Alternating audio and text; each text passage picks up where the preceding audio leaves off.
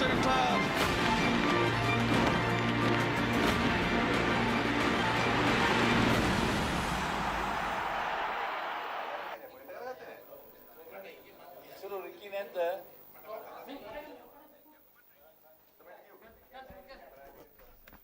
Welcome to the Galle International Cricket Stadium for the second one-day international between Australia and England this time in this Tri-Nation series.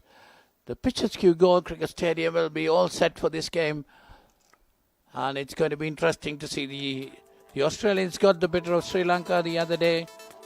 So Australians got 222 in their 50 overs, and Sri Lankans were dismissed for 140. There you see today's game, England versus Australia, from the Galle International Cricket Stadium.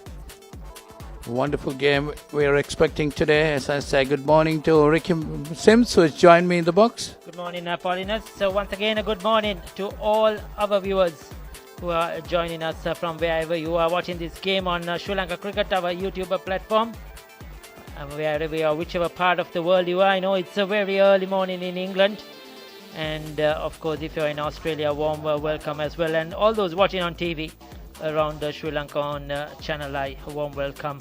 Partly cloudy, the conditions, but so far we don't see any clouds at all. But as the day progresses, maybe towards the evening time, there might be some cloud. The wind, as always, here flowing across from the Indian Ocean. 31. It's quite hot out there as well.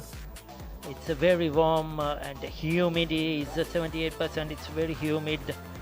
Been there out earlier, and it's not easy for the players as well. The T20 series done and dusted down in Hambantota. England winning 3 games, Sri Lanka won 2 games, Australia just 1 game. And this is a 50 over series. Australia have won the first game a couple of days back by 88 runs, a comfortable win over the young Sri Lankan side. But today it's going to be a big one, and today it's going to be a big one between England and Australia. 2 good sides in this format, in the 50 over format. Australia will be looking to try and win this game as well, so they could win this 50 over series, but England will be looking to try and get over them. This was the game the other day. 228 is what Australia got. They were finally bowled out in 48.5 overs. Lucy Hamilton, that was a superb knock of 80. Contributions from Lyons, Gill and Briscoe. A young 14-year-old Prabodha, she was outstanding. 3 for 34 of 9.5 overs. 3 wickets to Gimhani, the Chinaman bowler. Hansika picking up 2 and Viyanka 1. And Sri Lanka were never really in the game at all. After 44 overs, were bowled out for 140. Kavindi stood tall, played a very, very controlled innings. A lot of determination for 54. Hansika 22 not out. Nitranjali 16, Anekara just a 10. Berry outstanding with a new ball, 3 for 19. And Lucy Hamilton 3 for 18. What a game. She was the player of the match as well. Clark 1 for 10 and Gill picked up a 1 wicket. Australia winning by 88 runs.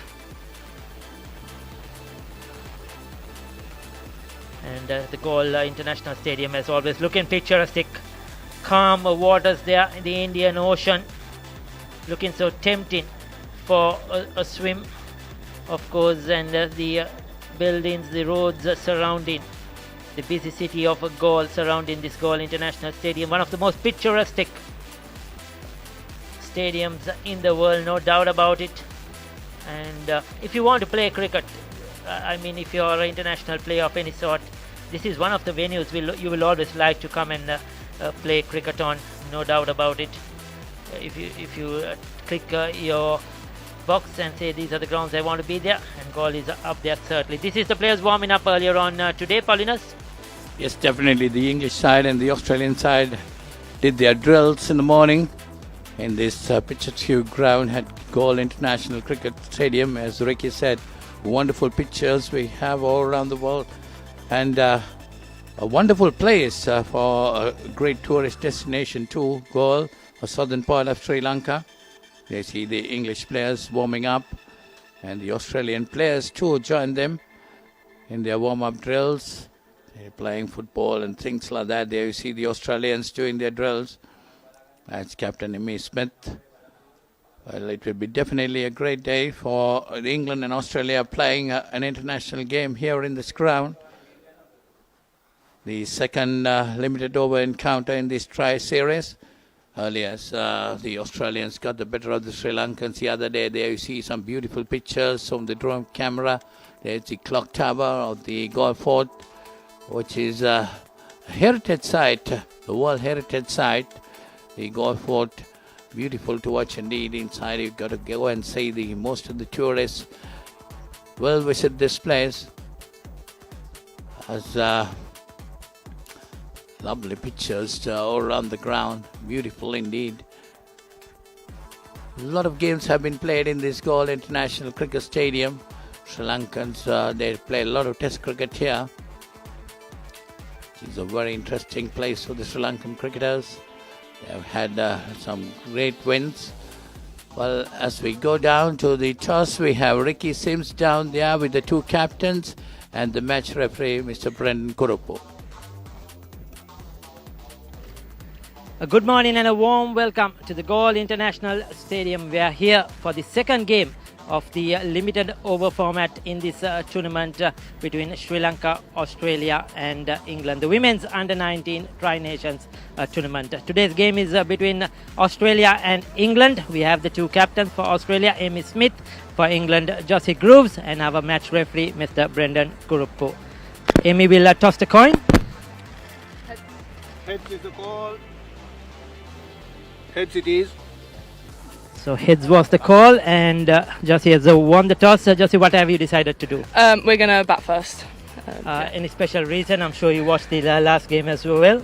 Yeah, I mean, heat probably a big factor. It's probably don't want to be standing out here for 50 overs before we bat, but no, make the most of the wicket and get some runs on the board.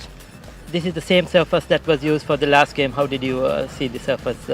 Yeah, it looks like it's a little different to the wickets we've been playing on, but overall pretty good. Pretty happy to get out there and score some runs. How is it playing at the Galle International Stadium? Yeah, it's pretty good, isn't it? I think like you have those grounds that you want to check off your list, and I think this is probably one of them, so it's a pretty cool experience. Good luck to you, and good luck to the team as well for today's game. Thank you very much. Go on. Amy, you will be fielding first if you have won the toss. What would you have done? We would have bowled first, I think. Yeah, we'd like to get the team out there, and from the other game we were really happy with how we bowled, so I think getting out there would be great for us. What do you think is a good total on this surface to restrict the strong England batting lineup? I think if we were setting, we would love to set 260, 270. I think the outfield's pretty good and the pitch played really well last game, so if we can keep them under that, I think we'll be in a chance. Were you happy with the overall performance of the last game? Any changes to today's game? Yeah, we've got 4 out and 4 in, but yeah, we're really happy with how we performed the other day. Just today we've got to back it up. England's a very good side, so we'll see how we go. Good luck to you and the team for today's game. Thank you.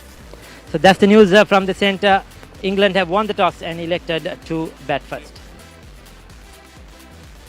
There you are. We heard from Ricky Sims that England won the toss and decided to bat first in this second game of the Tri-Nation Series. There you see the England squad: Grewcock, Thomas, Norgrave, Pevley, Snell, Grooves, Jones, Taylor, Stonehouse, Cotton, Kuhlman and Lambert. So that's the England team for today's game against the Australians. And the Australian lineup: McKeown, Smith, Delvin, LaRosa, Pillay, Finn, Hamilton, Gill, Clark, Morton and Berry. Well, the Australians have made 4 changes in their team from the previous game.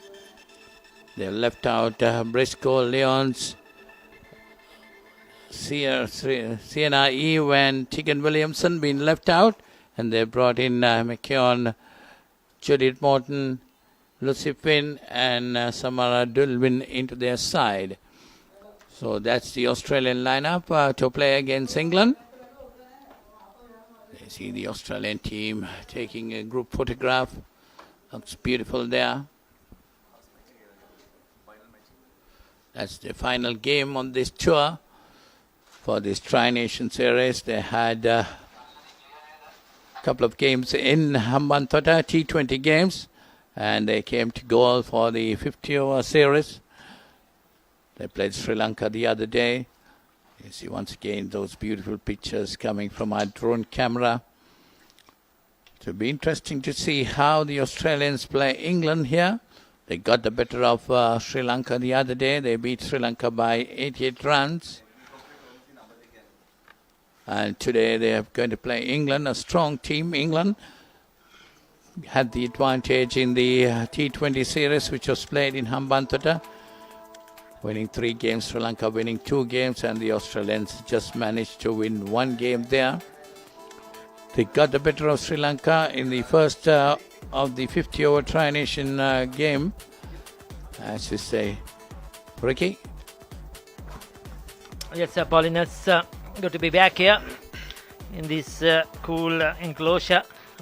It is very hot and humid out there in the center. Speaking with the 2 captains at the toss as well. I mean, it's not easy at all, and that's why, because of these hot and humid conditions, England thought they will bat first, put runs on the board, and then see how the game progresses thereafter. Australia, as always, making those changes, giving all their players the opportunity once again to play in this limited over series. 4 changes, that is good to see. Even though Sienna Eve is one of the top players, she's been left out. Lyons got runs the other day, she's been left out as well. So has been Williamson, who is not playing today, and Briscoe, who had a decent game with the bat as well. So the others are getting the opportunity to come in and play, the likes of McEwen, who will probably open the innings, Morton as well, Finn, and Samara Dulwin. She hasn't had too much success, didn't really get going at all in the T20 series, so she will probably want to make an impression. She's one of the players that hasn't been able to make an impact so far for Australia, so this is an opportunity for her in this game as well.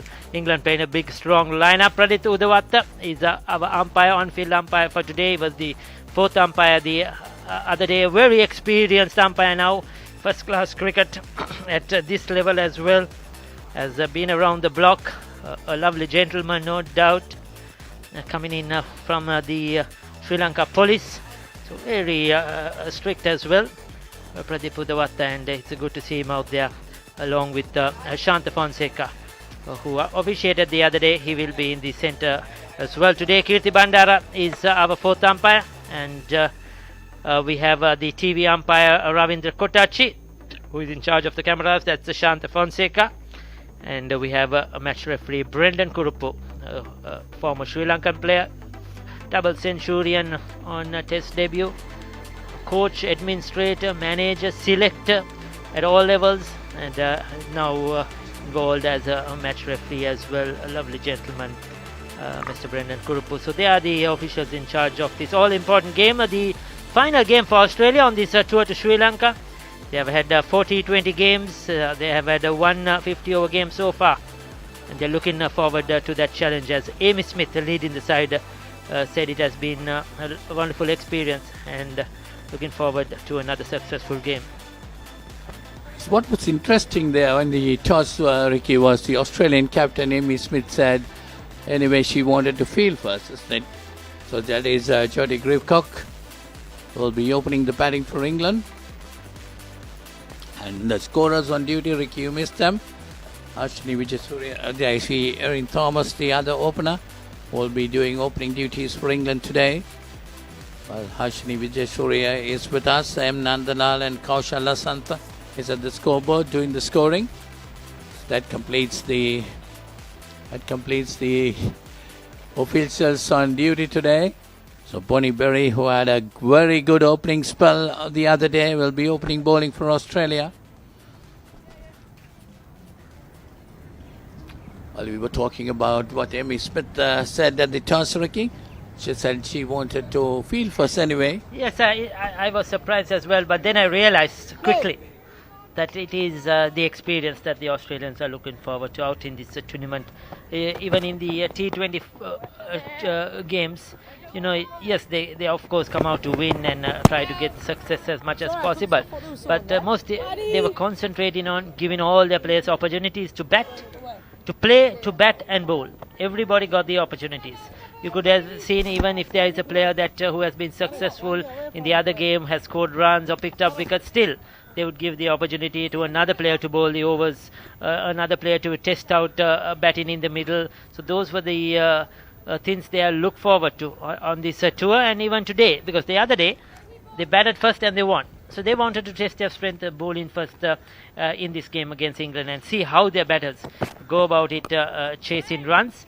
And of course they had the momentum with the ball after the Sri Lankan game, so they wanted to continue that momentum. Berry, who's opening the bowling, has been outstanding. She picked up 3 wickets with the new ball.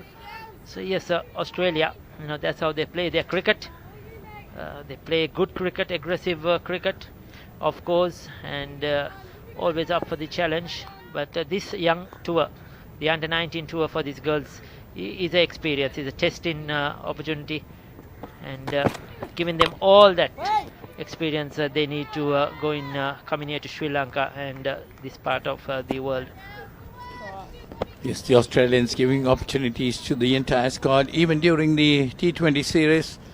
That's what happened. They gave opportunities for everyone to play at least a game or two. Most of them played 2 games, at least a minimum of 2 games. So it's Perry who's opening the attack, bowling the 4th delivery of the day to Thomas this time.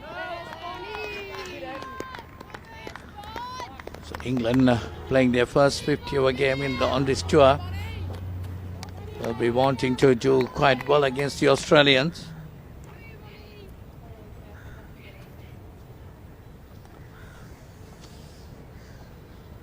Well, after winning the toss, deciding to bat first, the English players, these 2 batters definitely might be wanting to put up a good partnership to get off to a good start.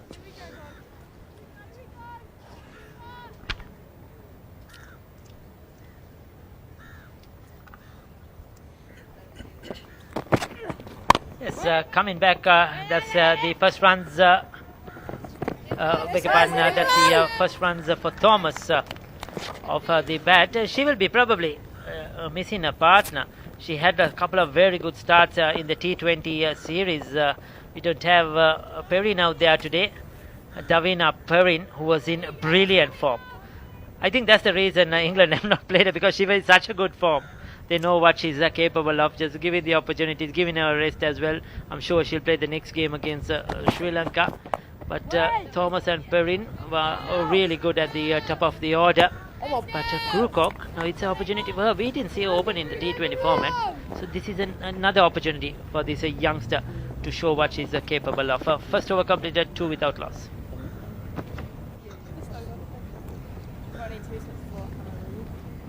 Happy to take charge of food.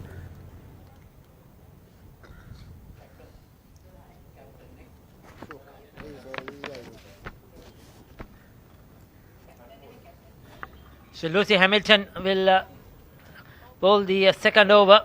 She's going to start off proceedings from the goal 4th end. The opposite end to where we are, the media centre end. The play of the match in the last game was brilliant with the ball 3 for 18, especially in the death overs. And then that wonderful knock of 80 with the bat.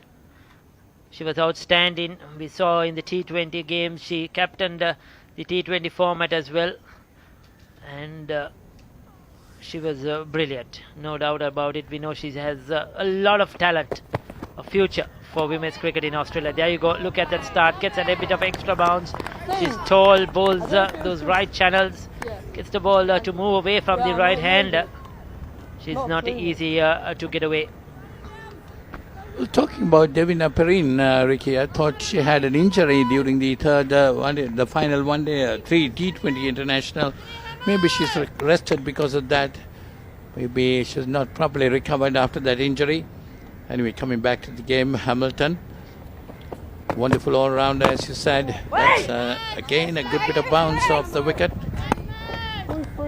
Good point to raise there, Polly. She had some sort of probably a cramp or a bit of it was so hot and humid, dehydration or something like that. But she continued to bat on, and she was amazing. We saw earlier before the start of play was, as always, with a big smile, bubbly, running about and doing her drills, etc.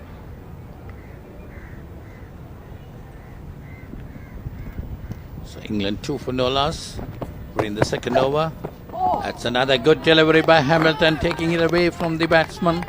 Batter nearly took the edge of Erin Thomas. half-hearted shot. You could see she's just not getting forward. You see, just playing from the crease. No footwork at all from Erin Thomas.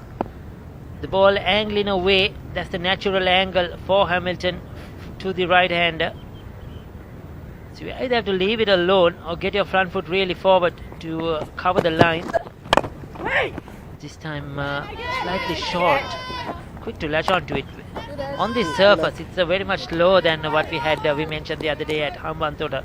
So there's lots of time for the batters to get onto the back foot and play whether your pace or spin. If you're a good cutter, puller of the ball, it's an ideal surface. Ball tends to just sit up and ask to be hit. Yes, you see Lucy Hamilton coming left arm over the wicket to the right-hander. Getting good line, good length. Not allowing the batsman to get on with the game. 5 dot deliveries in her first over up to now. Erin Thomas has still not got the measure of the surface. You could see she's not timed the ball that well. When the ball was coming onto the bat at Hambantota, she was in really good touch. She liked the pace on the ball, played those horizontal bat shots. She liked to go over the top. But here, it's a much different surface. You need to adjust, and your technique is very important. That's an edge and beautifully taken. So that's the first wicket to fall. Erin Thomas. She never looked comfortable out there, Erin Thomas. I mentioned she was beaten a couple of times, mistimed as well the couple of shots she played. But Lucy Hamilton, now this is a brilliant bowling. That was a brilliant catch by Pelly behind the stumps. Dive into her right, and she took it in front of her first slip. That was absolutely fantastic glove work. But Lucy Hamilton, you know, she was dragging her length back a bit to Erin Thomas. A couple of deliveries played off the back foot. Then she floated one up, made a drive, come onto the front foot and drive. Her footwork once again was not there. And Erin Thomas perishes quite early. Brilliant start for Australia. 2 overs completed, 2 runs on the board and 1 wicket down.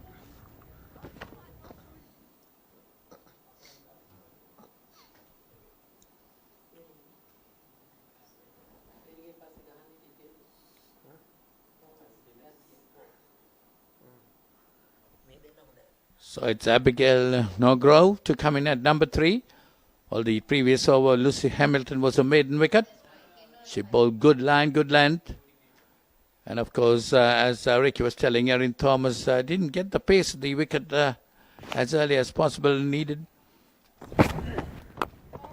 You see, nicely played this time by Grewcock, the left-hander. Berry started off well in the previous game, but this time it was Lucy Hamilton who's got the early breakthrough for the Australians. There you see the replay of that. Wide outside the off stump, Erin Thomas going for a drive. A wonderful catch right in front of the first slip. It would have been definitely a first slip catch, but Kate Pally holding on to it beautifully. Yes, once again, the footwork of Erin Thomas was in question there. Not getting fully stretched forward. He's trying to play on the up. Need to get fully forward on this surface here in down in Gaul. It's a different surface totally, unlike in Hambantota where you could play on the up. So it's Bonnie Berry down the leg side. Might be called a wide. We'll have to wait and see for the umpire signal. Yes, as I said, that's umpire Shanta Fonseca signaling wide. That's the first wide for the day, taking the England score on to 4. Kate Pally moving around very quickly. Is able to get a hand to it. Well, that's the second wide for the day. Sorry, it's the first wide, and with that run, takes the wides on to 2. Another good delivery and a loud appeal by Berry, but umpire Shanta Fonseca says no. England 4 for 1. We are in the 3rd over. Bonnie Berry bowling her 2nd over. None for 4. Lucy Hamilton had a maiden wicket the previous over, got the wicket of Erin Thomas.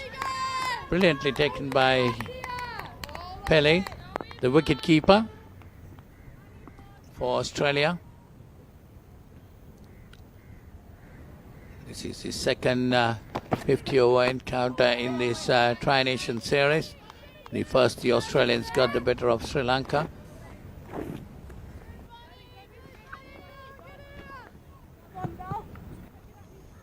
It's Grewcock and Nogru are two of their better players on this tour to Sri Lanka.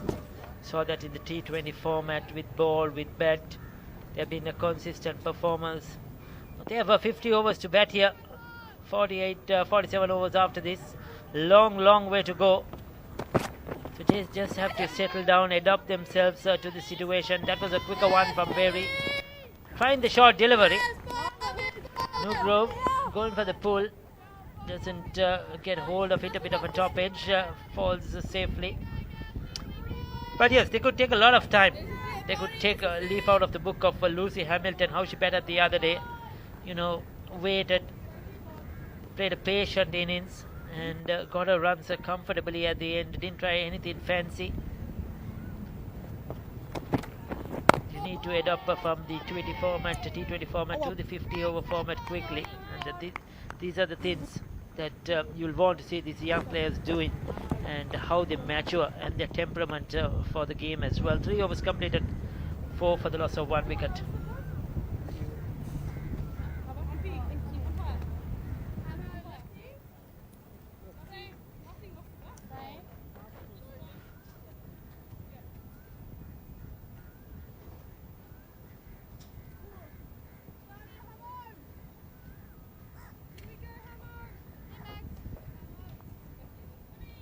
Yeah, middle is up. Left arm all you got. So England 4 for 1 after 3 overs. It's Lucy Hamilton to continue. She had 1 wicket for no runs, so maiden wicket. The previous over had the wicket of Erin Thomas. Well, the English girls got the better of the Australians on both the T20 games, and the Australians might be determined to come good today. Hamilton to continue. It's nicely worked away, and they get a single that time. That's Grewcock taking her personal score on to 2, and the England score on to 5. 5 for 1, England. Yes, Australia have a lot of bowling depth as well. La Rosa, she'll bowl a left arm seamers, no doubt. Hasrat Gill, the leg spinner, she will bowl a lot. Morton will come in to the game later. So is Lucy Finn, the off spinner. Maggie Clark, who will bowl a few overs. So they have a lot of depth in their bowling attack. Australia, versatile bowling attack. They have the pace of the right arm pace and the left arm paces, and then the right arm leggies and left arm orthodox, right arm off spin. So they have variety in their attack. Australia well covered. That's a Martin. She bowled well. I think it was in that last T20 where they beat Sri Lanka, the second T20 game against Sri Lanka.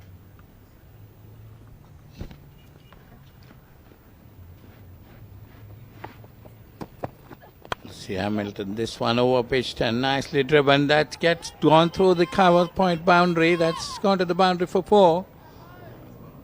She got the gap between cover and extra cover. That's Nogrove. She's off the mark with 4, and the England total moves on to 9. Yes, so that was beautifully played. You could say full stretch forward. She took one step down the track as well to cover the bit of a movement Lucy Hamilton is getting. Now you see the difference between the shot where Erin Thomas got out and this one which was hit for 4. This was well forward. Her left foot going towards the ball, and whereas Erin Thomas was just playing from the crease, not much of footwork, just the bat going hard at it. You need different surfaces, need different techniques, and these young girls will learn when they travel. Even here, playing from Hambantota to Galle, it's a totally different surface. So when they more cricket they play around the world, they learn definitely how to adapt. It's again nicely played, but straight to the fielder. That's Nogrove. batting with a bit of confidence. What I like about Lucy Hamilton is Paulinus, the way she's quickly adjusted to the conditions. Coming from Hambanthu to the goal the other day, she studied the wicket quickly. You haven't seen her really bowl a short delivery. Even in the game against Sri Lanka so far today, nothing short. Just concentrate in bowling that fuller line and let the ball move around if that happens with a bit of sea breeze as well. But she's bowling full, bowling straight, you miss, I hit, LBW, clean bowled. That has been a strategy. Just a bit of a change of pace, mixing it up and trying to outfox the batters. Excellent bowling by Lucy Hamilton. 4 was completed, 9 for the loss of 1 wicket.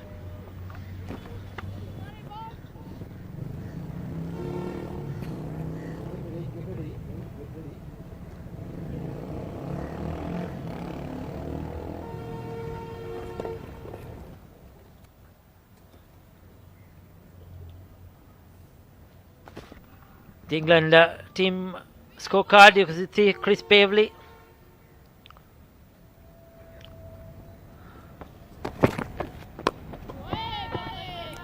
So it's Berry to continue. Good delivery.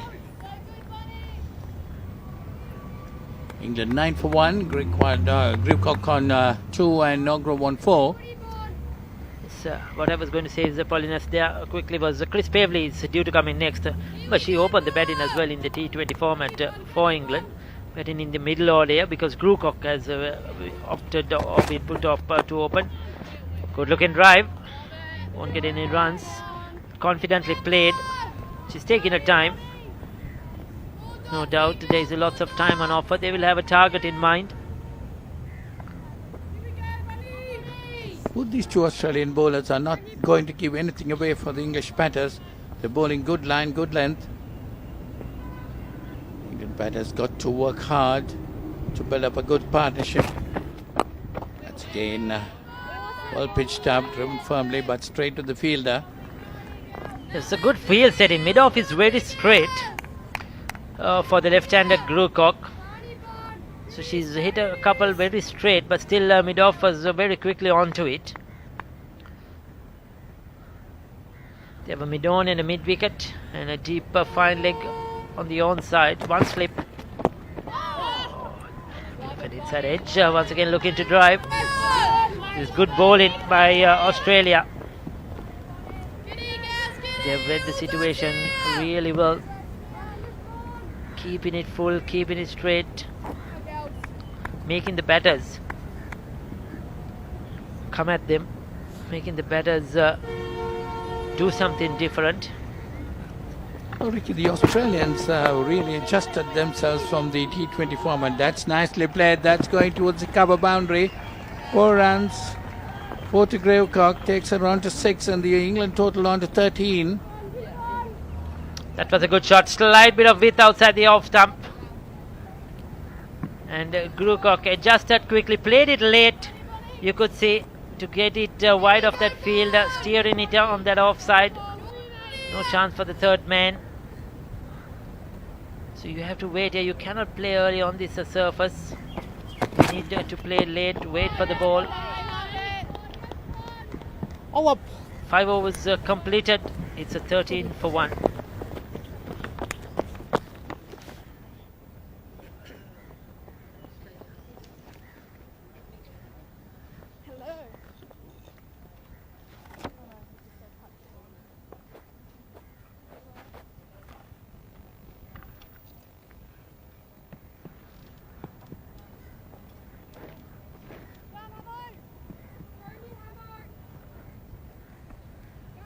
So England 13 for 1 after 5 overs. It's Lucy Hamilton to continue the IC. Nogra 1-4 and Grewcock on 6.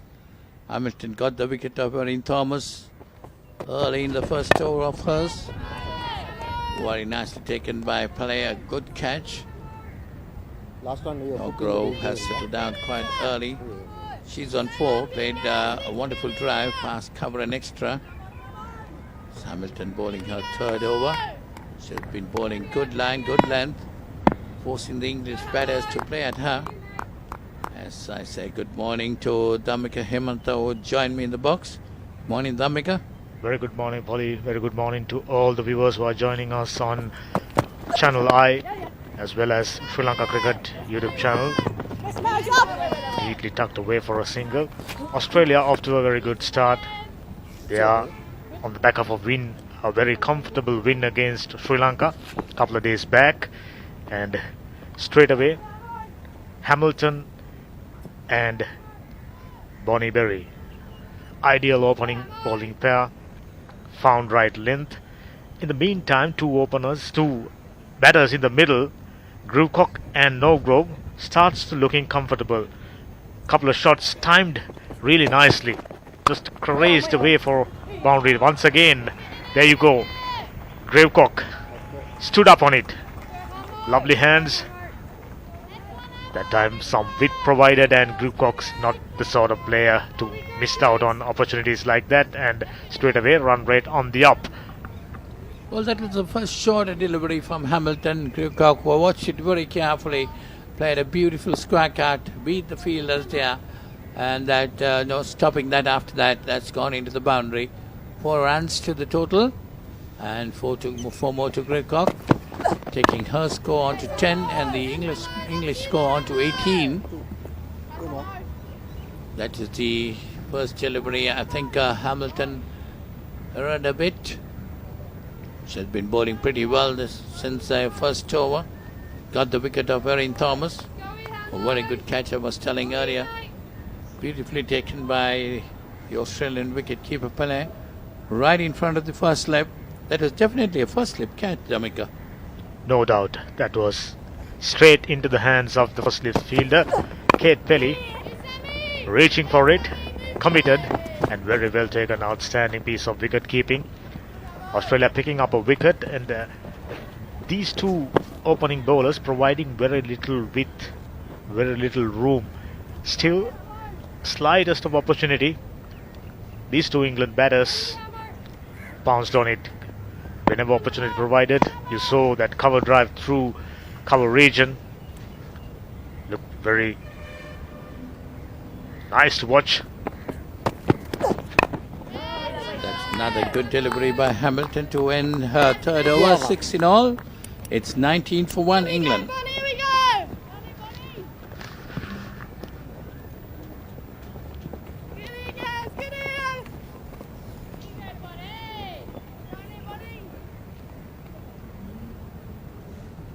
You see the batting card of England. Grewcock not out on 11 or 14 deliveries.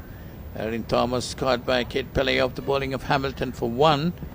Grove not out on 5 or 12 deliveries. 2 extras. That is the wide ball by Berry. And total of 19 for 1. This time once again straight in line with the stumps. Berry this time. Not providing too much room, and we've seen Australia, irrespective of the strength of the opposition, always go into a match with 4 changes, providing opportunity to entire squad to have an experience in the middle. Always good to see. Going through their squad, we can find each and every player. That one driven down the ground really nicely straight to Hashrat Gill for no run. Always good to see each and every player at the end of the series had played at least 2 games. So that's the whole point of being on a tour to subcontinent. Getting an experience, having an experience, feel how the wickets are behaving. Of course, under very humid, hot weather. Yes, definitely, you're right, Ambika, because they've utilized this tour to provide experience for their players. Every player has been given the opportunity. Even the T20 series, they shuffled in every game. They had almost 4 changes in every game, and which provided the opportunity for all the players. And today too, even though they won the last game, they have changed their side. They've had 4 changes to give opportunities for the other players. The players who didn't play that day have been brought into the side and to provide them with an opportunity to play on this tour. Grewcock meanwhile, very nice pull shot, kept it down, rolled wrist over the delivery, not providing any opportunity to bowler to find an edge. Berry looking solid, given away just 9 runs. No Grove and Grovecock looking to settle down. Another very good delivery. As the tournament progresses, we haven't seen these two bowlers from particular Australian bowlers haven't been all that accurate in the T20 version, went for runs, but straight away after that performance against Sri Lanka, confidence must be very high and performing exceptionally well. Lines and lengths impeccable. So that's Berry bowling her 4th over. She's given away 9 runs, but she's not been able to get a wicket. The previous game against Sri Lanka, her opening spell provided a couple of wickets for her, which put Sri Lanka on the back foot.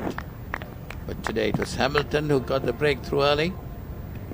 With England 20 for 1, recovering from that early loss of Erin Thomas.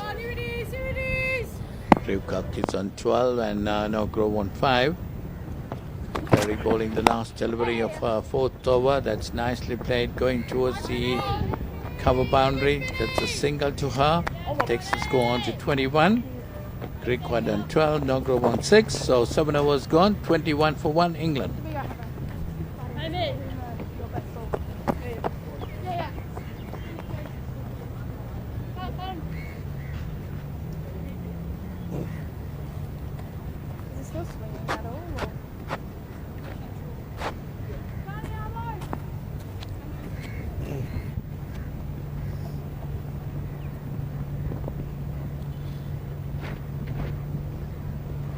So opening bowling pair for Australia once again done the job, picked up a wicket, kept things very tight. And we've spoken about rotation policy. It also goes to tell something about the strength of the squad. So much of variations to go for. Yes, Raj! Yes, Raj! Intention of going back for the second. No is the call from No Grove. Was his move fairly swiftly in the field. Which fielder is England, scoring to the whenever singles are on offer, they are very keen on picking them up. 22 for 1. Very solid. Quiet start, but day before yesterday, Australia had the similar sort of start. You're talking about the rotation policy of providing opportunities. Even England too, Dhammika, made a lot of changes during the T20 series. Of course, this is their first game in the one-day series. So most probably they too will have a couple of changes tomorrow day after tomorrow when they come out to meet Sri Lanka for the final game of this Tri-Nation series. You're right about that. Those who haven't played a game will probably get their chance to go out in the middle and experience these conditions and playing against an international opponent. Sri Lanka looking to do really well. Hamilton this time short of a length. Very good delivery. There's a lot to like about this young lady. Outstanding batter, brilliant bowler, genuine all-rounder. Genuine all-rounders are very rare in any form of cricket. Good to see Australians keep producing them. Yes, definitely tall and very strongly built. Hamilton. Very important cog, will be very important for the Australians in the future. Beautiful action. Left arm over the wicket to the left-hander. What is important in her is she's always making the batsman play at it. That is what, keeping good line, good length, making the batsman play. Of course, the slightest mistake, looking for that edge, bowling to an attacking field, having a slip and a gully sometime, bowling pretty well right on the line, just outside the off stump, looking for that edge. And after conceding that boundary to No Grove of a fuller delivery, no freebies on offer, no fuller length deliveries, no half volleys. Meanwhile, No Grove really neatly picking up another single to complete the 8th. One more delivery left rather. Hamilton, as usual, very steady. Always good to see, and making things tougher for England batters. As we know, these batters really like to express themselves in the middle like they did in the T20 series. time another Fuller delivery, but straight driven towards the short mid-wicket area. That's no grow, no run there. So that's 8 overs gone. England 23 for 1. Umpire.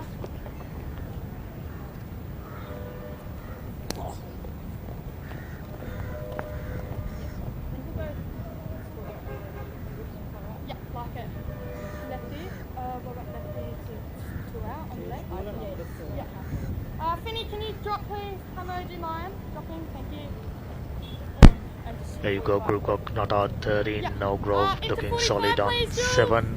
thank you. Looks like Australians about to bring the first bowling change. Thanks, bowler. I come over to you. The SC Goa Cricket Club founded in 1876. Oh, that's a lot of years. 148 years, isn't it? Canny, Gilly, canny, mate. That's the first change in the Australian bowling lineup. Hasrat Gill, right arm leg spinner, been brought in. Very good delivery, the first delivery. Well pitched up. Grewcock playing defensive. Ball popped up a bit. So Australia making their first change Canny, mate, canny. on the 9th over of the innings. England 23 for 1, just a run rate of 2.82. Again, this time pick up the back foot and pushing it back to Gill. We've seen this from Harshrod Gill straight away, Canny, settling mate, into canny. One very last good goes, lines canny. and lengths, more or less straight in line with the stumps. Of course, against. So this time, really well bowled. Googly moving away from the left-handers outside edge. Still 6 fielders inside. Of course, inside the first power play. It's challenging enough for spinner to operate. This time goes short. And opportunity provided. Gratefully accepted. Grewcock picked up another boundary. That was a shorter delivery. Grewcock was very quickly off the back foot and pulled it away nicely between mid-wicket and the wide mid-on. See the replay of that. They see Grewcock very quickly off the back foot and putting it away nicely. That's gone to the boundary. Wonderful shot. Taking her total on her score on to 17 and the total 27. Gill is someone who you consider as a wicket-taking bowler, generous in flight. When the ball gets older, there you go, beautiful. When the ball gets older, always gets some purchase off the track. Dot ball to complete the 9th. England 27 for 1.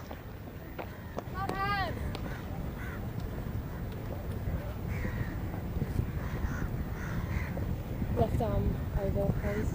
Left hand also same. Huh? Left hand same. Yeah.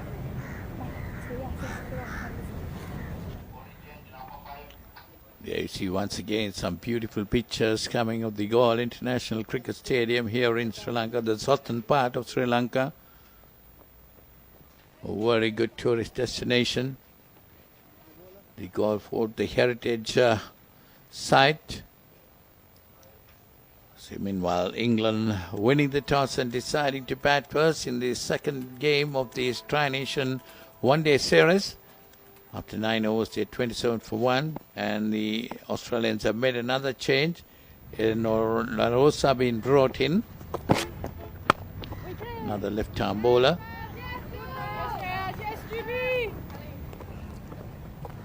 This is what's good about Australian bowlers straight away settling into good length.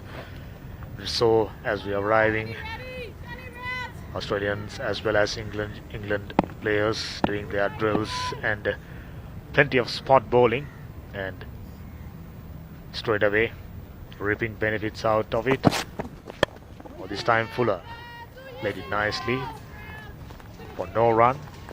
This is good. This is a very steady start from England. They know they've lost a very enterprising right-hander Erin Thomas earlier on, so it's about them stitching out a partnership, and these two young girls out there understanding their responsibilities, performing really well. That time we saw Nogrove coming, trying to come down the wicket and drive. Elena La Rosa pitching it up to her, keeping a good line, good length. That's exactly what the Australian bowlers have done this morning. They're on the 10th over, just giving away 27 runs. Got the wicket of Erin Thomas. Grewcock 17 of 27 deliveries and Nogrove 7 of 20 deliveries. One outside the off stump again. Driven back straightly to the short mid-off. Well, La Rosa had a good start. 4-dot delivery there. You see the replay of that. Pushing it on the offside. So the Australians making a double change in the bowling lineup. Hasrat Gill, as you were talking, Damika, is not afraid to toss the ball up. That's nicely worked away this time towards the fine leg, long chase, but no one to get around it. That's gone to the boundary. 4 more runs to Nogrove, takes it on to 11, and the England score on to 31. There you go. Anything slightly off the line, these two quite good at it. Really nicely played away. Got the placement, another boundary. Serious movement being added to England innings. Quiet start. Now slowly but steadily. 2 batters out there in the middle, settling themselves down. 10 overs done, 31 for 1.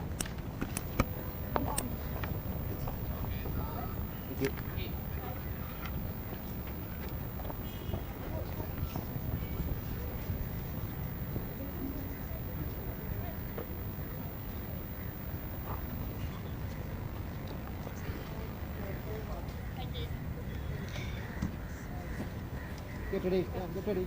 Go. Australia as well as England approaching this game with a few changes.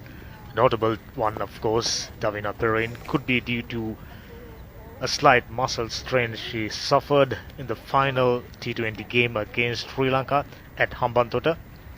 Probably the team management decided to rest her. Another very dangerous opening batsman, performed outstandingly well. As I say, welcome once again to Ricky Sims. Yes, good morning, Damika. Power play 2 signaled by the umpires. First power play, 10 overs, 31 for 1. Decent start by England after losing an early wicket. These two players have batted well, Grewcock and Nogrove, putting up a good partnership. Left and right hand combination. They have settled in well. They have been patient. They've taken their time. They know there is 50 overs to bat out, and they have done a decent job. So Gill into a second over. She's into the attack quite early in this game. Came late into the attack versus Sri Lanka because the fast bowlers did the damage earlier on. But she's a very good right arm leg spinner, a confident player. That's what I see in Gill. She backs herself. She knows her strengths really well, and very confident and wanting to go out there and perform, willing to accept the challenge. That is good to see in a young player. So that one quite clearly dipped a bit, generously flighted. Grewcock for a moment thought she could go for a big shot, and all of a sudden the ball is dipping. Played accordingly. Another dot ball. So we must not forget, because these are 2 balls that are being used. So this ball is still very new. It's just 5 overs old, and it's not easy for a leg spinner to grip it so early in the innings. You need a very good control, but that's well played. Slightly short. She picked up the length really well. Grewcock quick onto the back foot, and it was a strong offside field, but played with a very straight bat. That was a very good shot, very good cricketing shot. Not easy to play. Look at that, beautifully played. What's good about that shot is the placement. Plenty of fielders inside the ring on the offside, packed offside field, literally. Grewcock really nicely got the placement. Good piece of timing, another boundary. Grewcock looking good, 21 of 31. There you go, so good to watch. Proper techniques, picking up another single. A little fumble allowing Grewcock to work back. Ready? So this is going to be an interesting period for Australia. They need to get the breakthroughs, get another wicket here, getting a new player into the centre. Once you settle down on this goal surface, it's generally hard to get the batters out. This is what we have seen over the years. Once you get in, you could make it count, make big scores. And I'm sure Ashraf Gill will definitely enjoy bowling against the right-hander straight away. Amy Smith into the slip. Kanya! Few adjustments in the outfield as well. This time slightly on the leg side. No single, nevertheless, completes the 11th. England 36 for 1.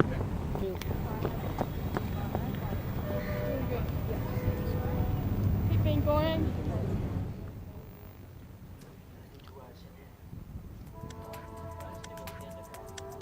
Picturesque goal.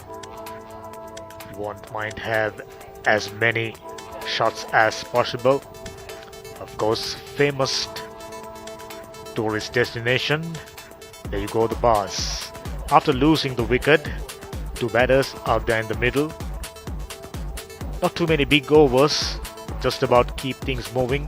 Whenever loose stuff is on offer, these two quite capable of taking advantage of. La Rosa ready to start her second over.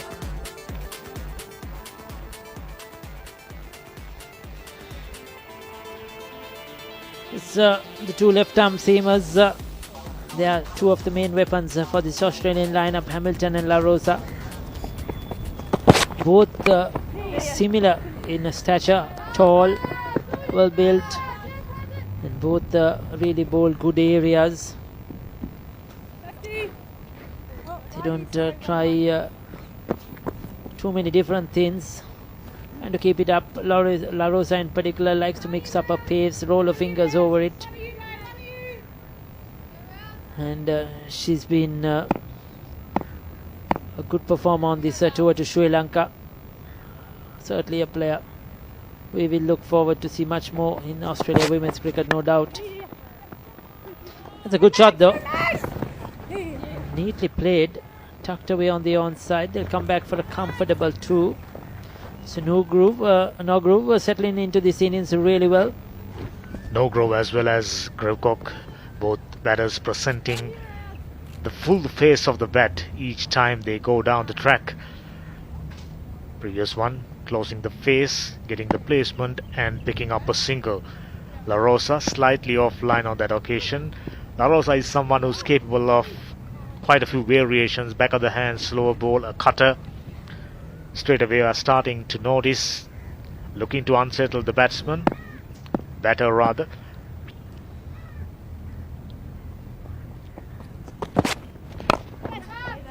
This is much better, straight to the fielder for no run. La Rosa, very important part of Aussie outfit, someone who can bat really well. Scored very good 40 against Australia and played well against Sri Lanka.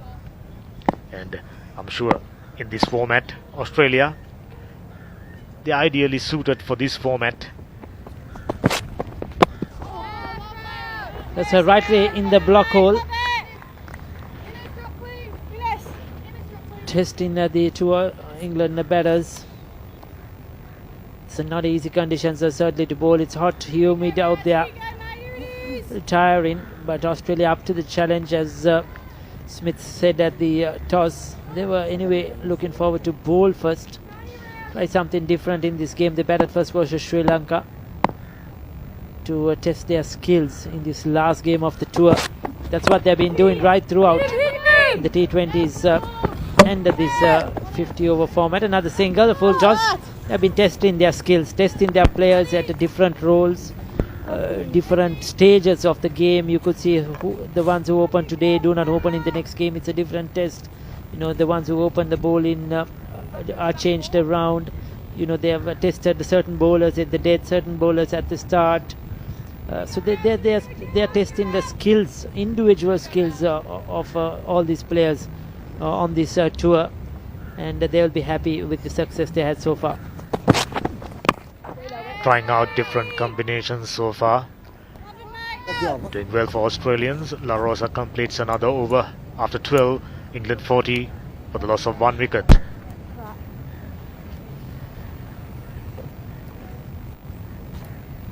Having a look at the bowling, all the bowlers quite economical. Berry and Hamilton in particular. Hamilton, the sole wicket taker so far, 4 overs, 13 for 1, and Berry bowled really well. 4 overs, just 10 runs, and Gill and La Rosa trying to settle down. Of course, different format. Aussies finding at ease. Had a very comfortable win against Sri Lanka a couple of days back, and they are hoping to do well against a very strong England team. This time off the back foot. Now the field has spread out. Plenty of fielders patrolling boundaries. The wicket fielder collects it and sends it. Another single.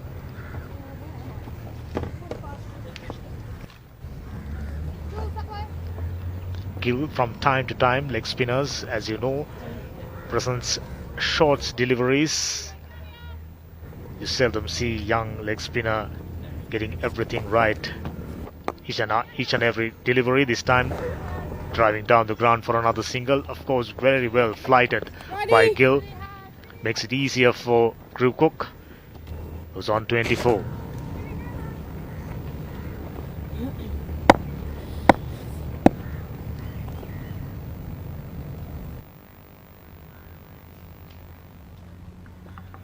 No Grove. Oh, lovely piece of bowling. Expected that one to turn, but it wasn't there. Luckily, inside edge onto the pad. No Grove. Not looking as comfortable as against other bowlers. Of course, Gill, leg spinners, causing trouble for right-handers generally. Inside edge onto the pad. Yes, she was playing for a bit of turn. That didn't turn as expected. This time picking up the length quickly as possible. This is what the two batters have done well. They picked up the length early. Like I mentioned earlier, there's a lot of time on this goal surface. You could go onto the back foot and you could pick your spots easily. So ball in full, the variations, the speed of the delivery for a spin is very important. That's loose but gets away. They'll go through for a single, but that should have been put away to the boundary. No, Groover will be very disappointed. Sorry, Grewcock will be very disappointed that she didn't pick the gap on that one. Gill must be considering herself very lucky. A juicy full toss. She could have hit it anywhere down the leg side. Played straight at the fielder. This time off the back foot. Towards mid-wicket region. Another single to complete the 13th. So after 13 overs, England 45 for 1.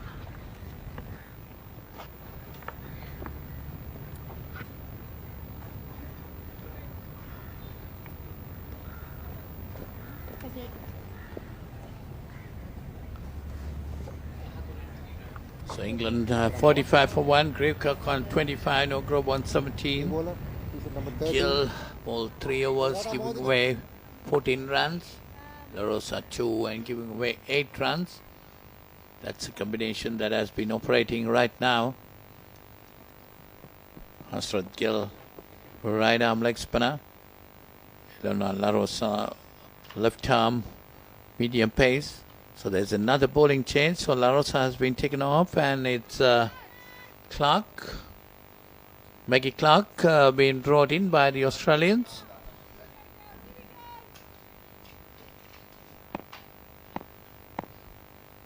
So that's Maggie Clark, 2 matches, 5 overs. This is her second game. First game she bowled in the previous game. Quite similar to in stature to Bonnie Berry. Similar sort of an action. Someone who hit the deck and gets the movement. There you go, straight away. Adopting fuller length. Once again goes Fuller, this time played straight. Good piece of fielding. keeping it down for a single. Clark off to a good start, and Grewcock, Norgrove in the middle of a very good partnership after losing the first wicket, with England having not too many runs on the board. Straight driven. Midfielder comes around and very nicely done. So far, both the teams not giving an inch, testing each other's skills. Australia being busy in the field, running around, throwing themselves down, trying to cut down every single whenever possible. Always good to see. This is, of course, two of the best international under-19 teams in the world. Performed exceptionally well, and we know their systems are very strong. So these young girls coming through that system, and given opportunity, they've been performing outstandingly well right throughout the tour. Australia in particular, having gone down against England twice, the T20s comprehensively, they are looking to prove a point. Yes, that's exactly right. Australia were beaten on both occasions by England in the T20 games in Hambantota. So we're talking about Maggie Clark. Maggie Clark bowled 5 overs, had 10 for 1 in the Sri Lankan game. So Grewcock has batted sensibly well. She's on 26. That's nicely worked away down the leg side towards the square leg region, getting that single. It's 47 for 1 England. We're in the 14th over. That's a fuller delivery driven firmly by Norgrove this time. That's going to the sweep cover boundary. Just a single to her. Takes her on to 19, and the England score on to 48 after 14 overs.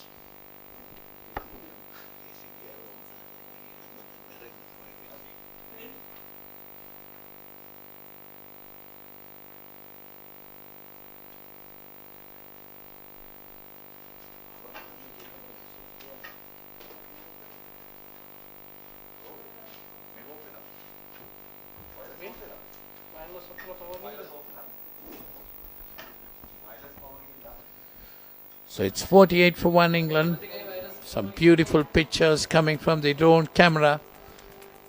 You see, as we're talking so many times, this is the pictures surroundings of the Galle International Cricket Stadium. A wonderful ground indeed, no doubt about that. One of the most picturesque grounds in the world. As Lucy Finn being brought in this time, the first ball down the leg side could be signalled wide. Yes, that's umpire Shanta Fonseca signalling wide. So taking the England score on to 50. So England 50 for 1, got off to a fairly decent start, Damika. No doubt about it.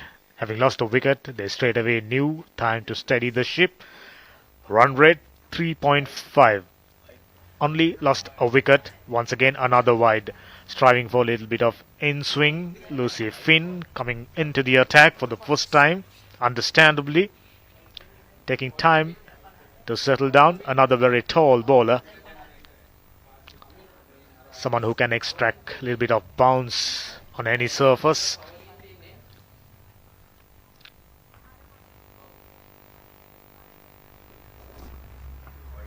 Finn not getting her line properly. Started off with third. That's the third wide signal in this over. Well, started off with 3 wides. Unable to control her line, get the direction. Just 2 in-swingers went down the leg side straight away, adjusting. Touch overdid it. Outswinger. This time straighter. Much better. This will do. Lucy Finn to settle down. Very good bowler. Good height, good high arm action. Nice repeatable. Good approach to the stumps. And so far, bowling fuller. Well, that's a good Yorker delivery. Right up to the block hole, but Norgrove did very well to stop it. Yes, England, after losing their first wicket at 2, got on to a steady start now, 51 for 1. There you see the replay of that. Very good delivery by Finn. So England, Grewcock is on 26 and Nogrove on 19. I thought Nogrove did really well there. A no ball. Cardinal sin. Lucy Finn. 3 wides to start with, and now providing the opportunity for English batters to free their arms. Not a good start for Lucy Finn's spell. There you go, the signal by the umpire. This could be a momentum change. Well, there you see the free hit. Nogrove have the opportunity to get on to a good hit. Pulled away but didn't get hold of it. So she has missed that opportunity. Nogrove. But this is definitely going to be a very long over. Because still just there's a no ball that was signaled earlier, which provided the free hit, which could not be capitalized. She has bowled 3 wides and a no ball. Still 3 legal deliveries gone in this over. That's nicely put away towards the extra cover area. Get a single. Takes the English total on to 53. Nogrove moving on to 20. Nogrove clearly missed out on a scoring opportunity. Juicy full toss. Take a look. She could have ideally played little straighter down the ground. Instead, went squarer. Fielder in the deep. Lucy Hamilton does a fantastic job keeping it down for just a single. Finn in the middle of a very long over. Still 2 more deliveries to complete the over. Another full toss. Luckily, straight to the mid-on fielder. I think it's Lucy Finn quite clearly struggling for rhythm. Taken a while now. Straight away starting off with a few wides and given away a no ball. Still only 5 runs. Oh, that is full toss. Might have been very close to be called no ball. Very high. That's put away nicely this time towards the square leg boundary. Gets a single. So that's the end of the 15th over. 10 deliveries were bowled in that over. That's a pretty long over. So it's 15 gone. England 54 for 1.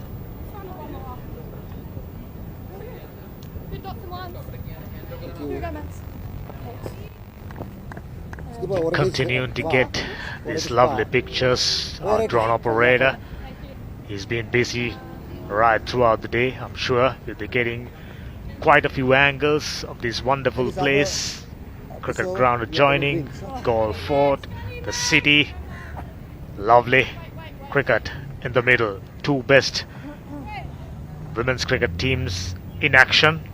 So we extend this invitation to all the cricket lovers to come down and enjoy this wonderful game between England and Australia. So there you see Maggie Clark to continue. She will bowl into Grewcock. Nicely driven this time, getting the gap, but there is a fielder right down on the boundary. Just a single again. Well, England got to place those shots. 55 on the board. Grewcock 28 and Nogrove on 20. Well, they have settled down well after that early loss of the first wicket of Erin Thomas. They see the 50 partnership, 53 to be precise, of coming off 79 deliveries. That's down the leg side again, could be called wide. Yes, that's called wide by umpire Pradeep Pudwata, very senior umpire down there, standing as a on-field umpire today. There you see the partnership once again, 54-run partnership of 79 deliveries. Well, Abigail's contribution being 20. That's nicely played, but this time straight to the fielder. England quietly but steadily walked on to a position of strength, we could say. After 15.2 overs, Australia looking little unsettled. 2 seamers, Clark and Finn, struggling for good lines and lengths. Quite a few wides on offer. exactly what was England looking for. This time played straight at the field for no run. Clark bowled really well in the T20s as well as in the first one day against Sri Lanka. Someone who can hit the deck hard, get some bounce. Good piece of fielding, comes around and keeping it down for a single. Dot ball rather. This time straight away as she plays the shot. Grove goes for a single. Good calling, good running between the wickets. Yes, definitely that was good running between the wickets. Put the pressure on the fielder and the fielder was unable to collect it cleanly. That's the type of singles you got to take, putting the pressure on the fielder. Well, England now 57 for 1. Krukak on 28 and Grove on 21. The Australians will be definitely wanting a wicket or two now. That's a fuller delivery, driven firmly this time. That's going towards the boundary. 4 runs that beat the fielder at the extra cover position. So 4 more runs to Grewcock takes her on to 32 and the score to 61. Grewcock understanding the benefit of spending time in the middle. Full toss, making things easier. Got the placement, diving effort in vain. Another boundary. Now England, if you take last 5 overs, they've been scoring freely. Dot delivery to come to an end of the 16th over. So 61 for 1. So there will be a bit of a drinks break after 16 overs. Grewcock on 32, Grove on 21. So Clark completing her second over, giving away 10 runs. Well, up to now 7 fours in this English innings. Well, there you see the batting card. Grewcock not out on 32 or 44 deliveries. Irene Thomas, the batsman, out, caught by play of Hamilton for 1. Grove was not out on 21 for 43 deliveries. 7 extras after 16 overs. England, after winning the toss, deciding to bat first, are 61 for 1. There you see the English players and the Australian players. The 2 English batters and the Australian players having a slight drinks break. 16 overs of play gone.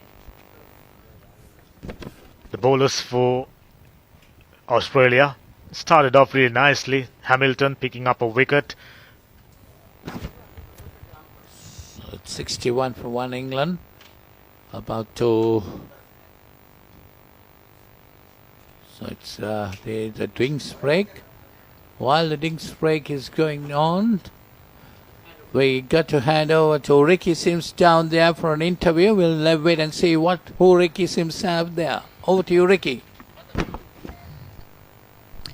Well, it is the first drinks break in the game between Australia and England here at the Galle International Stadium in the second game of the 50-over series, the Tri-Nations of the Women's Under-19. We'll take a few minutes to speak to the England coach, Chris Guest, who is joined us. A very good morning to you, Chris. Good morning, Ricky. Thanks for having me. Are you happy with the progress so far in this game? We've started nicely. We've set a bit of a foundation. I think Australia have bowled pretty well, tight lines. We've perhaps struggled to find the boundary a little bit this morning, but we've got that foundation. I think that heat's going to play a big role later as well as the game goes on. I'm sure you're very happy on the way the T20 series concluded in Hambantota. Yeah, I was really impressed with the learnings that we took. So we obviously won 3 out of the 4 games, but I think that the game that we lost, we actually then were able to regroup and come back together and play some really exciting cricket in the last 2 games. How difficult is it to change from the T20 format to the 50-over format within a space of a few days? Yeah, from our point of view, we're trying to approach the game pretty similarly. We're trying to approach it with a positive mentality, keep messages pretty much the same, but we've just got to repeat our skills for longer. So the big challenge that we've got is doing it in the conditions that are pretty alien to the girls. But it's exciting to be able to learn from it. So it has been a few months or so that you have been with these girls, and tell us something about this tour to Sri Lanka, the experience you as a coach has gained and the girls have gained, and how happy you are to be here in Sri Lanka. We've absolutely loved being here. The country's fantastic, the people are fantastic, and have welcomed us brilliantly. For a lot of the girls and for myself included, it's first time over here, coaching over here, so picking up on the new conditions, different surfaces that we're playing on, and how we go about approaching the game has been brilliant. I've been really impressed with the girls, how that they've taken the lessons and learnt from what they've done wrong in previous games to put that right. And it's all just going to help them in their future careers. So it's been really, really beneficial tour. I'm sure you look forward to come back to Sri Lanka. Last word on this tour before the match has once again just begun. Yeah, really excited. We've obviously still got this game and another game to go, and we're just looking forward to seeing how we conclude the tour. Thank you, Chris. Thanks for joining us, and good luck for you for the next game coming up as well. Thank you. Thanks very much. Well, that was Ricky Sims down there with the English coach, Chris Guest. As we come back to cricket, Hasrat Gill being brought against bowling figures 3 overs bowled, giving away 14 runs. So she'll be bowling this time to No Grove. Again a flighted leg spin delivery. Grove getting off the back foot, trying to push it on the outside, just to the cover fielder. No Grove on 21, Grewcock on 32 during the water break. That was after 16 overs it was. So England, after winning the toss, deciding to bat first, had done well up to now. 3.77 their run rate as Hasrat Gill comes down the wicket, and this one missed it, and they've been stumped. A good bit of wicket keeping there again by Pele. That gets the second wicket. That's Gill gets her first, and England lose their second wicket at 61. Straight after the drinks break of concentration, Gill, as usual, tossing it up. Some purchase off the track. There you go, beautifully done. Wicketkeeper had very little trouble whipping the bells off, and Norgrove works back. Abigail Norgrove, 45 deliveries, 21 runs, stumped Pele, ball kill, and behind the stumps, Kate Pele having a good time, taken an outstanding catch to dismiss first English batter, and very good piece of stumping, and Gill settling down to nice liner length. Confidence booster as Carrie Pavley walking in at number 4. Yes, definitely Hasrat Gill turned that delivery, got the better on the batter that time. Well, it was No Grove coming down the wicket to meet the ball, but was beaten completely. And the wicketkeeper, Pele, had nothing to miss about that one. That was an easy stumping. So England 62 for 2. They put up a good partnership for the second wicket between Grewcock and No Grove. Now Chris Pavley has come into Charlotte Pavley, has come into bat.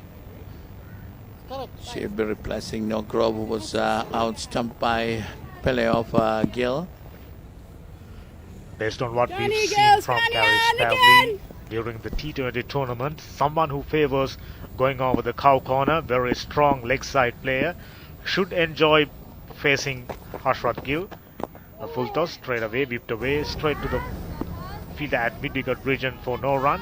Now for Gill, confidence must be very high. She presented quite a few full tosses. That's the wicket. Generously flighted, invited to come down the track and misses it altogether. Isn't she happy?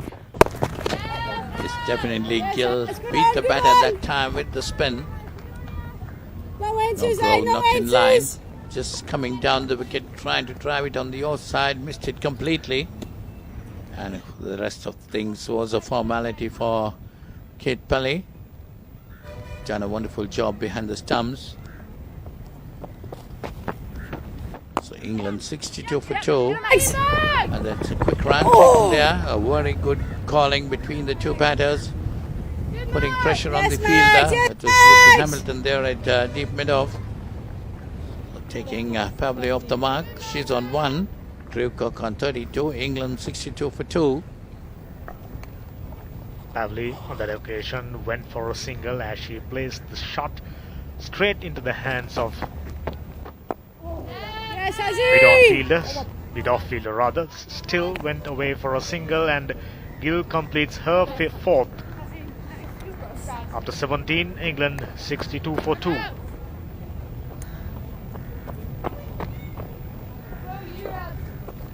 Cover, ball, short cover. Next, left arm over. That's the bar chart. Wickets are generally slowing things down. Quite clearly evident. England at the start of the innings lost a wicket, and steady build up, 50 plus runs partnership, and having broken that partnership, Australia would be looking to create further avenues into England batting. We saw Pavli, very strong hitter through leg side, and challenging times for Australia, no doubt. La Rosa into her third, so far conceding 8 runs. It'll be interesting to see the approach by Pavli against La Rosa. Yes, this is a pace of innings that England will try to push their rate up a bit. They're at 3.65 at the moment. La Rosa had bowled 2 overs, given away, this one short and cut away nicely. But there is a fielder there right on the boundary. Just a single.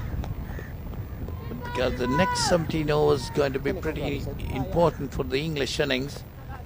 You see the replay of the previous delivery. So 63 on the board, Grewcock on 32, Pavli on 2. England dugout looking relatively happy. They would have loved to see Grewcock and Pavli, Grewcock and Norgrove to continue a little longer, at least 7 to 8 overs, because both the batters looking to come out of their shells and go on the lookout for runs as Norgrove's wicket fell. So England needing to restart, needing to rebuild. Not ideal at this stage, but Grewcock, she looks good, and would have been a wide had she left it. Nevertheless, flipped away for another single. Well, that is a poor delivery by La Rosa, definitely down the leg side, and Grewcock worked it away towards the final. There you see the replay of that. There you see going very much down the leg side. It could have been called wide, but Grewcock got a bat into it and went down straight to the square leg boundary. Just a single. At this stage, it's about keeping the boundary count down. English batters so far, large portion of their runs came off boundaries. So Aussies aware of it. La Rosa, very intelligent bowler, we know about that. Slowing her pace down, wearing her pace, wearing her line length. You never settle against a bowler like La Rosa. Always need to be watchful. Yeah, one. Towards third man region and picks up another single. Edgy on that occasion. Outside half of the bat. La Rosa keep pressing in her third over. Looking to upset the rhythm. Looking to break the partnership once again. Pavli, who's on 3.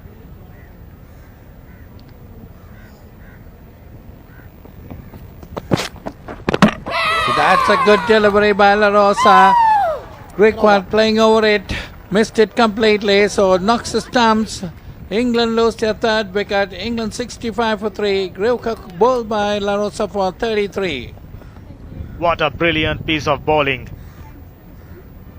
On a Yorker length, little slower. Grewcock played all over it, trying to flick that one towards mid-wicket region, and perishes. Take a look. It was the length that did the trick for La Rosa. Aussie strikes once again back in the game, 65 for 3.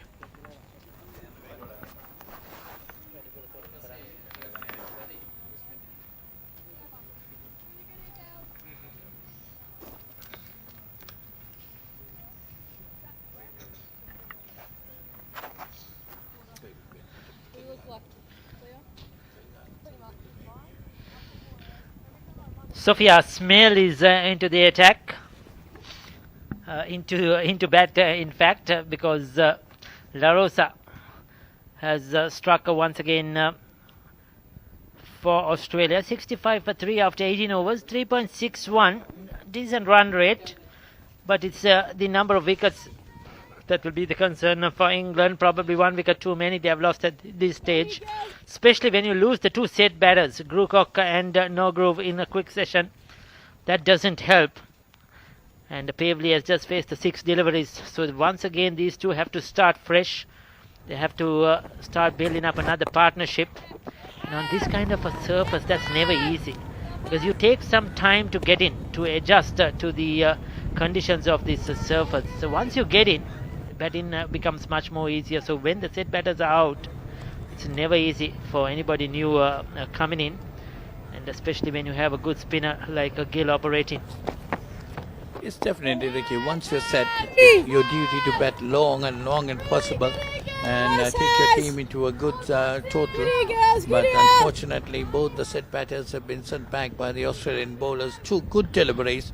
First we had the stumping of Norgrove, Hasrat Gill tossing the ball up, beating the batter, and then the next one too, La Rosa hitting the stumps with a very good delivery, and Grewcock playing all over it. Yes, a full and straight, but I thought that was a poor shot as well for Grewcock. She was looking to play across the line. A sort of a full toss, I think she missed.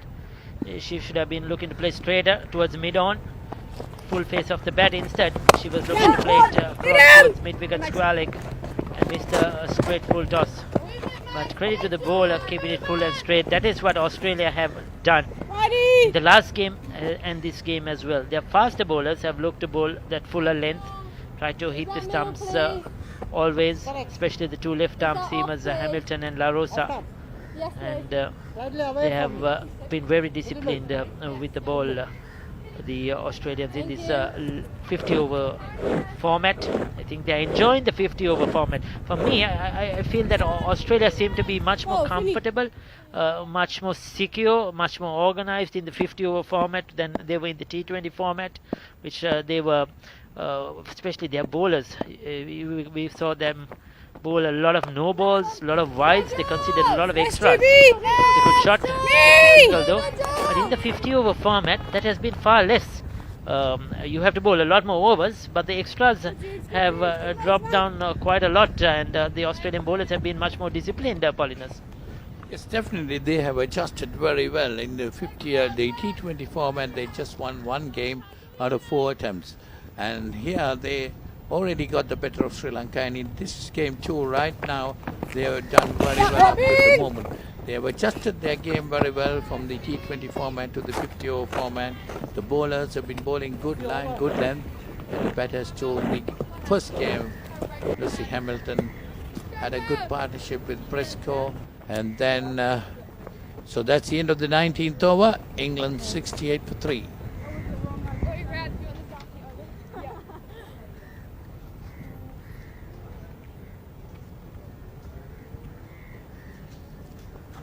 So chatting to Chris Guest, the England coach, earlier. We'll take a look at the scorecard. The Grewcock 33 of 48, 21 of 45 to no Grew. They were well settled in, but this the getting rid of those 2 players have certainly helped Australia. Josie Grooves, she's a fantastic player. Katie Jones, she's there as well. So they have still a lot of batting left in their tank, England. Yes, Chris Kester was telling us that how happy he is to be here in Sri Lanka.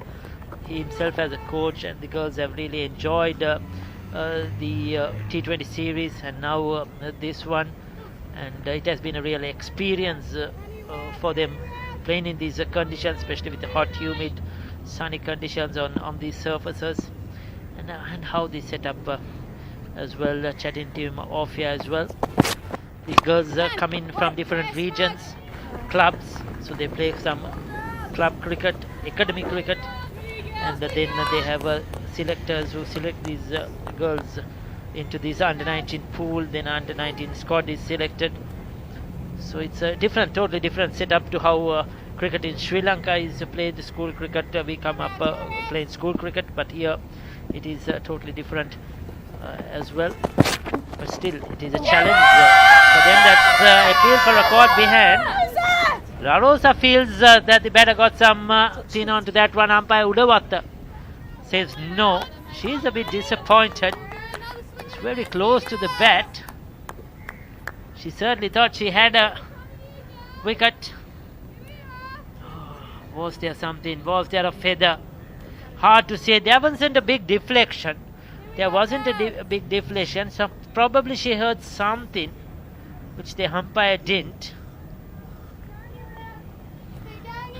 Very, very difficult to see. Pavely has a smile on her face.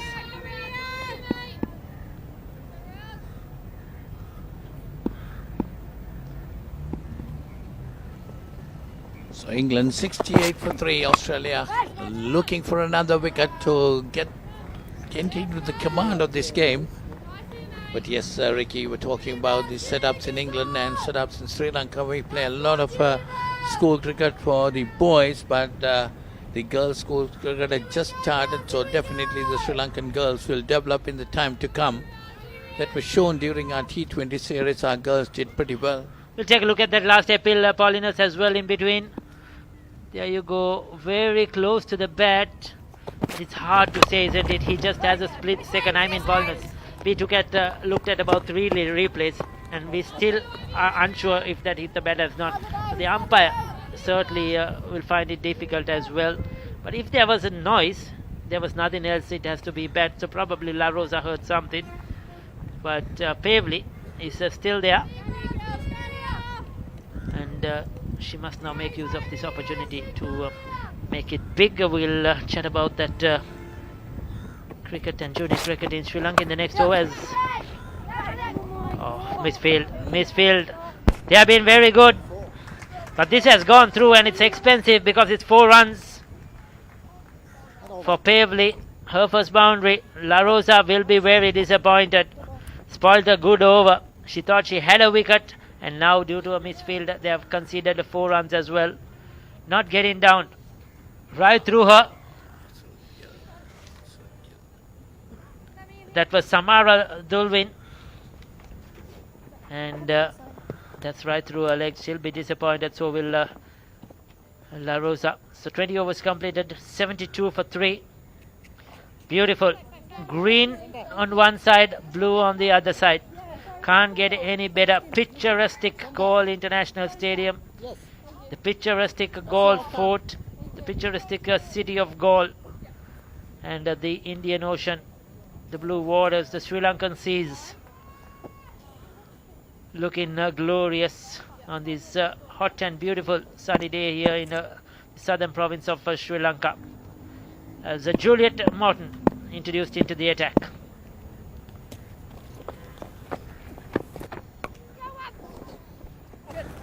Yes, Morton had a good outing in the last T20 International.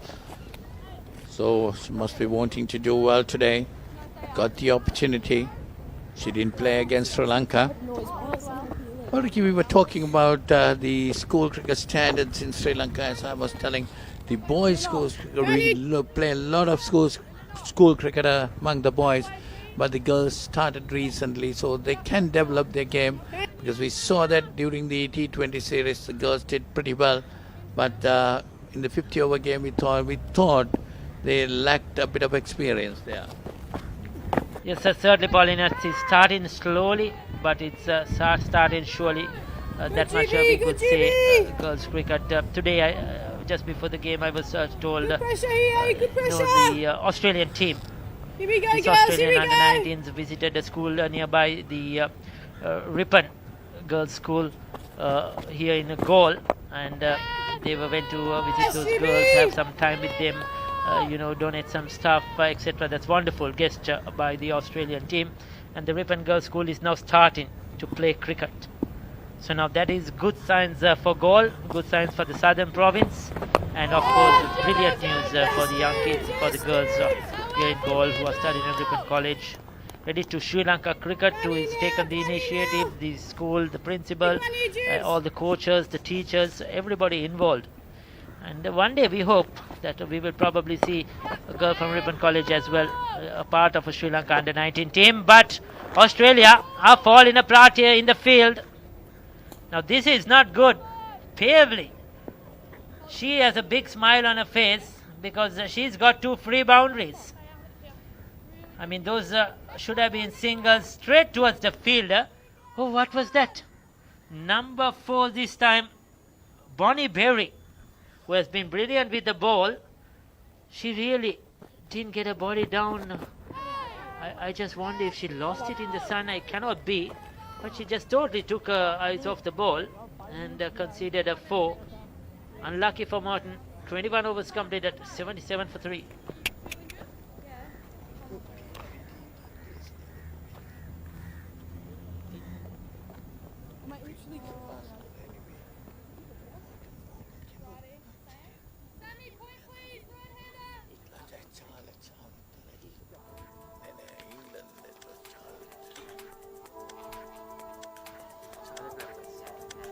There you go, 4 overs done for 10 for Berry. Hamilton 1 for 13. Once again among the wickets. Gill has picked up 1. Laros has picked up 1. Clark just 2 overs.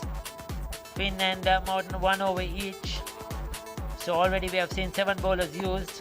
This will be the bowlers who will be used throughout this innings. England, Australia will be using these bowlers in short spells because of these hot humid conditions. Just 3 over 4 over spells. Probably seamers from one end, spinners from one end. It's going to be a long day.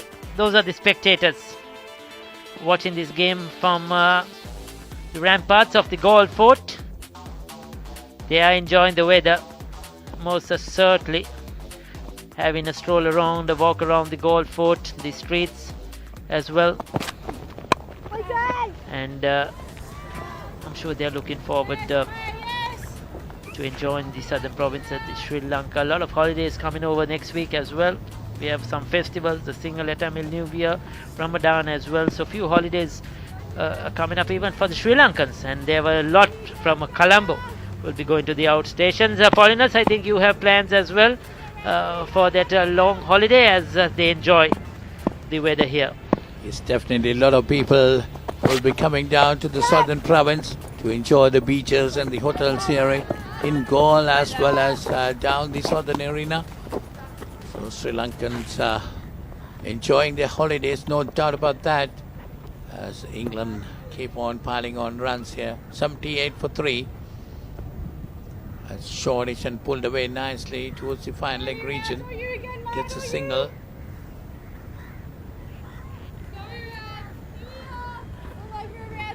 Yes, and we were once again touching on the subject of women's cricket, girls cricket, and yes, we would like to inform all those who are watching, who are followers of the game. Women's cricket in Sri Lanka is certainly growing. It's picking up. Girls are picking up the bat, and there is a lot of young talent out there. Yesterday I saw that young girl Praboda, who was just started playing cricket probably 2 years ago, when she initially was found as a 12-year-old in Monragala.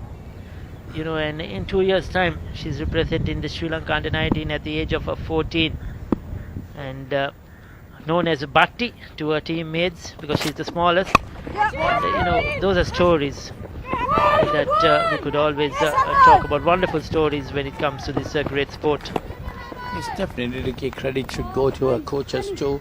Looked after her well. She's definitely going to be one of the future prospects of Sri Lanka. Bowling good line, good length. And she batted also well the other day. Played with a very straight bat. That's put uppishly, but far from the fielder.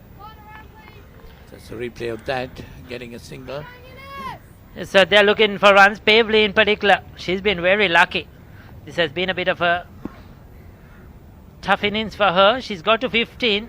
She's been helped by a couple of boundaries due to misfields.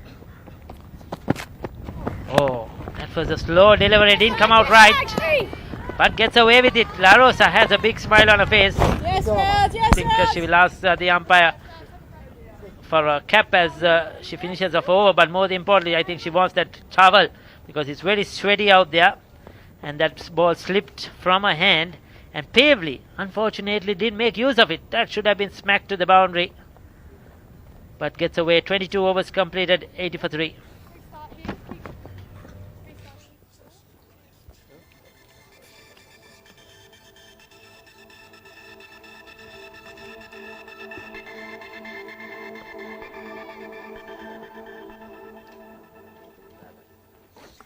Those are the supporters for England and Australia enjoying the game at the cricket clubhouse, the Galle Cricket Clubhouse.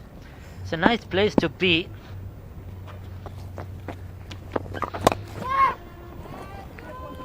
Enjoying some food and drink. There's much welcome fans out there. And supporters, foreigners coming to support their teams, love the Galle Stadium, especially the England supporters, the Barmy Army, when they are here, when England are playing. They love that clubhouse. That's where they gather. The Galle Cricket Club, founded in 1876. That's a long time ago, 148 years ago. It's a good delivery this time by Morton. Jubes, love it, mate, love it. Beverly watching it very carefully off the back foot. Touching on that Galle Clubhouse and the Galle Stadium at the toss, Josie Grooves, I asked her, what is how happy she's to be here at the Galle International Stadium, and she rightly said, to pick up another single, that as a cricketer, if you're looking to play at a certain venue across the world, one of those venues will be the Galle International Stadium, because it has such beauty, it's iconic, there's a lot of history behind it. And she says that at this age, she was happy to be here and enjoy playing for the England under-19s. Also remember, Ricky, the Galle cricket ground was completely devastated during the 2004 tsunami. There's nothing left in that, but the Galle Cricket Club and the Sri Lankan cricket, with the help of the international players like Shane Warne, was able to build this ground back, bring it up to this condition. It was definitely a great achievement. This is certainly Shane Warne and his foundation, and there were a lot more who have assisted to get it back to where it is today. Last ball of that over, steady one, just 3 runs given away by Morton. 23 completed, 83 for 3.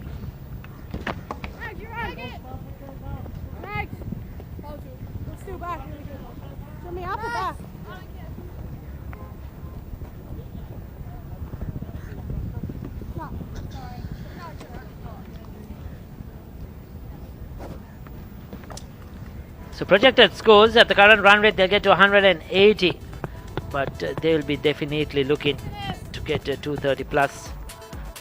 This is where Australia got 228 the other day. If Australia could restrict England to below 230, they'll be really happy.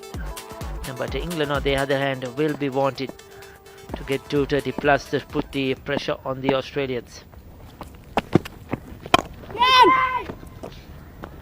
As you saw, Ricky, after picking up 3 wickets, Aussies straight away putting brakes on the scoring, but by committing those mistakes, conceding 2 easy boundaries, they straight away conceding the possession of strength back to England. Now 2 batters out there in the middle, looking to move forward freely. Clark is back, someone who can go on the lookout for picking up wickets. Conceded 10 runs so far. Pavley meantime settling down nicely. Left hand, right hand combination always create problems for bowlers to settle down to good lines and lengths. This time a straighter one, loud shout, probably sliding down the leg side. That looked close on initial impact. She was playing across the line, a Smale. We'll take a look at that one. Was there some bat on it? Yes, sir, going down the leg side. Good decision at the end by umpire Pradeep Pudawata. Well experienced.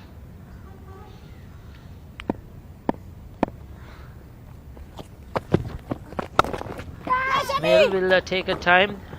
She's found the gap, and that's 4 more. Was that another misfield, Dhamika? We'll have to take a look at that. Sweetly timed, but I didn't think that would go to the boundary, but it has. Smale picking up a first. I think that one went through the fielder. We'll have another look.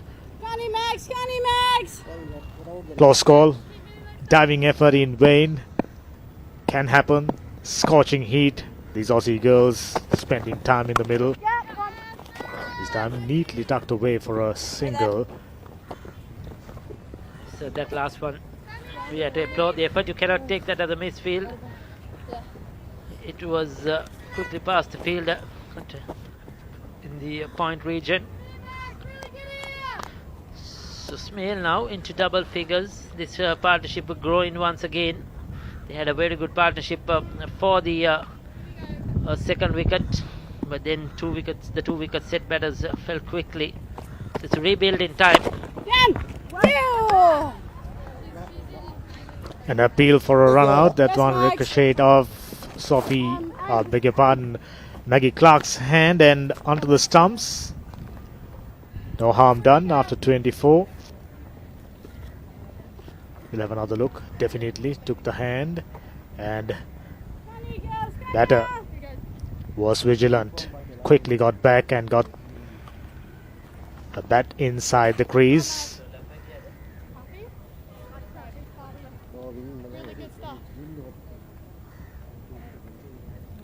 Smell on 10, Pavley 16 after 24, England 88 for 3. Morton comes back. She's bowled with a lot of control, no doubt. Fielders have let her down a bit in the field. Josie Grooves, Katie Jones to come. They have Mary Taylor Stonehouse can bat as well.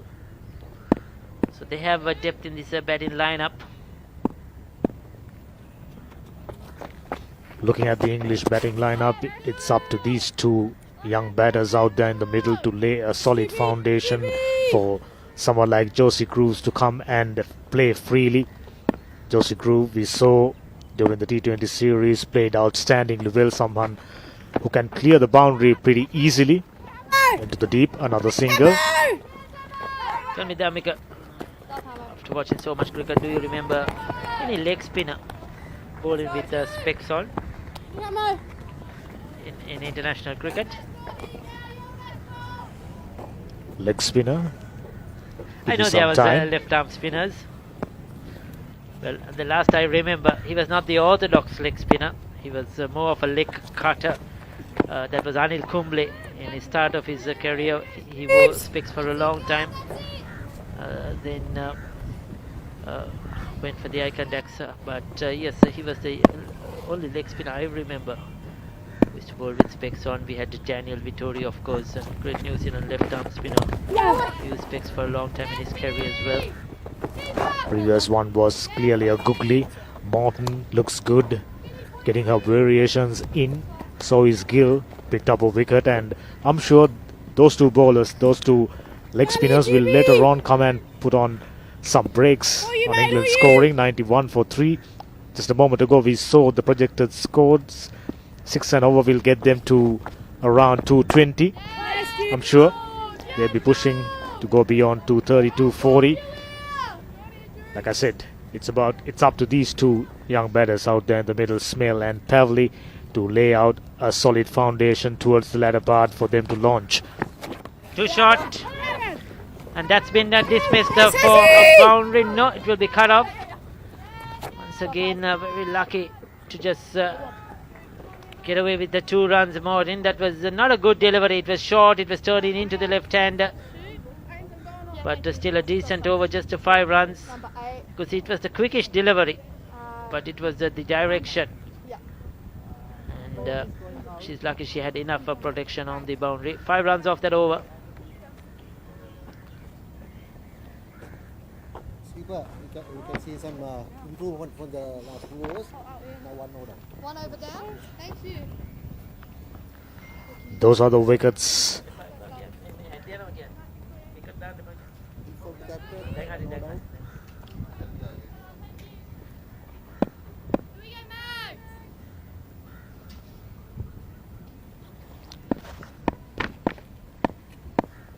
Clark comes in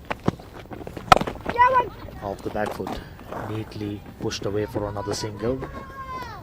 The wicket looks a good one, plenty of runs in it, and you can remember during the toss, Aussie's keeper mentioned, had they won the toss and take a look at the pitch. Yes, that was the surface. It looks quite hard and dry. You could see a few cracks as well now coming up. This is the same wicket that was used the other day for the game between Australia and Sri Lanka. It's getting drier. And what I noticed in the last few overs from Morton is she's getting some turn. She's getting some spin off the track. Oh, that's an opportunity. The wicket keeper should have got that one. Kate Pelly had an outstanding day so far, but on that occasion staying up front for a medium pace bowler. Clark missed it altogether. Pelly misses Pavley. Oh, that should have been out by a long way. She's had some luck in this innings, no doubt about it. Now she's got a couple of runs. First time earlier, a couple of overs ago of La Rosa, there was a caught behind appeal, which was a turn down. Then she got a couple of boundaries due to misfields, and now that stumping opportunity. Seems that the goal luck is with Pavley today, and she should maximize it. Try to make this innings big. Oh, there's no doubt. Pavley, someone who can be very dangerous had she stayed long enough in the T20s, and today already provided an opportunity. Lifeline was given, and this is the ideal opportunity for Pavley to make the most out of it. 3.76 run rate, in and around 4 runs per over. Not too bad. There you go, slowed it down. Clark not trying to bowl quickly at this stage. Gentle medium stop. It's Maggie Clark. She hasn't bowled a lot of. She bowled in the T20s, but bowled a lot of overs, just a couple of overs here and there. Wasn't really been able to make an impression, pick up a lot of wickets so far in this tour. So this is an opportunity to bowl much more overs. I think her role is to keep things tight, bowl stump to stump. Not easy for fast bowlers in these conditions. The surface too is not really helpful. That's that stumping. She was down a long way. Oh, she missed it. She could have even gathered it and probably taken the bails off the second time as well. Costly mistake. Not to be. Pavley's lucky day as Smale picks up another single to complete the 26th. England 98 for 3.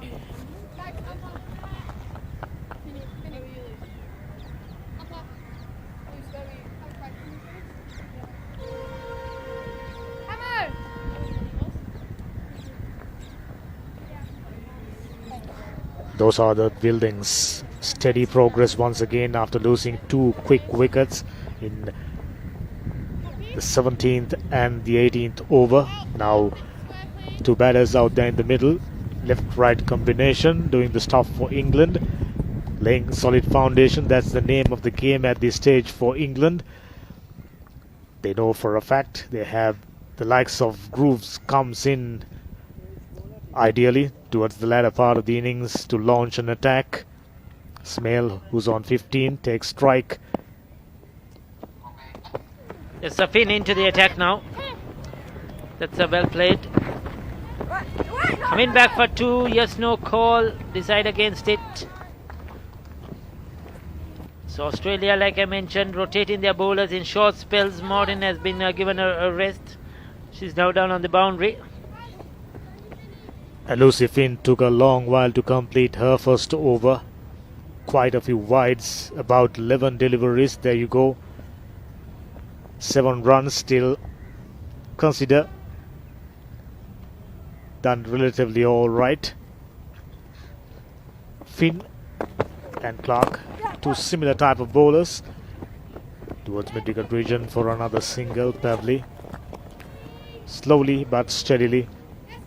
The approach, the attitude by the English batters, quite refreshing. I thought the Sri Lankans got a lot to learn by looking at the way English middle order as well as Aussies approaching the game. 50 over version I'm referring. This time way outside the off stump, another wide. It's a strain in line once again. She hasn't got a control right as yet. Finn, she'll have to adjust quickly, because it's not only about the extra deliveries or the extra runs. That's the England dugout. The 4 reserve players not playing this game today, getting ready for the water break. It's not only the extra balls or the runs, but also the longer the over gets, with these conditions, it's never easy. That's beautifully played by Smail. Picked it up early. Not a easy shot to play on this kind of a surface. You need a lot of power, and she needed to time that ball sweetly to get it away from the field as well. That's a good cricketing shot, no doubt. Lucy Finn's clearly struggling for line and length. Whenever she gets it straight, she's someone who very tough to get away with. Tall bowler, can get some bounce, and the track slowing down. This time, finding the block hole. She's a good bowler. I think the occasion took to her. Not starting off really well. Still trying to settle down to good lines and lengths. Conceding 13 runs. England sure wouldn't mind. This middle part is very important in any 50-over game. Once again, straight down the left side. This is not good. I'm sure skipper Smith will have to make a decision. She's been bowling both sides of the wicket. Finn, she's been the bowler that hasn't settled down so far into this innings. Australia using all their options. That's much better, much better. But you could see that she's struggling a bit, certainly. 27 completed, 105 for 3. Your glasses? Where are you fielding, Hamo? Swap with someone. Isn't it beautiful? Indian Ocean, right next to Goal International grounds. Historic goal fought in the backdrop. Tourist hotspot, no doubt. We've seen quite a few of them enjoying the sun. This live coverage, of course, available to you on Channel I Rupavahini. Going across the world on Sri Lanka Cricket YouTube channel. England, Australia, Sri Lanka Tri-Series 2024. Wonderful initiative. We are basically having a look at the future. Tavli not out on 22, Smail 20, looking to steady things down for England, 105 for 3. Things looking up after 2 quick wickets, and it's time for Aussies to get back into the game. Wonderful pictures. The Indian Ocean looking beautiful, and a bit of mountain range far away in the background. This picture is brought to you by our crew at the Sri Lanka Rupavahini Corporation, doing a wonderful job. Our cameraman, the videographers, all those involved in bringing you this production live on Channel I, of course, and then coming to you live on Sri Lanka Cricket on YouTube as well, if you're watching this game. Hamilton back into the attack, the player of the match of the last game, and she started off brilliantly so far. 4 overs, 1 for 13. She's been one of those senior players that has stood up for Australia. Captained the first 3 T20s, then gave it over to to Smith, beg your pardon, who's captain in this one-day limited over series as well. But Lucy Hamilton looks a well-composed, a good, really good cricketer.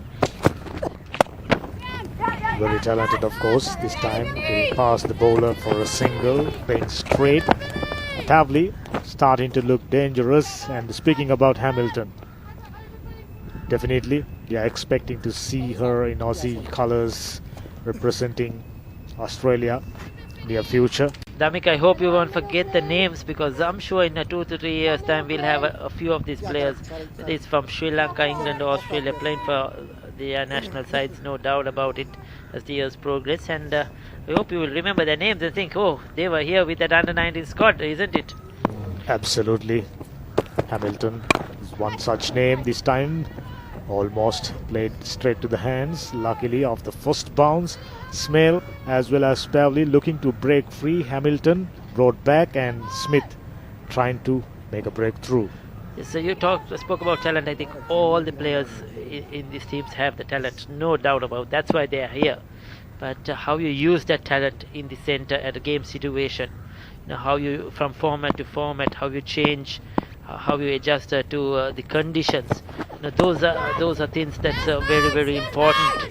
And how you play for the team, the role you play, whatever given to you by the coaches or the captain. Hamilton is such a player that we have seen throughout this tour to Sri Lanka that has adjusted quickly. She's batted at the top of the order. In the T20, she's batted at number 6, 5, 6. She's bowled with the new ball. She's bowled in the death. She's come now in the middle overs.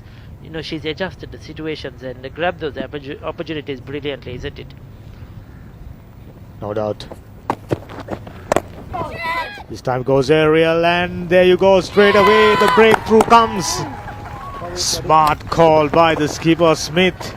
He's spoken about bowling change. Smith does it, and Hamilton strikes. England 4 down.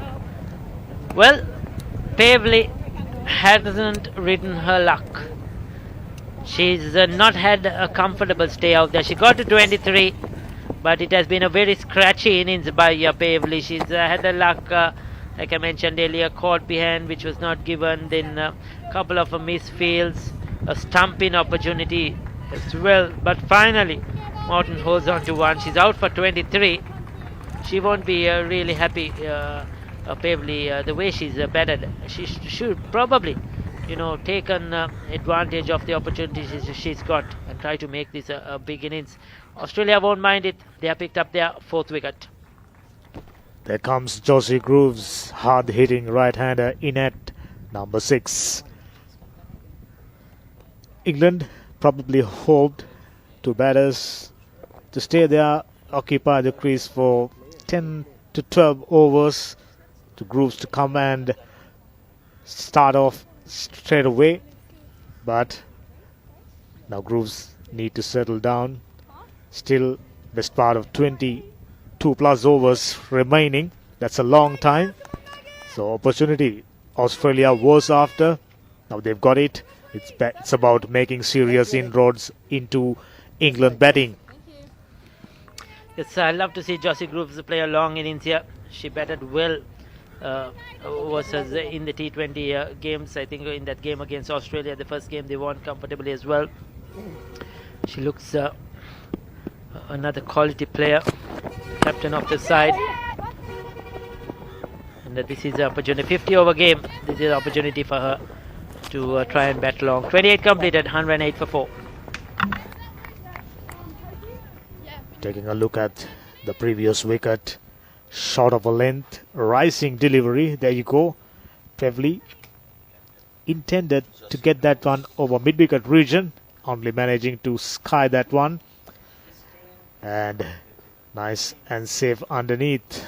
Aussie strike, much needed breakthrough. Once again, it's even Steven. Paulinus back in the com box. It's England 108 for 4 after 28 overs. While the Australians keeping that run rate at 3 or just about 3. There you see the wagon wheel of the English innings up to now. A couple of boundaries all around the wicket. And the runs coming quite easily. But the Australian bowlers too have been bowling good line, good length. And it's a Lucy Finn to continue. It's pushed on the offside. We saw a couple of misfields going from the Australian fielders, which did help the English batters to get up to this 110 mark. Just boundaries given away, straightforward ones, missed stomping opportunities. Aussies, I'm sure they would definitely consider themselves in a better position had they taken all those chances. But nevertheless, it's about moving ahead. Run rate is good, hovering around 4 runs per over. Oh yes, Finn finally gets it straight. We mentioned that if she gets things straight in line with the stumps, she's difficult cookie to handle, and she proven that after having tough time in her first 2 overs. Josie Groves, big fish. So the England captain get to walk back, bowled by Finn for 3, and England losing their 5th wicket at 110. There you see, completely beaten. Just tried to push it on the outside, was never in line in the ball, and Josie Groves been bowled by Lucy Finn for 3.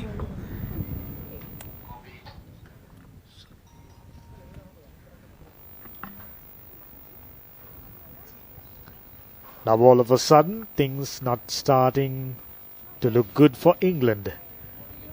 They would have definitely expected Josie Groves to bat for longer period. Katie Jones, the wicket keeper, skippered England in one of the T20 matches. Is another very good batter, and England once again need to rebuild. Yes, Katie Jones captained the England team in the final T20 international against Australia. Against Sri Lanka. They won quite easily. So England now 110 for 5.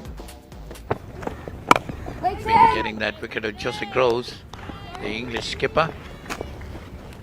These 2 batters got to do a lot of good work here to take the English score up to a respectable standard. The 5th wicket partnership has to build on. That delivery was shaping in from the hand and held his line. Josie Groves played the line, and that little bit of movement took the off stump. Credit should go to the skipper for persisting with Lucy Finn. On that occasion, however, Katie Jones, beautifully done. Through the line, beautiful hands. 4 more. Surely. Pressure releasing shot from Katie Jones. Well, definitely that is a lovely shot by Katie Jones. She was well behind the line of the ball, where Josie Groves was never in line of the ball, just trying to push it on the outside. That's wide outside the off stump and signaled wide by umpire Shanta Fonseca. So that takes the wides up to 8, and the England score on to 115. Lucy Finn needs a bit more control on the line and length. She is a tall, very well built up lady. That's another good delivery. That's the line she should be bowling. That's more like it. That's more like it, Polly. There's no doubt. In and around off stump. I think by trying to go for variations from time to time, Finn spreading down the leg side, way outside the off stump. Whenever she gets it right, she's a difficult bowler to handle. So far, small smell rather, I beg your pardon. Into the deep for another single to complete the 29th. England 116 for 5.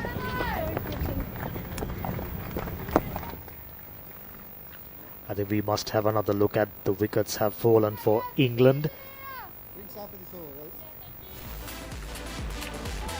There you see the first wicket. Wonderful catch taken by Kitty Pele behind the wickets. Oh, then the second one, Hasrat Gill getting the better of the batter this time, and that one, Alona La Rosa. And this one highly taken up, and this is the last wicket that Josie Groves was never in line. She was playing the ball outside the off stump, never in line. The ball came in and hit the off stump. So that was the 5th English wicket to fall. That was at 110. And that one short, hit uppishly. A long chase for the wicket keeper. Reads the fielder coming around it. The batsman crossover for 2. Very smart piece of bowling. Jones still new to the crease. Hamilton goes for a short pitch delivery. Jones play across the line. luckily got the inside edge above the wicketkeeper's head for a couple of runs. The moral victory for Hamilton on that occasion. I'm sure she'll be using that short pitch delivery extensively.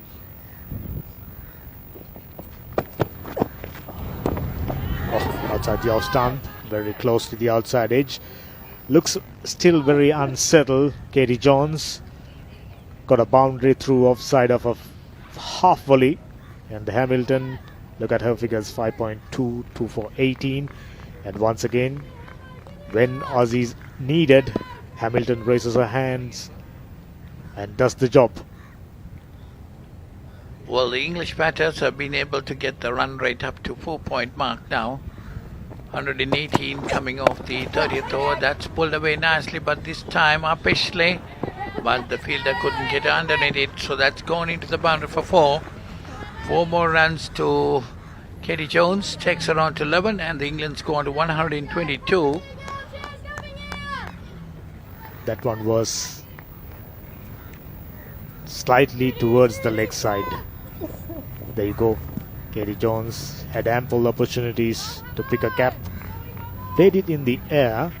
I think the intention from Hamilton is to pick up a wicket, enticing Katie Jones to go across the line, and hopefully, there you go, straight away inner part of the bat. Another dot ball. 6 runs were given away after a fantastic previous over. Well, the shortish delivery, she tried to trying to go for a hook. She got it right, but I think the fielder was not placed properly, which enabled the fielder couldn't get round for that chance. Would have been a possible chance if she was placed properly, and the ball bounced over her head into the boundary for 4. So once again, well pitched up, driven firmly this time, straight to mid-off, no run. England scored 122 for 5. One more delivery remaining in the 30th over. Well, and at the same England time, Polly, we've seen Aussie skipper Amy Smith looking on the lookout for wickets, because she knows if they can pick a wicket or 2 here, that will definitely keep England down below 220. So Lucy Hamilton, the final delivery that's worked away nicely down the leg side. They're looking for 1. They get it easily. So after 30 overs, England are 123 for 5. It's Snell on 21 and Jones on 12.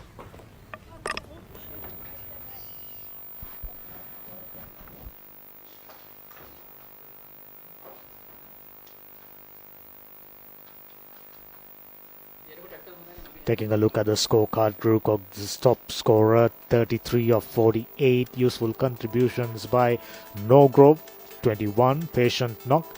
Pavley, 23 of 38. And Smale in the middle, looking to steady the ship for England. Katie Jones not out on 12, looking good.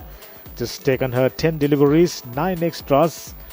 Cause of concern for Aussie. They haven't been proficient in the field. Gave away quite a few boundaries, missed opportunities. For the remainder of these innings, I'm sure Aussies will be looking to be on alert. There you see some lovely pictures again coming from the drone camera for us. Surroundings of the Galle International Cricket Stadium. Here we are, we have Ricky Sims down with another personality there. Let's see. Over to Ricky Sims. Okay. Well, it's the second drinks break between Australia and England here at the Galle International Stadium. We have a former Australian player, now the under-19 coach of the Australian side, Christine Beams. Thanks for joining us in these hot and humid conditions, Christine. Yeah, thanks for having me. The conditions are very hot. It's a great learning opportunity for our girls. I think they're going to take a lot out of playing in these conditions. How has the game gone so far for you today? Yeah, I think our bowlers have done a great job. I think they're really hot conditions we're not used to. So I think to toil the way that we have has been very good, and to pick up wickets throughout has been really good. So hopefully we can hold on here and keep them to a target that we can defend. You had a good T20 series in Hambantota, shifting from T20 cricket to 50 over cricket. Short turnaround, how have you adjusted? Yeah, it's been, we had a really good training session before the one-day game started, and it's just kind of flicking the switch between formats that becomes really important. But from a T20 perspective, we were happy with what we got out of it, and I think our players have adjusted well to the one-day format and how you need to go about it with a little bit more time. Chatting off here, you told me this is probably your third visit to Sri Lanka. First it was as a player, Australia A, then for the Australian national side. The experience you have gained over the years, how have you given it back to the girls who are just learning and starting playing cricket?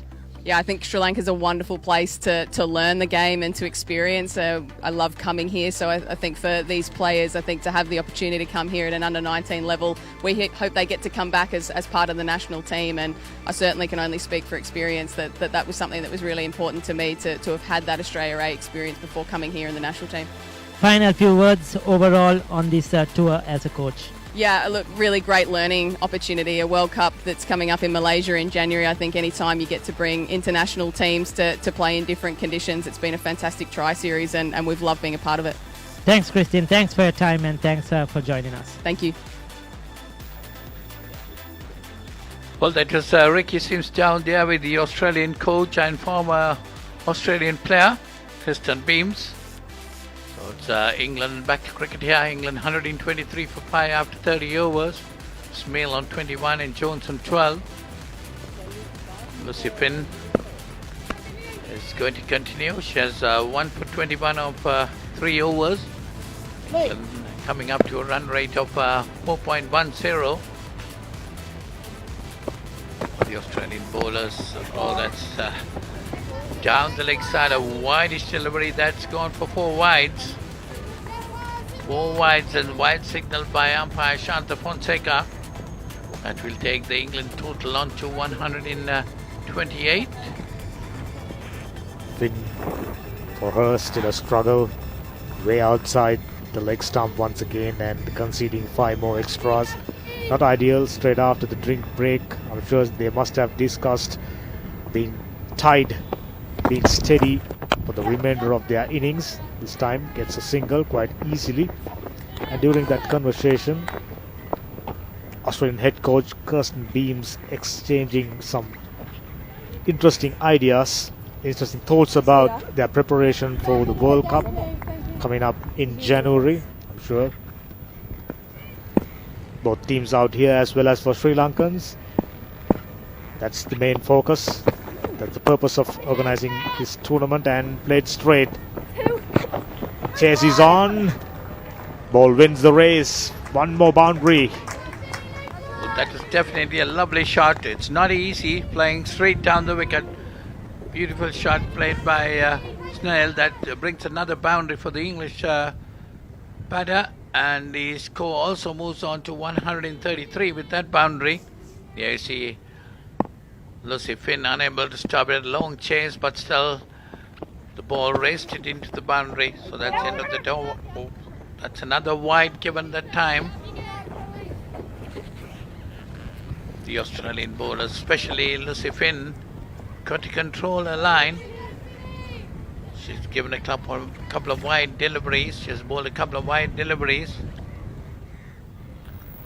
Take a look at her figures. 3.2 overs, 33 for 1. Clearly struggling, conceding close to 10 and over in comparison to all the other bowlers. Done a decent job. Picked up a wicket. That was the intention for Amy Smith, to kept Finn bowling in the middle. Soft 30.3 overs. Finn still trying to settle down in the middle. She's been having fun. So England 136 for 5. Smale on 25, Jones on 14. Run rate gradually picking up at 4.46. These two batters will want to put up a good partnership. They joined together at 110. Now they've added 27 runs up to now, and they will want to really put England into a commanding position. And we can already notice a sense of urgency from English batters, especially after the drinks break. I'm sure a message or two must have gone through. Smale as well as Jones on the lookout for runs, and Finn helping the cause, struggling in the middle. Quite a few wide deliveries and 4 wides down the leg side, not ideal. Australia looking to tighten their screws. Finn not helping the cause. Yes, 36, and that's another wicket. That's a gifted wicket, I would say. Just Smell trying to hit it over the top. Just managed to give an easy catch to the mid-off fielder. So Finn gets a second wicket. England 138 for 6. Even though Finn proven expensive, the reason for Amy Smith to kept her going is to pick up wickets. Finally, Finn delivers. Another wicket, we mentioned, a wicket at this stage will definitely slow England down. Sophie Smell for 26 of 30 deliveries. Good little knock. Now she walks back. England once again need to build up a partnership. Best part of 19 overs remaining. Yes, although she has been pretty expensive, she's not getting her line correctly, length correctly, but she has still got the wickets. She got 2 for 36 of 4 overs. That's Lucy Finn.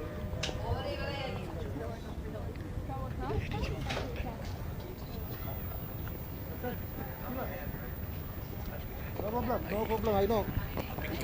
We can understand the situation. We can understand the situation. City of Gaul closer to naval route. Mary Taylor comes in at number 8. Right-handed batter known for her gentle medium bowling. And it's time for her to do the duty with the bat. England needing a partnership. They got off to a good start after losing the first wicket. A steady partnership. Now all of a sudden, having lost 6 wickets for just 138 runs, they're needing some steady batting in the middle, some common sense.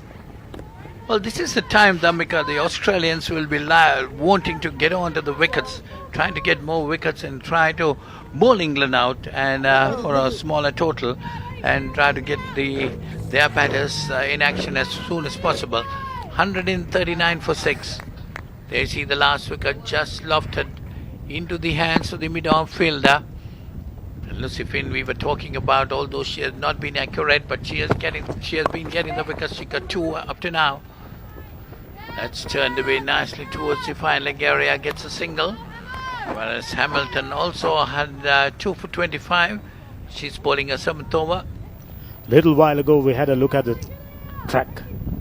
Dry, cracks slowly appearing, dried down, natural wear and tear, and whenever the bowler's slowing it down, batters finding it difficult. If I'm the Aussies keeper, I would definitely thinking about bringing Gill back into the attack at this stage. Hamilton bowling straight, maintaining good lines and lengths, something we've seen from her right throughout the series as well as in the T20s. One of the stars for Australia for sure. They've been having some fantastic time up at the clubhouse. Yes, dear, these are the spectators, parents, officials watching the game. Definitely they have been enjoying this tour, a Tri-Nation series, and that's hooked away nicely, but wide of the wicket keeper. That's gone to the boundary. 4 more runs, 4 more to Jones. Katie Jones definitely going for the shots, getting them very cleverly. And also we see Lucy Hamilton trying to bounce at her a bit more rather than what she was bowling, just good line and length. She had been trying to bounce at Katie Jones. Probably due to the fact she picked up a wicket off a short delivery straight away, realizing that if she pitched it short, time those shots won't be all that easier. So Hamilton must have prompted her to bowling quite a few bumpers, especially against Jones, someone who compulsively playing across the line of the delivery. Previous one, of course, taken the top edge, gone for a boundary, and proven expensive nevertheless. Tactic wise, can't blame. On the lookout for wicket. Aussies smelling the kill. Definitely the Australians will be looking for the wickets. They will try to get the better of England by bowling them out. Four more, that's worked away nicely towards the fine leg boundary. 4 more runs. So taking the England score on to 149. There you see the replay of that. Worked away nicely towards the fine leg area. The fielder is unable to get around it. So England's score moves on to 149 for 6 after 32 overs. Very productive over for England. Couple of boundaries, stream of singles, and as expected, Gill is back. I wonder whether she heard what I said. So it's Hasrat Gill being brought into the attack again. The bowling figures 5 overs, 1 for 18. She bowled very well. That one short, but put away nicely this time. But there is a fielder deep in wicket boundary. Just a single. It's very, very slow. So taking the England score to 150. 150 for 6 England. Very short delivery. Luckily for Gill, that one kept very low. 150 runs on the board for England. Gill 5.1 overs, 18 dot balls, and picked up a wicket. 3.68. That's her economy. Off the back foot, finds a fielder. Straight away, Gill comes back into the attack. Pitch offers something to Gill as well as the spin bowlers. Straight away, batters finding his little tough Taylor, who's on 5. That's again short. Upishly, there could be a catch taken now. She didn't get onto it. Just a single there. We'll have to look at that replay whether the ball did carry to the fielder, but I doubt it very much. There you see short, pulled away nicely. Just short, just to be fair. About a foot. Coming back for the second, this is good running. This is very intelligent batting from Katie Jones, of course. Very busy keeping the wickets. Must have figured out a way to operate on the tracks available here in Sri Lanka.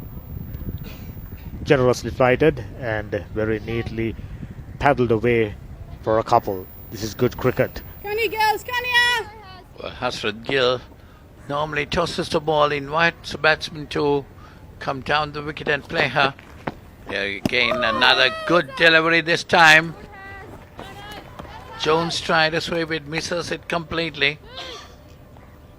That's exactly the length Hasrat Gill should be hitting right throughout this over. We found her to be little shorter than she should be. The moment she tossed it up and goes aerial.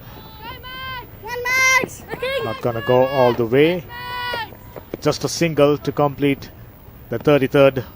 England 153 for 6.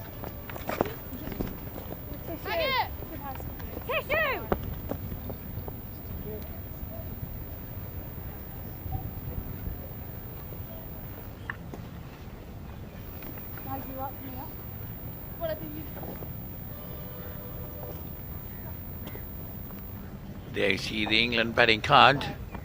Grewcock 33, Erin Thomas was out for 1 very early in the innings. Norgrove 21, Beverley 23, Smell 26. Josie Groves was out for 3. Katie Jones 25 not out and Taylor not out on 6. 16 extras and 154 for 6 after 33 overs. A run rate of 4.67, which is quite good at this stage. And Maggie Clark has been brought in again. She's bowled 4 overs early, given away 20 runs. That's worked away nicely straight through the mid-on fielder, wide mid-on. Batsman crossover for a single, taking the score on to 155. Ricky Sims joined me in the box again. Ricky, you had a nice interview down there, isn't it? Yes, chatting to the Australian coach. Christine Beams, a former national player, played for Australia for around 4 years during that period under Australian great Meg Lanning. And she has been to Sri Lanka before as a player with Australia A, and then 2016 playing for Australia as well. But first time here at Galle, played all the games in Colombo, and she was saying how she loves coming here and giving all the experience she has had over the years to these young girls who are just starting off their cricketing careers. And she says it's good that she had the opportunity to be here, so she knows how hot and humid it is, what sort of surfaces there are to play on, and striving and enjoying her time as a coach as well. Started newly. She has just taken over this side 6 months ago, Paulinus. So she's still learning as well in a coaching role, while the girls are learning from her on playing the game of cricket, and that is great to see. Beautifully played. She's no doubt a great talent, Jones. We have seen that in the T20 format, and premeditated but successful. You could see she waited at the last moment, got bat on ball and gave it the direction she was looking for. Yes, definitely, that was a wonderful shot, innovation there by Kelly Jones. Takes her on to 30, and 30 runs coming off very quickly of 23 deliveries. She's really trying to push the scoring rate up. But during the interview I heard Kristen Beams telling you that the Australians have adjusted very quickly from T20 format to the 50-over format. Yes, I think rightly so. I think I mentioned earlier on, I thought they have played much better cricket in this 50-over format than the T20 format. And yes, they have. Seems that the longer the game gets, they are looking more comfortable. They have this sort of players who are very intelligent, who know to adjust to the conditions, play the situations really well. But also, on the other hand, Australia in the T20 format, they were experimenting. They were trying out. Every match the combination was different. They tried their bench strength. Every match there were 4 changes. They gave everybody opportunities. In my earlier commentary stint, I was telling my colleague Damika as well how they tried different opening combinations, different opening bowlers, different bowlers bowling at the depth. So those were the things that they went through.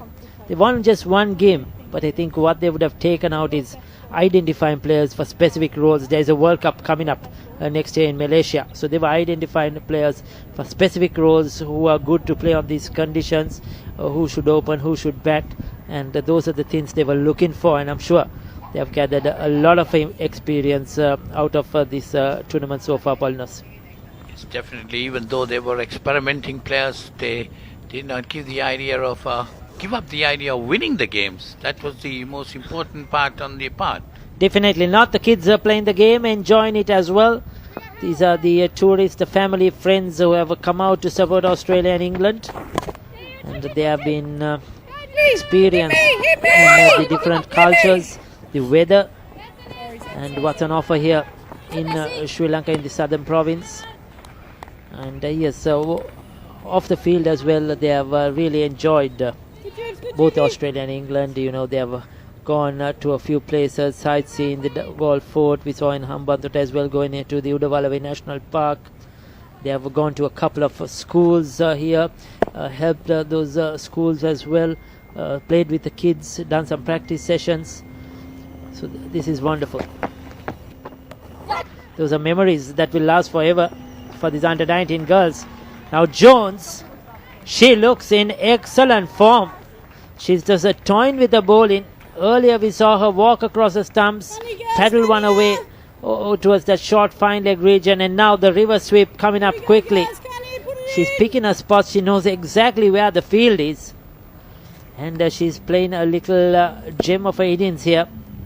What England need is for her to bat deep, because they still have Paulinus 15 overs after this. It's in the air. Oh, dropped. Who was the fielder? Number 13 coming across. That was Maggie Clark. Did she get there? She did the hard work, no doubt about it. Now you see that should have been taken, Ricky. There you see Maggie Clark really underneath the ball. Couldn't hold on to it.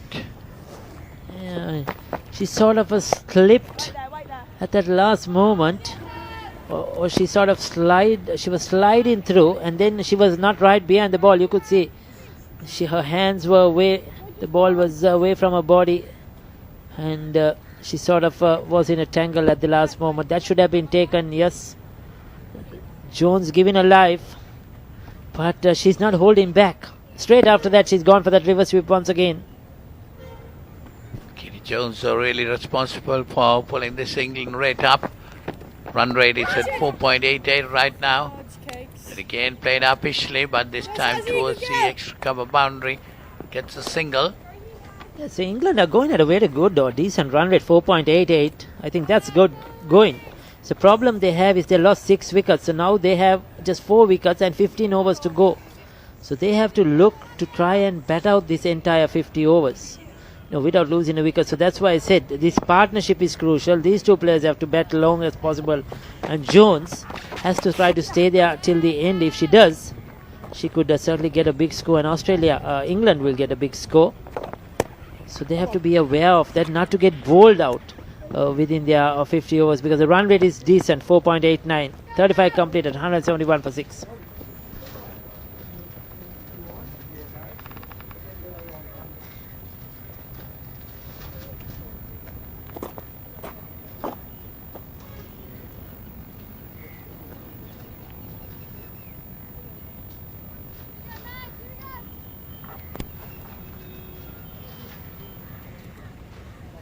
There you see Katie Jones back at mill. A lot of boundaries coming all around the ground.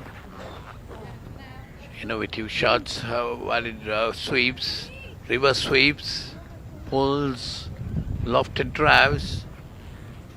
5 boundaries, 30 ball space, 40 runs. Strike rate of 133.33.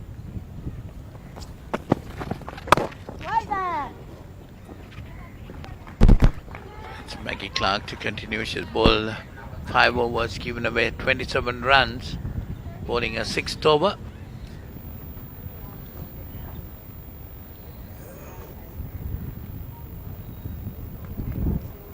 Yes, the Australians will want to get the balance remaining 4 wickets as quickly as possible, but Katie Jones have other ideas, pushing runs, getting them fast. That's nicely played on the offside, but straight to the fielder. 2 dot deliveries. Goody girls, goody It's the Clark. She's been a bit expensive, bowled quite a few wides. So they need a good spell from Maggie Clark here. They need her to bowl a few good overs, some dot balls. Try to keep Jones quiet or off strike. This partnership is crucial. Slowly but surely it's a building. Australia have been good enough, and they have been picking up wickets at regular intervals. It's not easy for new batters coming in, because the set batters have to look to go on. In that sense, England, I thought, I missed a trick. A couple of their players earlier on in the innings as well. They were really set. Brookhock and Norgrove both gave their wickets away when they were set. So was Pavley. She was very lucky. She got a couple of chances, but Stun couldn't make it count. Sophia Smale got to 26 and got out. So one or two of those players should have looked to play a long innings, like Hamilton did for Australia the other day. She got to the 80s and ensured that Australia got to 228, which was a match-winning score. So that's what England needed today. And Jones, who is still out there, she has to play that role now. She cannot afford to give a wicket away, because she's batting brilliantly. Strike rate of over 100, and it's just they are waiting for her on a platter to try and get a big innings. Well, definitely she's enjoying her batting, getting the runs freely. 172 for 6. Jones 40 of 31 deliveries. Mainly responsible for pushing this run rate up at 4.80 right now for England. Again Pushed away nicely towards the mid-wicket boundary. There's a long chase. They cannot cut it off. That's 4 more runs to her. Takes her on to 44 and the score to 176. Quick changes, She's quick not changes. afraid to play her shots, Ricky, and getting her shots well into the gaps there. You see the replay of that. Nicely worked away between the mid-wicket and the mid-on fielder right on the boundary. She's most certainly enjoying herself out there. No doubt about that. Katie Jones. She's playing that aggressive sort of an innings. I think she's still in the T20 mood. Katie Jones. See the ball, hit the ball. And she's going at a canter 44 from 32. She's managed to put respectability into this England scorecard. There's still a long way to go, 14 overs. And longer she bats, it's going to be threatening for Australia. I think they have a bowling change. It's going to be Morton, Juliet Morton. 3 overs, none for 10, the leg spinner. 3 overs, none for 13. She bowled well in the first spell. That's what it needed, whether she can. That's again a little bit shorter, pulled away nicely. That's Taylor. Gets a single, bringing Jones into strike. Mary Taylor too is rotating the strike, giving more of the strike to Katie Jones. Katie Jones is really looking for the runs. 44 of 32 deliveries. Well, this partnership building up well.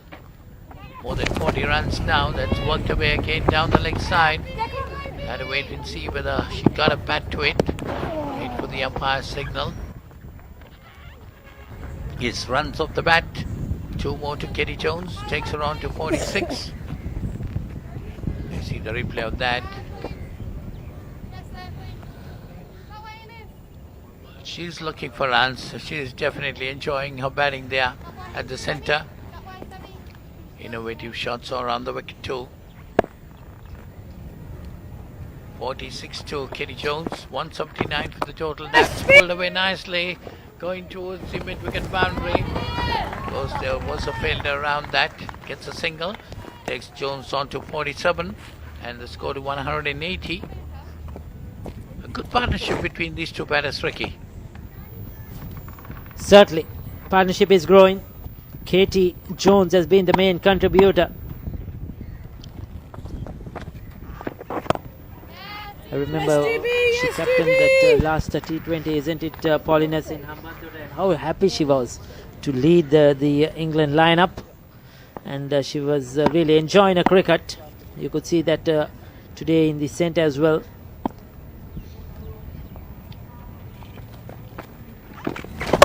Again short and pulled away nicely towards the mid-wicket area. There is a fielder. That's 1 more run to Taylor.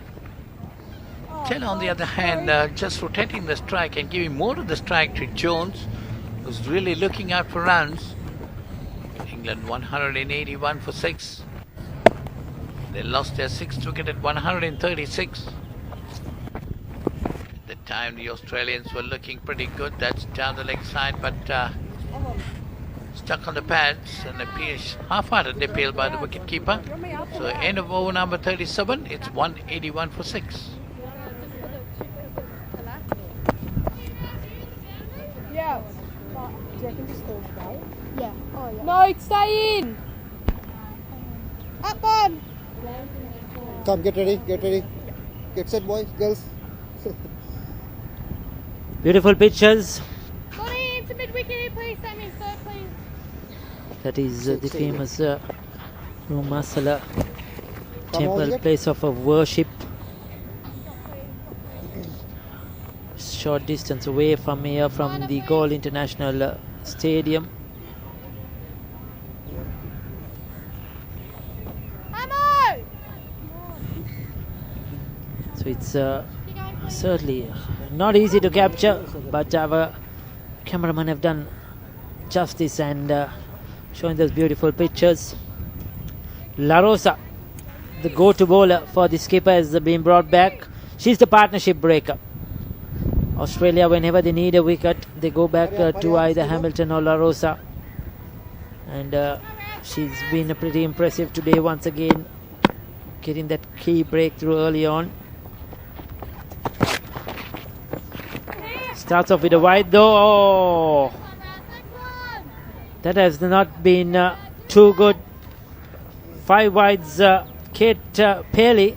She hasn't had the best of times behind the stumps today. Earlier missed a easy stump in as well. And she really made a mess of that one. Look at where she was standing.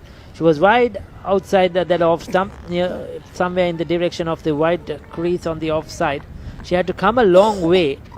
She moved, she got there, but just could not get down in time, and that was right through her legs. She won't be happy. She held on to a very good catch at the beginning of the innings. That was a fantastic catch. But after that, yes, I agree with you, Rookie. She has had a couple of... there you see the partnership, 48 runs coming off 37 deliveries. Katie Jones 47, Mary Taylor on 11. Well, definitely a very good partnership, and England at one stage was struggling at 136 for 6. Now the total is 186, so it should be a 50-run partnership by now.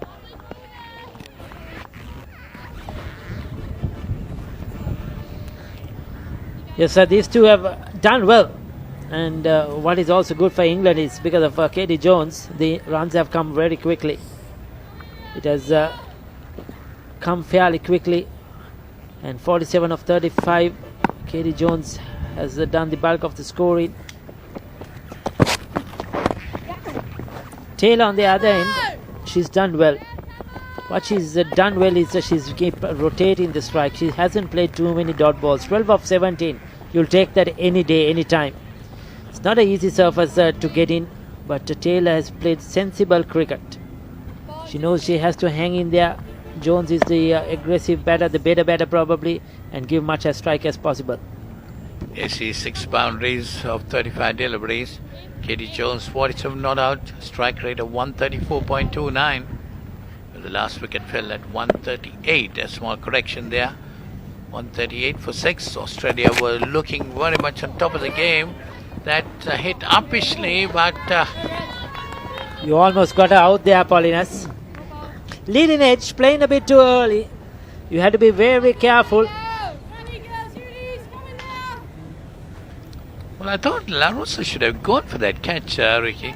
No chance. She was going in the opposite direction. I think a natural angle as a left arm seam moves towards the right. The ball went towards the left. She had to adjust quickly. That's short. That's in the air.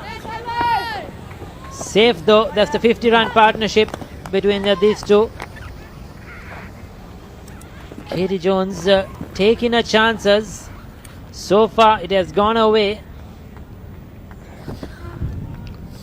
So Jones is on 48, just 2 runs away from a half century. She's definitely not frightened to play her shots. Batted very well indeed. A lot of shots all around the wicket. 188 for 6 England after 38 overs.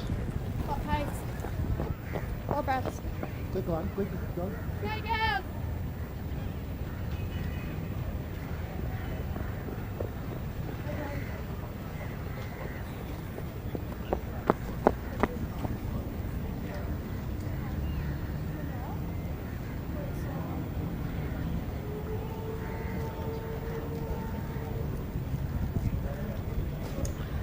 The England dugout. They're looking comfortable.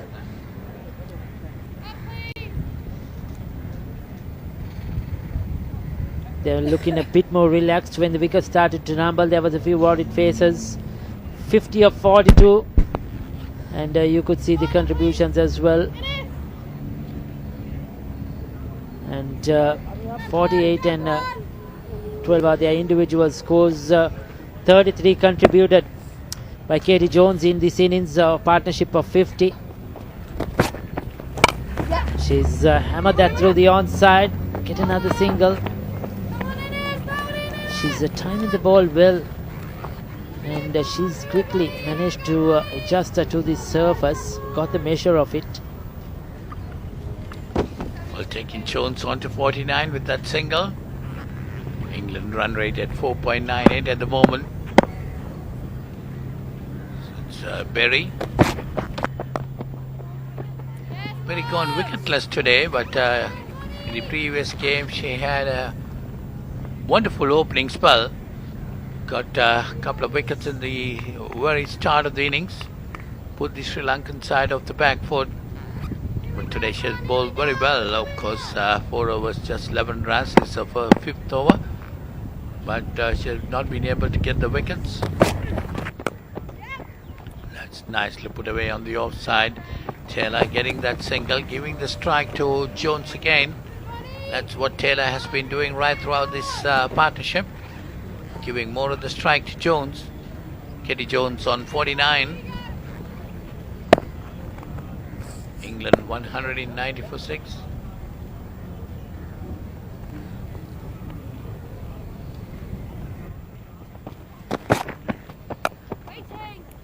Just trying to get that single quickly as possible to get into a half century.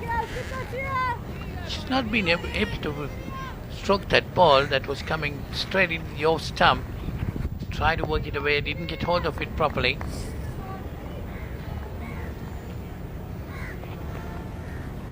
So we have much more people here in goal watching the game than what we had definitely in Hambantota. Played into the gap, played it late, and found the space she was looking for. Katie Jones, that's a wonderful half century. Isn't she happy? 53 of just 40 deliveries.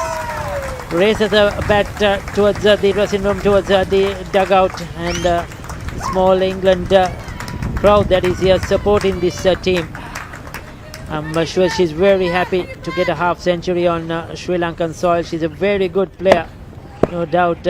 Katie Jones, the wicket keeper of this England side, and she's put England in a very good position with 11 overs to go after this.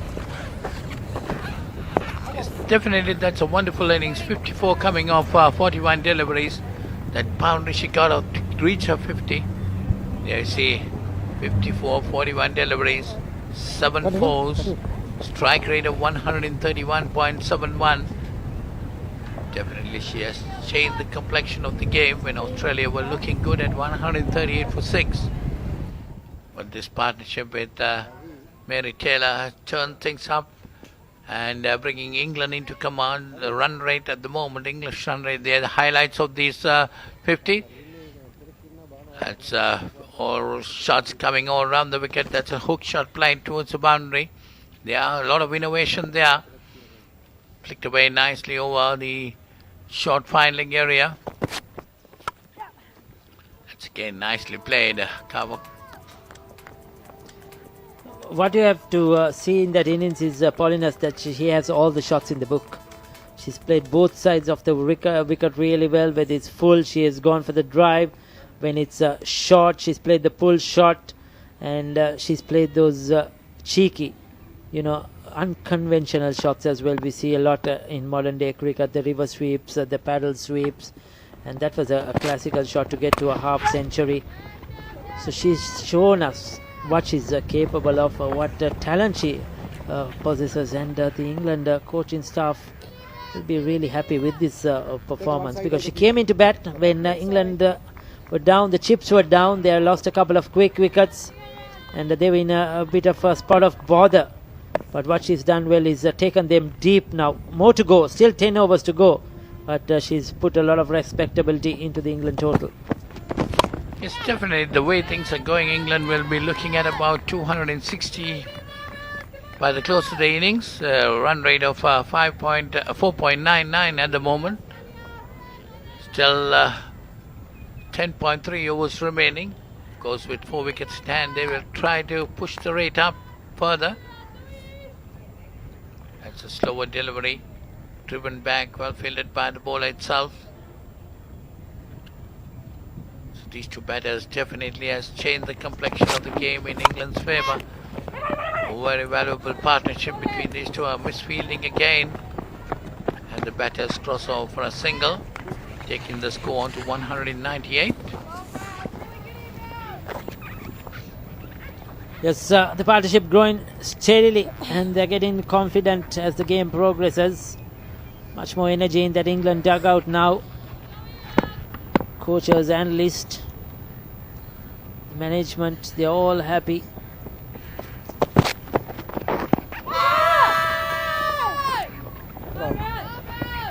Slow ball.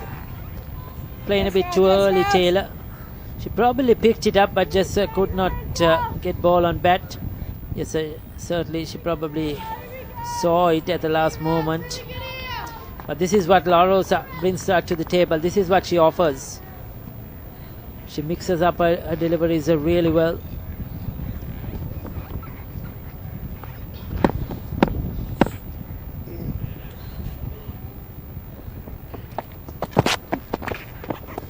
Ball.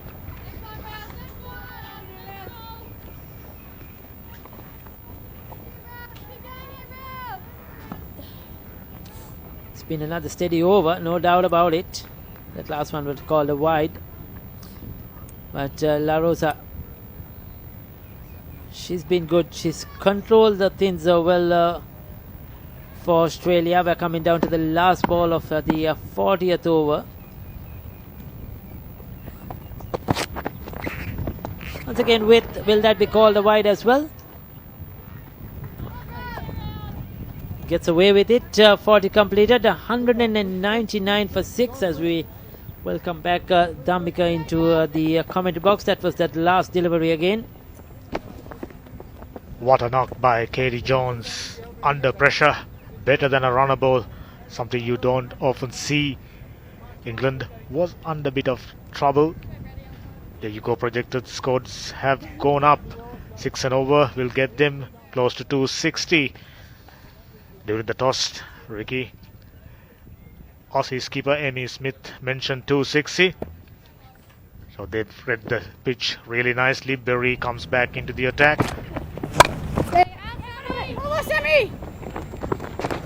So if Jones is there, I think England will get definitely, if she's there till the end, around 250. But anything over 235, 240, I think they will be happy. England, that will be a defendable score. Australia, yes, have a strong batting lineup. But on this kind of surface, it's certainly a defendable score. And from where they were, they get to around 240. They will feel happy that what they achieved. So a lot depends now on Jones. No doubt about that whatsoever. Taylor knows her role is to provide much needed support for Jones, who's going great guns. You mentioned about cheeky little paddle sweeps, scoops, river sweeps. She got it all. On the onside, on the offside, very strong. Ideal type of batsman you need to have. Batting at number 6, 7. You seldom see scoring beyond a runner ball. 57 runs off just 45 deliveries at a crucial stage. Good shot delivery. Berry is a good bowler. I'll tell you, we didn't see much of her in the T20s because it was a shorter format. But coming into this 50 over format, we saw her bowl against Sri Lanka with a new ball. And even today she's been very steady. She bowls at a very good pace. She was bowling that fuller length and now tested the batter with the short one. This partnership beyond 50 runs, major contributions from Jones' bat. Time Taylor gets a single, gets Jones on strike.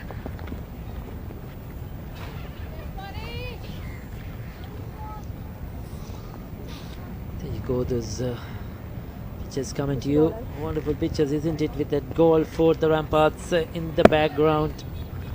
What a picture that is. If you want oh,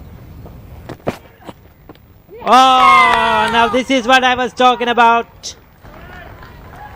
Katie Jones, what have you done? You're given a wicket away. She was successful earlier playing that shot, got a boundary. But this time again, trying to be too cute against a Berry.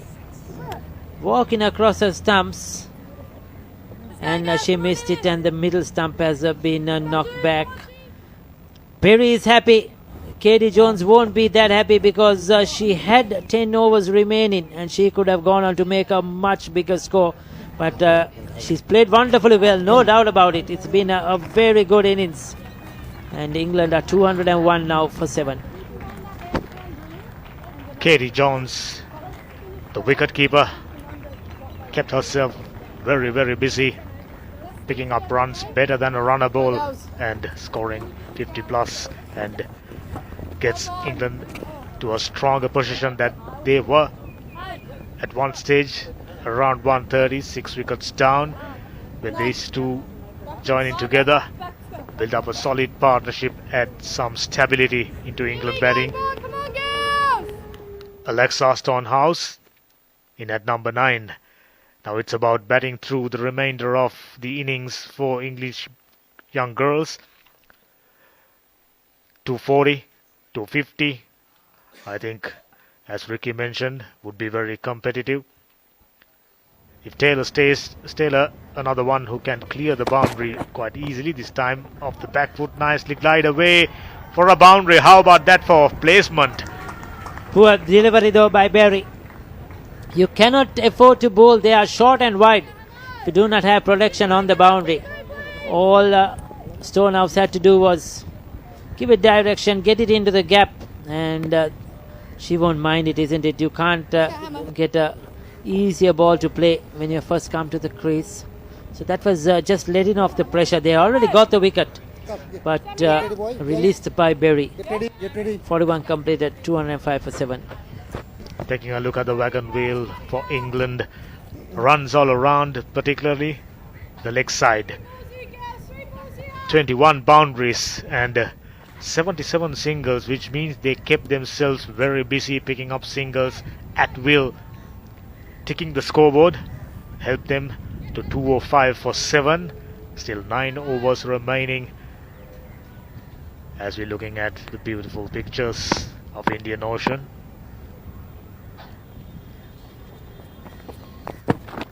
Hamilton, back of a length stuff. Taylor gets it behind, tucked away for no run, another dot ball. Hamilton, as we take another look at the dismissal, straight, you miss, I hit theory on display. It's certainly very stump to stump, and she has succeeded. That's how Jones plays the game, but probably she could have he has gone on to bat more overs for herself and for England. But a timely wicket for Australia. Yesterday, some of our colleagues who are here in the technical and helping us in this production, they enjoyed the beach. Did you visit the beach as well with them, Dhamika? We were busy traveling around. We will definitely go to the beach tomorrow. You're going to the beach tomorrow, okay? You have been postponing it for a while, Dhamika. Going outdoors, I think you dislike the sun. I'm definitely sure now. Keeping your complexion, isn't it, waiting indoors? Yeah, fair looking guy. Beaten outside the off stump, Hamilton. So LaRose has been replaced by Hamilton. She's into an 8th over. They're looking to get another wicket, looking to bowl out England here. The intention is very clear. Try to bowl out England quickly as possible, not let them bat the 50 overs. But Taylor has been very composed. Stonehouse is no dummy with the bat. She picked up a really nice boundary to get her going to backward point region, neatly tucked away for a boundary. She is very capable. We saw that in the T20s. So England got batting left. Oh, beautifully bowled. Slowed it down outside the off stump. Little bit of a way moment, and Stonehouse reaching for it, missing it altogether. Under the circumstances, outstanding over, just conceded a single. Hamilton in her 8th.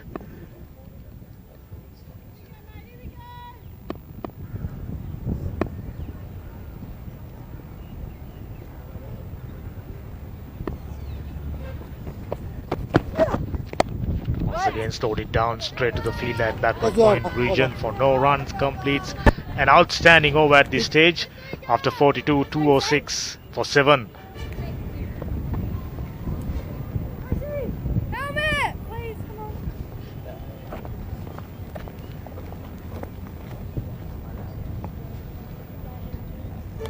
There you go, high risers coming up for England, even though they've lost a wicket and they were at one stage 130 plus for 6. Brilliant knock by Katie Jones, took the responsibility, batted outstandingly well, better than run a ball 50, paved the way for England to be in a very strong position now. 206 for 7, still 8 overs left. Some of the supporters very keenly watching the proceedings in the middle. That spinner is back. Gill straight away, a dot ball. This starts with a good delivery. Flying length, looking to pull it Taylor. Into 8th over. Hasrat Gill, just a 1 wicket. She'll be happy to bowl on this surface. Coarse surface is always generally has assisted the spinners. We know that over the years. And even this wicket now is a bit dry. There is a bit of a grip. There is a bit of turn as well. No doubt about it. There you see that turned away from the right hander. So you had to get it into the right areas. And you will get the rewards. And if I'm not mistaken, Juliet Morton got a few overs left. That's the parents, grandparents of Suren Kumar, who is not playing today. She's in the reserves, probably will play the next game as England has this rotation policy. Her mum following her down from England, her grandparents from Colombo. Sammy, 45 please. Sri Lankan background, of course. Suren Kumar born in England. Jimmy. We mentioned in the T20s, her father played a lot of cricket in Jaffna for St. John's College. He's the highest individual scorer in that St. John's Jaffna Central big match, which he scored in 1990, 145, still holds the record. And the family has enjoyed Sri Lanka, and they are really thrilled to see their daughter play for the England under-90s. That's through. Australian ground fielding hasn't been at its very best towards the latter part of the innings. They were very good at the start, but they have let some boundaries go through. Those are all important, vital runs, which they will have to come and get later on when they come to bat. Straight away, once you concede a boundary like this, pressure releases and England find new lease of life. Good delivery. I think quite a few misfields, quite a few boundaries being conceded as Gill completes her 8th after 43. England 210 for 7. That's the management with the red hat. Roseanne, she's the liaison officer for the England team, and that's their media manager as well, who's been very friendly, who's been helping us around. Get ready. And they have enjoyed this tour to Sri Lanka. Stonehouse on strike. Hamilton onto her 9th. As we're taking a look at the bowling, Finn 2 for 36, very expensive. This time guided away, fielder comes around, keeping it down for a single. Final 7 overs. What can England get? 260 plus will definitely give them the advantage, the upper hand of this game. Australia surely trying to keep it down to 50, but it will be very, very difficult, especially with the type of fielding we saw a moment ago, Ricky. So Hamilton into a 9th over. She'll probably bowl out here the 44th and then the 46th, and we'll see probably we'll wonder if Gill will bowl another couple of overs, but we are definitely going to see La Rosa bowl at the death, maybe Berry as well. And that's the England dugout. They are no doubt very happy. Katie Jones does the stuff. Got them beyond decency now. Another single very easily taken. Taylor and Stonehouse very keen on picking up singles. Not going for big shots at this stage. They know for a fact they need to bat out the remaining overs, 7 down. They couldn't risk being bowled out inside 50 overs, which is of course not looking good. 212 for 7 down. This is much better. Finding the fielder, another dot ball.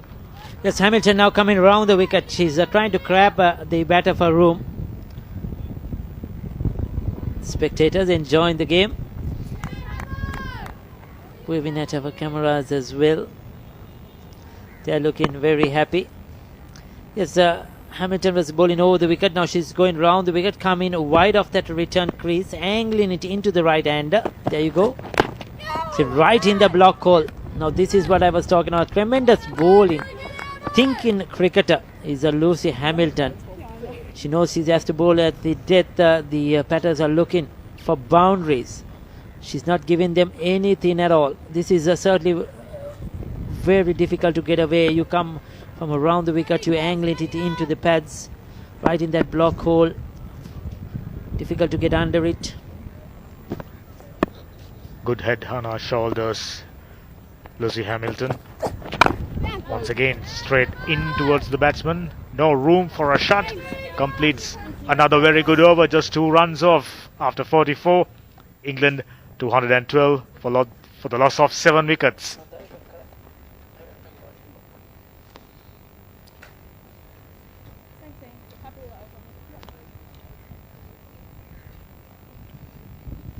So there you go. Berry 1 for 23. She has 4 remaining. Hamilton has 1 more, 2 for 37. Gill has 2 more. La Rosa has 3 more left. I think those will be the 4 bowlers that they will be look forward to bowl this balance 6. Clark has been slightly expensive. Finn was very expensive, though she picked up 2 wickets. And Morton, the leg spinner, just 4 overs as well. So Gill will continue. This time very well played down the ground for a single. Taylor. Gill, under the circumstances, was expensive earlier on, came back really nicely and settled down to good lines and lengths, picked up a wicket, put brakes on England's scoring. But when Katie Jones was in the middle, things were tougher for all English bowlers in general. She's been the number 1 spinner in this tour, no doubt. Hasrat Gill in the T20s and now in this 50 over series as well. She's been their go-to spinner. She's stood up, she's picked up wickets, she's bowled at difficult situations. Certainly has a lot to offer to England women's cricket going forward in the years to come. Alexa Stonehouse, known for her left arm seam bowling, now asked to do the job. Oh, what a piece of bowling. Flighted, little bit of drift in towards the right hander. Taken the stumps. Another wicket goes down. Beautiful piece of bowling, Ricky. Certainly, like you mentioned, beautifully done. And what she did was she gave this a bit more air. The earlier couple of deliveries were much more quicker to Stonehouse. This a little bit more air, and the eyes of a Stonehouse lit up. She thought that when you see that at your eye level, I can hit it out of here. She went for it, like you mentioned, a bit of drift. She was beaten in the air, and all ends up. Gone for 5, 213 for 8.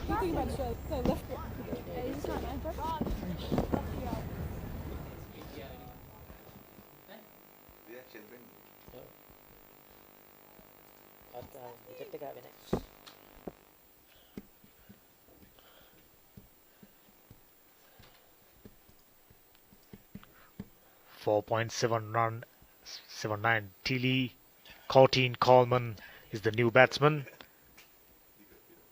In at number 10, England certainly in danger of bowled out inside 50 overs. So these 2 batters will be definitely keeping their intention of staying there, spending time. Of course, they were smiling. Coleman is out there. Better known for her bowling. She's been very good with the ball in the T20s. But she has some work to do here with the bat. 5 overs remaining after this. She has to ensure that she partners Taylor and sees through these overs, get England to 240, maybe 235, 240 will be a very good score. There you go, gave it a bit more, yeah, above that eye line, inviting the batter, come down and hit me. And she went across the line, missed it completely, and the stumps have been shattered. So well bowled by Hasrat Gill. Ashrath Gill in the middle of a very good over, conceding just 2 runs, picked up a wicket. Just the kind of stuff Aussie skipper was expecting from them. And they are firmly keeping their hopes alive, bowling England under. 230. Oh, what a shot! Against the run of play. How about that for a perfect lofted off drive? Came out of nowhere. Taylor. She saw the mid of field inside that 30-yard circle. Intentionally hit it in the air. Probably she didn't expect it to carry over the boundary line. She was probably looking for a 4 because she didn't go hard at it, just timed it. But she had enough of power behind that one to clear the ropes by a couple of feet to get the first 6 of this England innings. 45 completed, 225.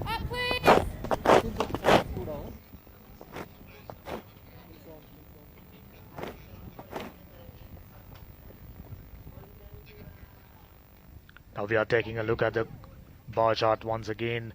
High rises while Katie Jones were in the middle, picking up boundaries at will. Cheeky, innovative shots after 45.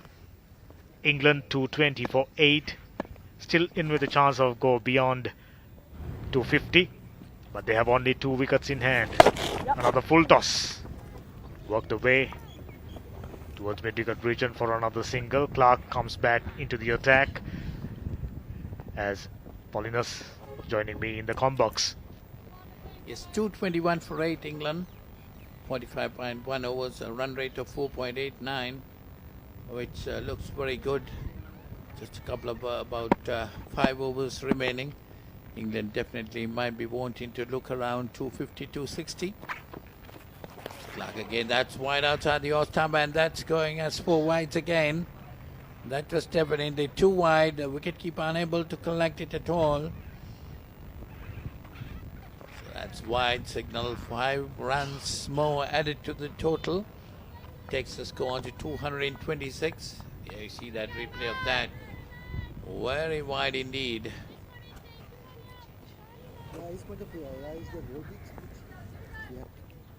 Taking a look at the wide count, 26. I'm sure, there you go, definitely not gonna make the coaching staff and the team management happy. Not only providing 26 runs, you need to give extra delivery, and England ably benefited, still moving along nicely and reaching 240. It's very much a possibility. I think Tamika definitely they might go above 240 because 240 is just 13 runs away, and England have almost 5 overs remaining. So to me, 250, 260 England might be aiming at. That's the total England might be aiming at this stage. Of course, 2 wickets in hand. They lose their wickets if they get bowled out, that's a different story. But if they bat the 50 overs, definitely they will reach up to 250, 260. That'll be a very challenging target for the Aussie batters. Taylor, while Jones were there, playing second fiddle, given her the strike. Now the mainstay for England, 29 of 42. Once again, gets it down the ground for another single.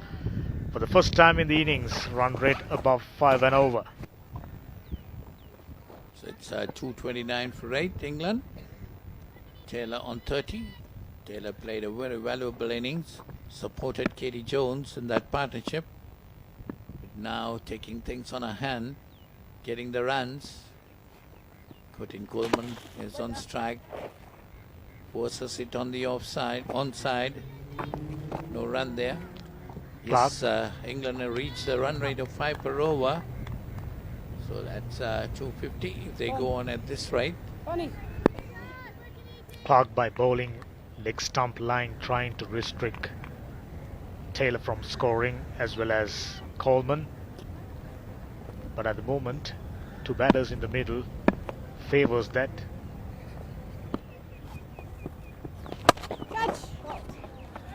Askaya. Tapishly down the ground. That's gone to the boundary. 4 runs. 4 to Courtney Coleman. Takes her on to 7 and the score to 233. 46 overs gone. England 233 for 8. There you see the replay of that. Beautifully stuck by Taylor. Sorry, Coleman. That's gone over the boundary that time. That's one bounce into the boundary. So Corinne Coleman certainly proving that she's no mug with a bat. Beautifully played. Gone straight. As always, there's a huge gap straight behind the umpire. Now Gill comes back for her last over. So far conceded 45 runs and picked up 2 wickets. One shot again, pulled away this time, but there is a fielder there. Yes, Gill started off well. Her first spell she bowled pretty well, but in the second spell she was dropping it short. And now again started off with a shorter delivery. Pulled away by Taylor just for a single. Gives Courtney Coleman the strike. During her first spell, if I'm not mistaken, she provided a few full tosses as well. Because today she was either short or touch fuller. This is much better. Oh, caught and ball opportunity. Went a begging. Well, that was firmly hit by Coleman, but of course Gill got a hand to it. Could not hold on to it. Straight down the ground it goes. Just a single for Coleman. There you see the replay of that. Firmly hit, but straight to her body. She couldn't hold on to it. She's a good fielder, we know that. That was played straight at her. Not managing to take that one. Another wicket taken opportunity. Could have been 9 down, and Australia could be looking at the possibility of restricting England lower than 240. Chance gone a begging nevertheless. And a wicket taking opportunity for Gill. Should have been her third. That's nicely worked away towards the third man. They get another single. Singles keep the scoreboard ticking along. Now Gill looks very determined to pick another wicket. Bowled exceptionally well. Once again a full toss. Easily driven down for a single. Courtney Coleman, very impressive. 9 runs of just 8 balls, keeping the scoreboard ticking, providing much needed support for Taylor, who's on 32. Slowly but steadily getting closer towards the half century. It's down the wicket.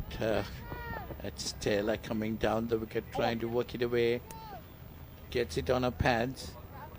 So end of that 47th over. 237 for 8. That's Hasrat Gill, 10 overs, 31 dots. Average of 24.50, economy 4.902 for 49. Her figures after end of 10 overs.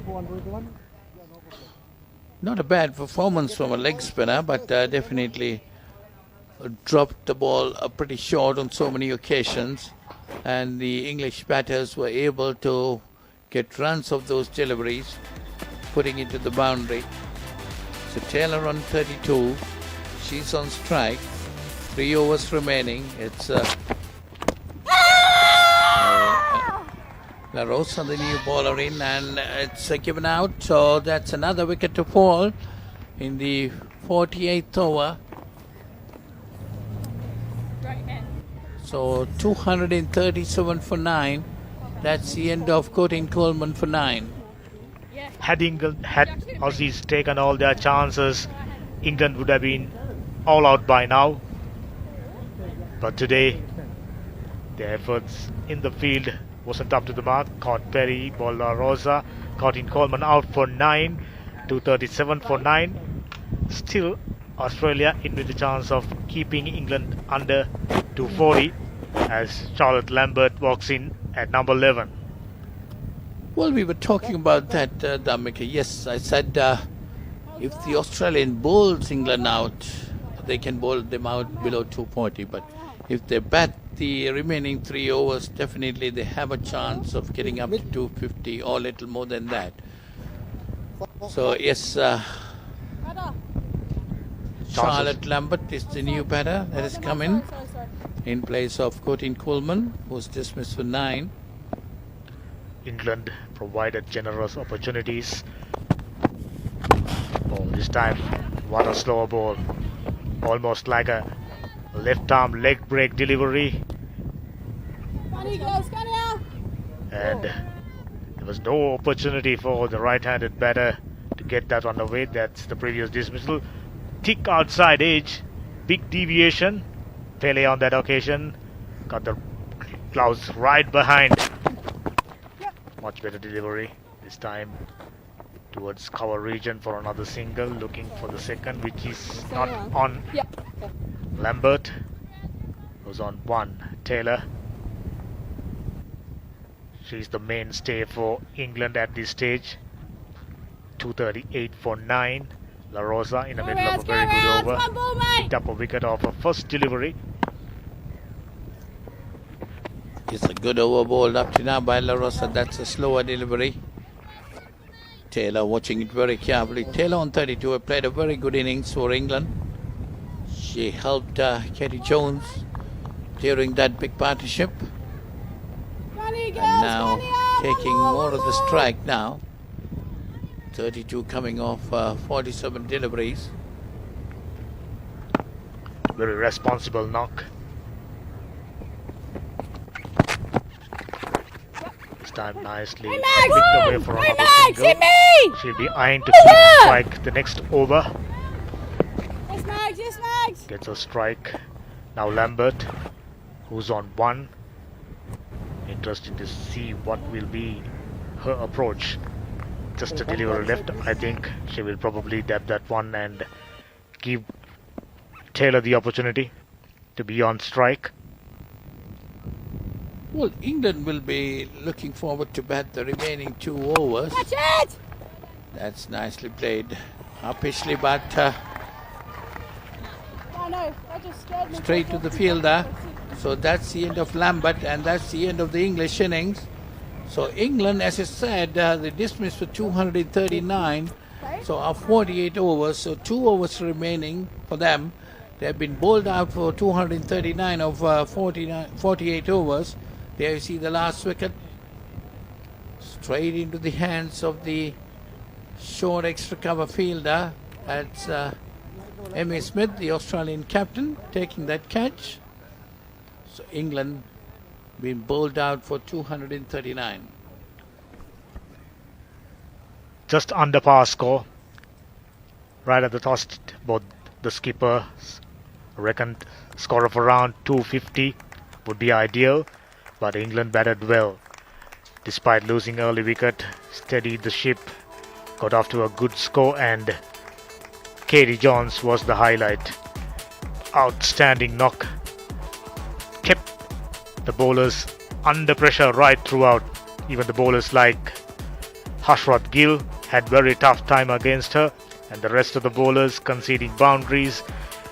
Australia relatively happy having kept England under 240, but had they taken all the chances came at their way, would have been even better story. As we're looking at the scorecard, Grove 33, the opener. Useful contributions down the order: Norgrove 21, Pavley 23, Small 26, and Katie Jones, brilliant, 57 of just 46 deliveries, and Taylor at the end not out on 33. Outstanding knock from her as well. No other batters, useful contributions: Stonehouse 5, Coleman 9 and Lambert out for 9. 27 extras. If this game ends in England's favour, I think that's a cause of concern for Australians. Well, there you see the bowling cards. La Rosa 3 for 31, pick of the bowlers. 2 for 36 to Finn. Hamilton 2 for 37, Berry 1 for 23. They were the wicket takers. Of course, definitely La Rosa was a pick of the bowlers. Hamilton bowled pretty well and an economic rate of 4.11. So was Berry at 3.83. But Finn was pretty expensive at 9 per over.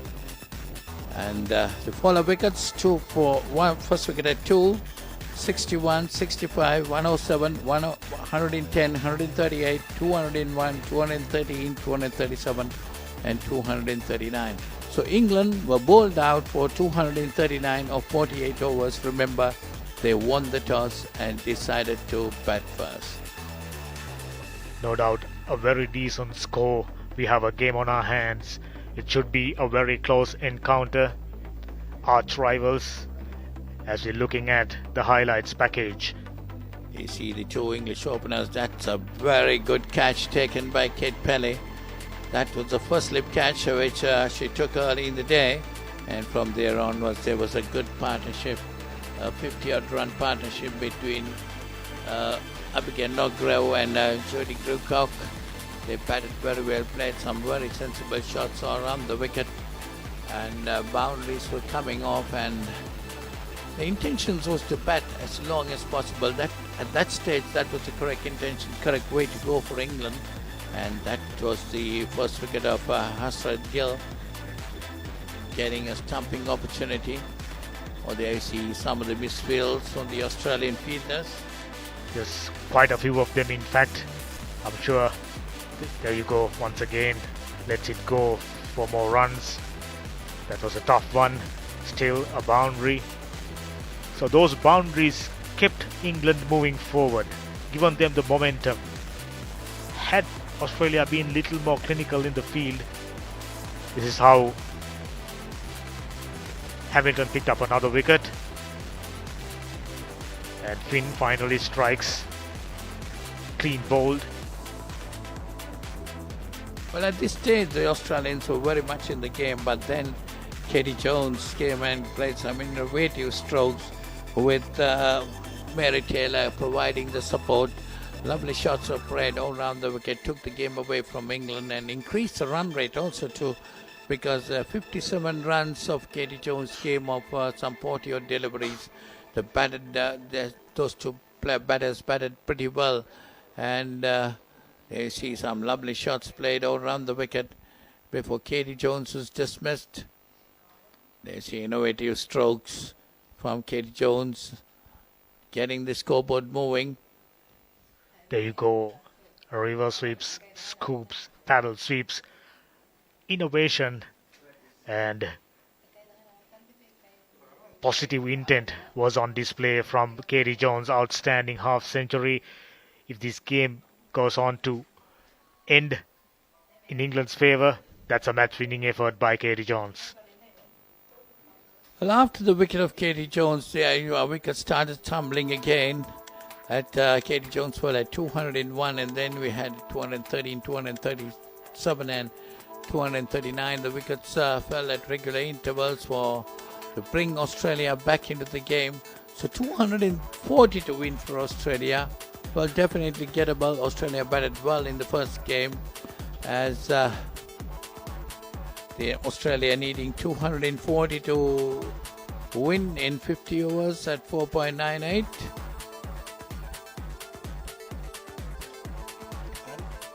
There you go, they need 4.98 in 50 overs. It'd be a very good game, I'm sure. This will go down to the wire as we go. Have a break and come back with Australia's reply.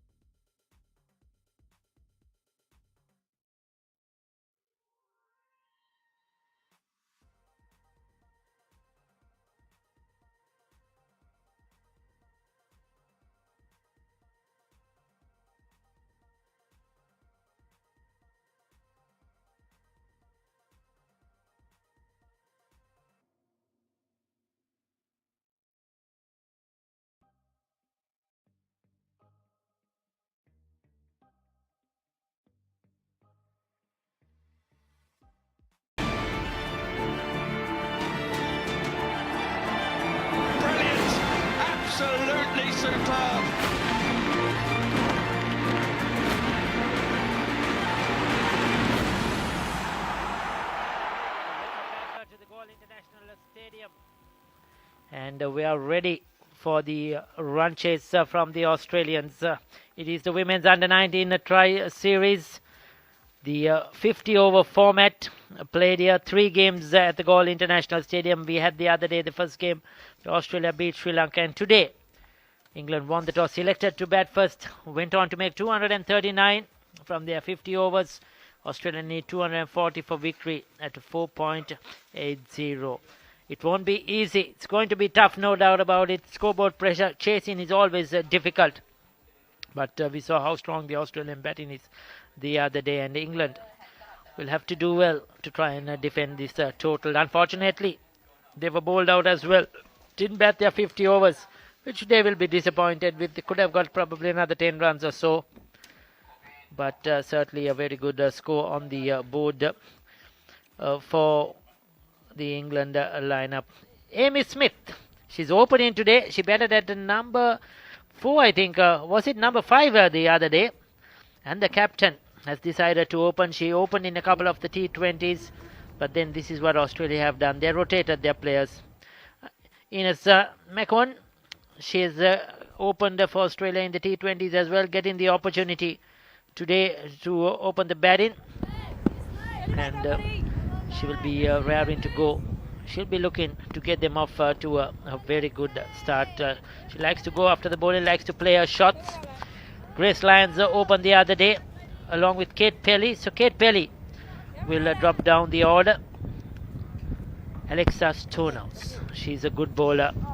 She's been hard as a stone in those T20 games, bowling at different situations. She was really good. Good ball outside the off stump, played nicely by McCone. That's gone into the boundary for 4. There was width of her and she accepted it well. So the Australians off to a good start. Boundary in the very first delivery. That was a good shot, isn't it? I don't think there is nothing much wrong with that ball. But freed arms really well, McCone.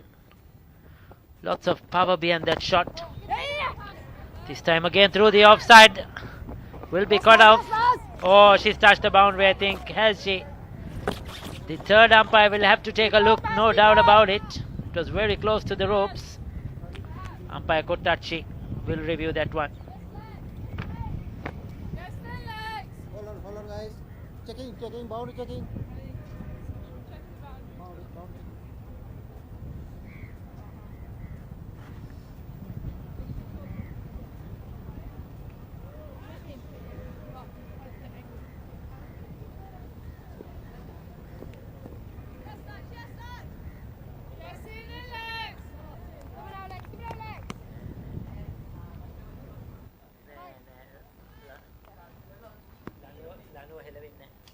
Okay, I am happy. Runs. So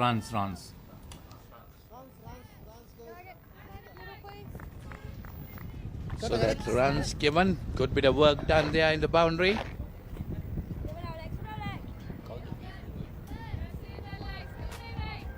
So Amy Smith, strike rate of 54.50, average of just 6. She's definitely a better player than the figures say. Actually, she didn't get going in that last game, got out early. Just a 1 game against Sri Lanka.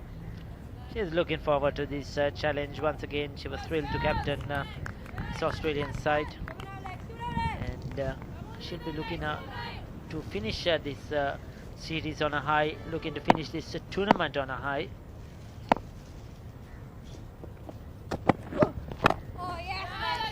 Another good delivery by Alexa Stonehouse. The dot delivery, Amy Smith watching that ball very carefully.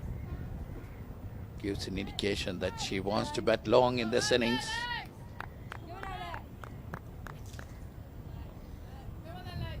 Taking the opportunity to open the Australian innings. She normally bats in the middle. Batted at number 5 in the previous game. That's worked away nicely, but maybe off the pad. Didn't get hold of it, but no run there. It's a Stonehouse, a good left arm seam. We'll be looking for those early wickets.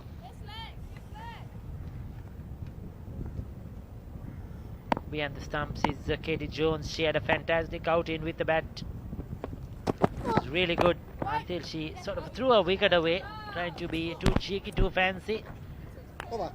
Unfortunately, if she was there till the end, England would have got on to get a much bigger score. First over completed, 5 without loss.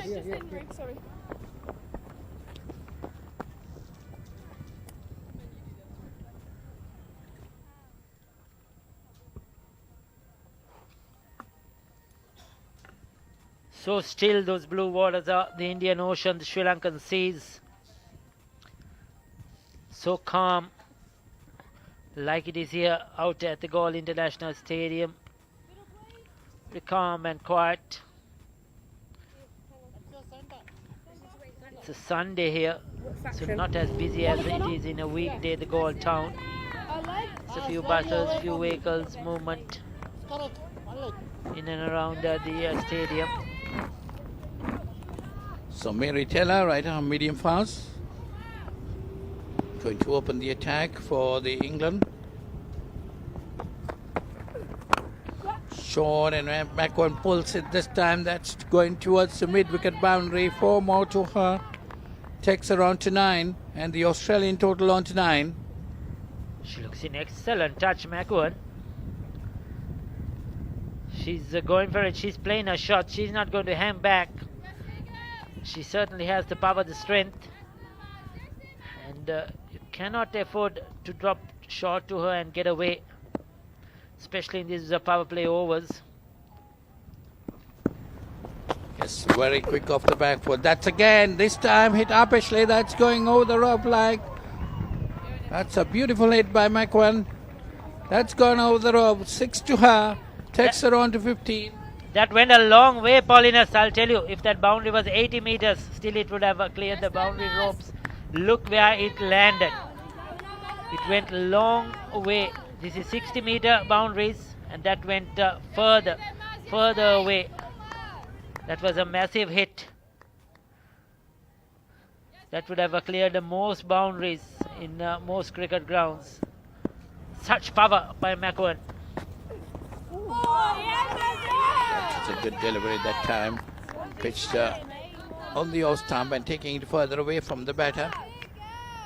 Good bit of bowling there by Mary Taylor. Of course, given away 10 runs in the first 2 deliveries.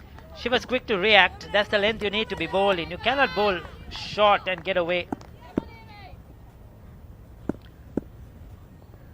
All 15 runs coming out the bat of McEwen. It's firmly driven. That's gone straight to the fielder bat.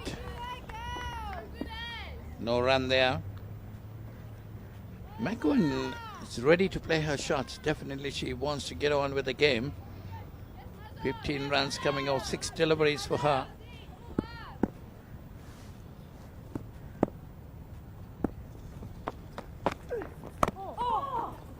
Yes, she's certainly come out there with a positive set of mind, looking to be aggressive. Maybe that's the instructions. Go out there, get much as possible in this power play. To get ahead of the required run rate. But this is good bowling. Good comeback. She has changed her length very well. She knew after the first 2 shots she cannot bowl there anymore. The surface is touch slow. The ball won't get up as much as expected.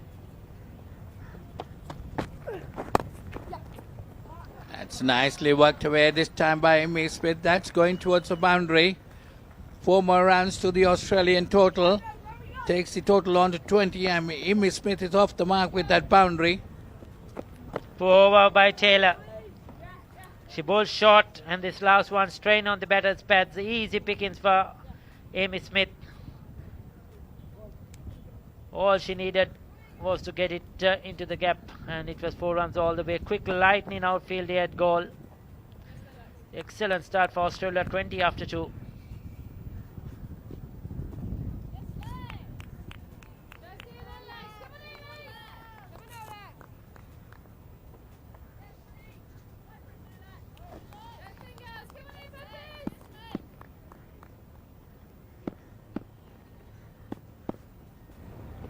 It's 2 overs gone. Australia 20 for no loss. Yes, Noogie, yes, Noogie, yes, Noogie. So now's first over going for 55, and Mary Taylor giving 15 runs in that over. McKeown getting McEwen getting 16 of those. Played some lovely push-up pull shots and one put over the rope. This time short and driven firmly, but straight to the fielder at Silamido. Australia needing a further 220 runs to win this game. Their target is 240. England were bowled out for 239 in 48 overs. It's a Stonehouse bowled in with the better control. She has one slip. But McEwen, she's not going to hold back. She's going for everything. She's trying to pick up the length early. And her area is that mid-wicket zone. She's pretty strong with her pull shot, Ricky. I can remember during the T20 series, twice got caught at wide mid-on. It's short again, and this time off the back foot, hit away nicely. We'll have to wait and see. That's a boundary there again to McEwen. Takes around 220, and the score to 24. She's not holding back, no doubt about it. Going for everything. If it's in the slot, if it's in her zone, she's going to put it away. Not afraid to play her shots. She's in that T20 mood, using it in this power play overs. It's well bowled. But on the other hand, I thought so far England haven't bowled that well. They could see that as soon as you bowl the fuller length, it's much more difficult to get away. But the England bowlers have tried the short ball too many times against McEwen, and they have been punished. So Australia off to a great start, 24 for no loss. We are still in the third over. That shot again, and nicely pulled away again. And this time gone over the rope.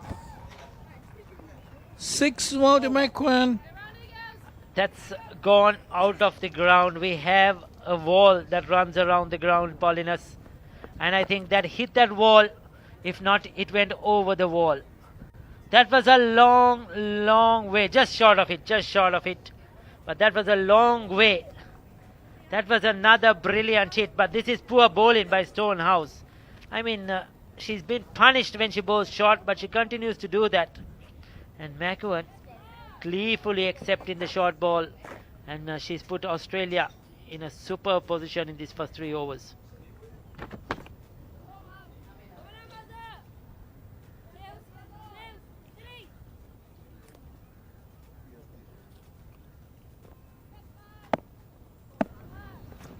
Beautiful pictures, Paulinus. Boats docked there, some fishing boats as well. Goal. Another boundary, is it? Yes, it is. It will have the legs. 3 fielders were converging on that one. None could get there. This time it's Amy Smith. And once again, it's the width. And more than the width, it is the length. Once again, Taylor has been short. Yes, short, and Smith getting into the gap. And boundaries have been flowing from the Australian batters' bats. Runs coming quite easily. McEwen very firm on the pull shot. Smith playing it very firmly again. That's worked away nicely. That's also going towards the boundary. But there is a fielder there at fine leg. Just a single. Brings McEwen on to strike. She's on 26 of 13 deliveries. Smith 9 on 7 deliveries. Australia 35 for no loss. With just at the start of the 4th over.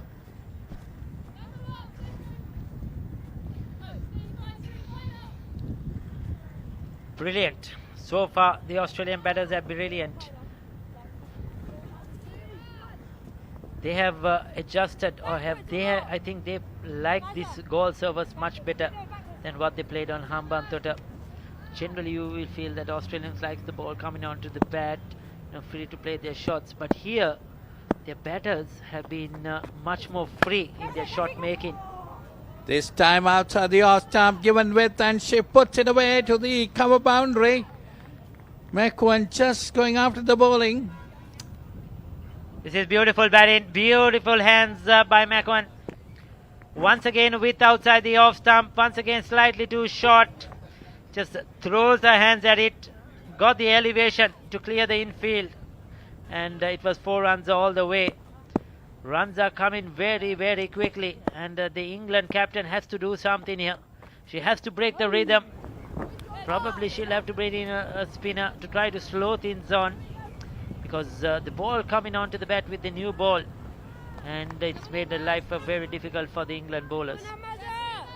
Well, the next delivery from Mary Taylor being called wide. Well, the score moving on to 40. That's down the leg side again. That's the replay of that. This time McEwen firmly plays it towards the cover boundary. There is a sweeper cover there. They get a single. Taking the score on to 41. McEwen, there you see the McEwen's wagon wheel through beautiful sixes. Boundaries coming. 31 runs of 15 deliveries, 4 boundaries and 2 sixes. 206, that's a strike rate. Smith isn't far behind, 9 of 7. Oh, that's a skyer. Somebody will get under that one. Comfortable catch. Smith giving it away. She was not in position to play that shot. It was short ball, no doubt about it. But I thought Smith, you could see she was not across, back and across quick enough. She was sort of playing the shot from where she was. She didn't get back deep into her crease to ride the bounce really well. A bit of extra bounce, a bit of extra pace on that delivery from Taylor. And Amy Smith is out for 9. It's a 41 for 1. Yes, she didn't play it across. She got the ball very close to the handle of the bat.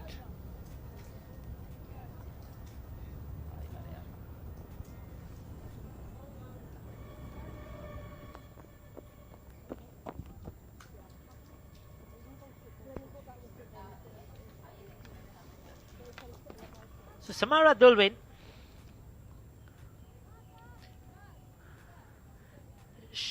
she hasn't got too many runs, played a couple of the T20 games, but could not get going. I remember in that last T20, rushed down the wicket, was stumped the first or second ball. You know, she's been very nervous out there. But certainly I'm sure has a lot of talent, has a lot of potential. And that's why the Australian setup have sent up the order. The couple of games she played in the T20s too, she batted in the top 3 or 4. So they will be looking for her to get among the runs, see what she's capable of. This was her last wicket. You see, she played that pull shot from where she was on the crease. She didn't get back, rock back. So she could not control the bounce, control the shot. She'll be disappointed. She got out in the T20 series as well, playing that shot a couple of times. The pull shot has been a downfall. And England won't mind it because they have managed to get that first wicket. She didn't control it, she didn't get hold of it.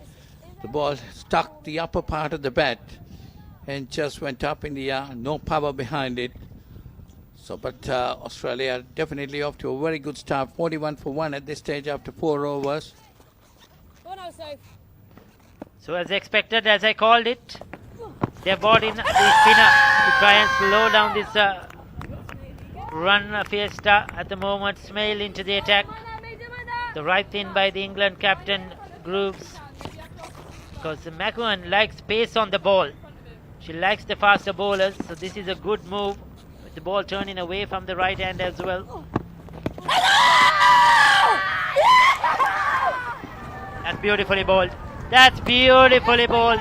She's been on line straight away, stump to stump. The first one was angling down the leg side, but Smail straight away into the attack. Credit to the captain. The change of bowling has worked for England.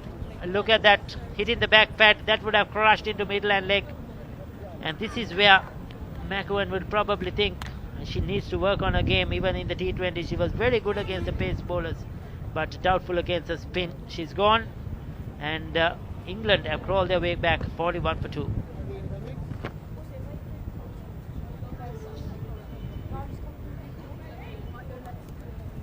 Seriously?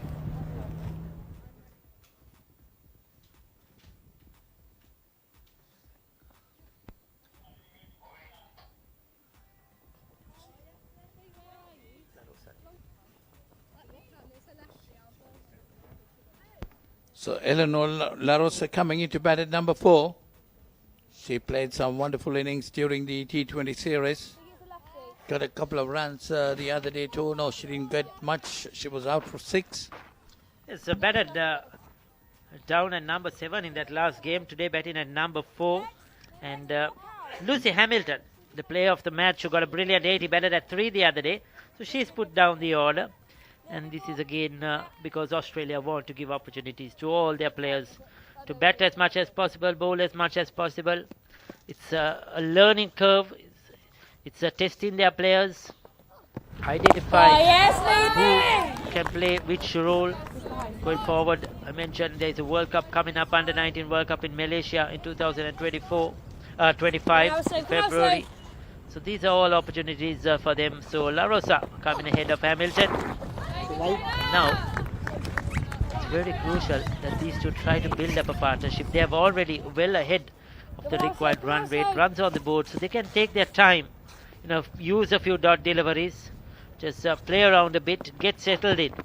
That is what's important for Australia now, for these two players. That was short and pushed away on the outside, and a bit of misfield there. Smale really bowling tight. 2 very good deliveries at the start of the over. Had McMahon trapped right in front. There you see the last delivery, pushed on the outside, a bit of misfielding. Helps La Rosa to get off the mark. Australia 43 for 2. Is Samara Dalvin also must say wanting to get a good innings? She couldn't do well in the T20 series.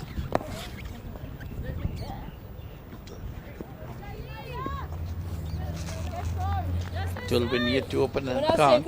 She has 45 overs to bat after this, Paulinus. You can't ask for more. So this is the opportunity for her to just bat and bat and bat and get Australia home. 43 for 2 after 5 overs. Thanks.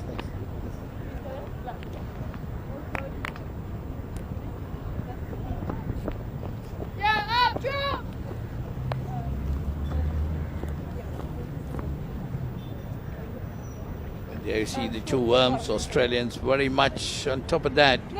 But of course, remember, they lost 2 quick wickets. Scored 41. So England will try to bring themselves back into the game. But still a long way to go. 197 more needed for Australia in 45 overs.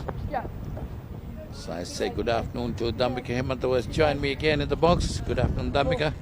Very good afternoon, Polly. Very good afternoon to all the viewers who are joining us on Channel I as well as Sri Lanka Cricket YouTube channel. Fantastic game out there in the middle. England versus Australia, always a mouth-watering contest, and England put up a score of 239. Australia got off to a flyer thanks to N.S. Makion. Batted beautifully, 2 huge sixes over Squalic and mid-wicket region. Alexa Stonehouse to continue. She gone 2 overs, gone for 15, bowling a 3rd over. Of course, she must be happy. Both the openers are back in the pavilion. Wonderful bowling by Smale. Got the wicket of McCorn. Got 31. And Amy Smith was out 9. The 2 Australian batters to be dismissed. That was quite clearly a very good bowling change by England skipper Josie Grove. Straight away picking up the wicket of dangerous Ines Makion. Now they've made a way into this game. This time, very close one for being a wide.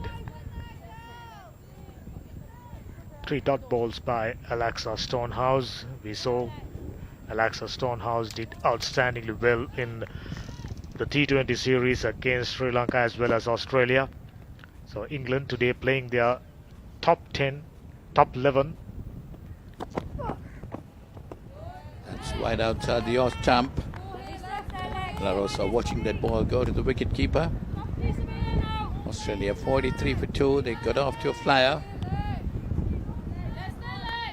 Boundaries were flowing of the first 2-3 overs. So we are Smell coming into the attack. Put on the brakes to it. Once again, this time it could be called wide. Had to wait for the umpire signal. No, it was inside that line. No, it's given to wide. The plan is pretty clear from the England bowling outside the off stump, wide outside. Plenty of fielders, of course, on the offside, enticing La Rosa for a booming drive. This time much closer, straight to the wicketkeeper, lets it go. La Rosa, we know what she is capable, very smart operator with the bat and ball, and today having bowled so well for Australia, hoping to continue the good form, the confidence. Well, La Rosa had some good innings during the T20 series. Might be wanting to get one of those today too. Nicely played. Straight back to the bowler. No run. So that's the end of that over. 6 overs gone. Australia 44 for 2. Right hand. Sorry.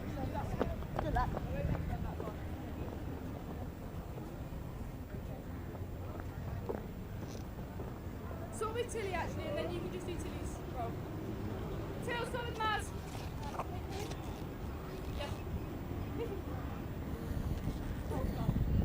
Right. There you go, 196 of 44 overs, pretty straightforward. It's just about spend time in the middle in order for Australians, and I'm sure England, knowing that letting the batters settle out in the middle would be the best way to go. Smale straight away picking up a wicket, settling into good lines and lengths. Generalist deflated and hit the back leg in his backyard. Plum in front, and Smale in the middle of a good spell, and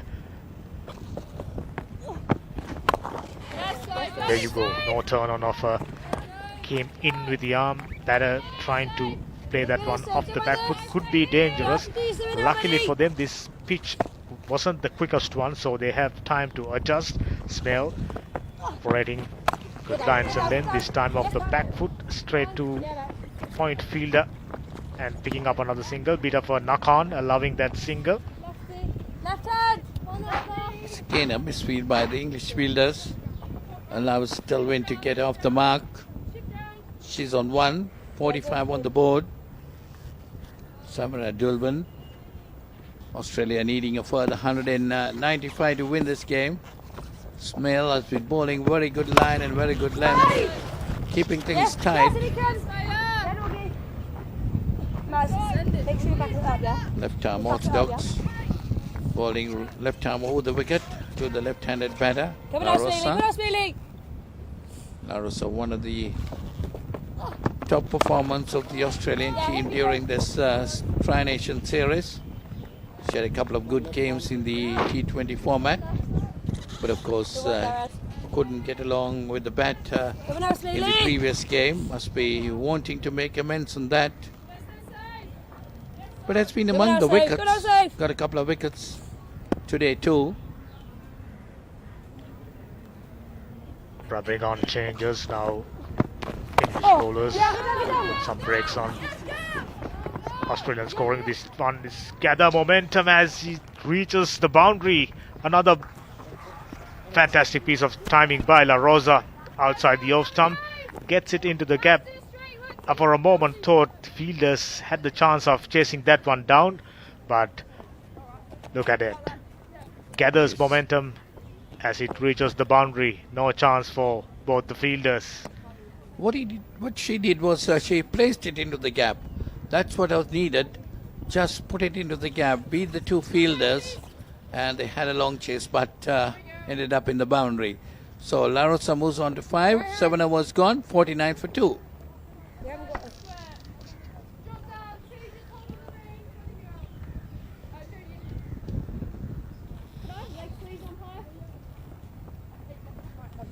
Well, Australia needing 191 more to win of 43 overs. Required run rate brought down to 4.44. Alexa Stone now to continue. She bowled 3 overs, giving away 16 runs. That's short and put away nicely this time by Samira Delvin. That's going towards the boundary, but there is a fielder there. Stopped inches inside the boundary, they get 2.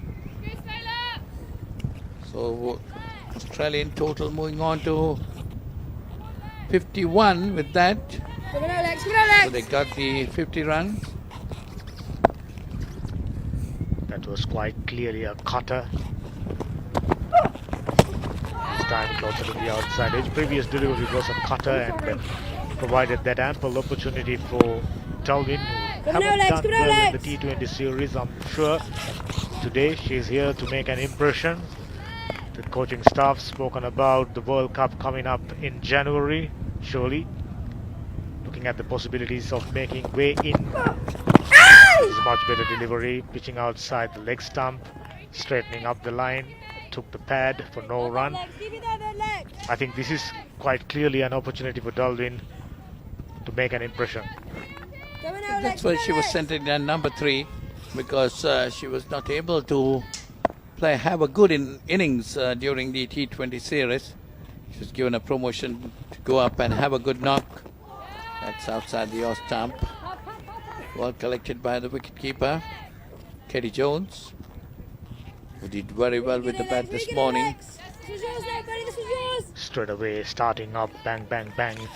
Australia's cutting down the required run rate. Now no scoring rate pressure, no scoreboard pressure. Still 189 runs needed. That's a full toss. And a misfield, allowing 2 batters to cross over for a single quite easily. We saw quite a few from Australians. Now slowly but steadily, little tiny errors in the field creeping into England's game. Yes, once again there was a bit of misfielding there by the English fielders, allowing runs to come. So Australia 52 for 2. It's nicely bowled this time by Stone. Now it's pushed on the offside. That's the end of that over. So it's 8 gone. Australia 52 for 2.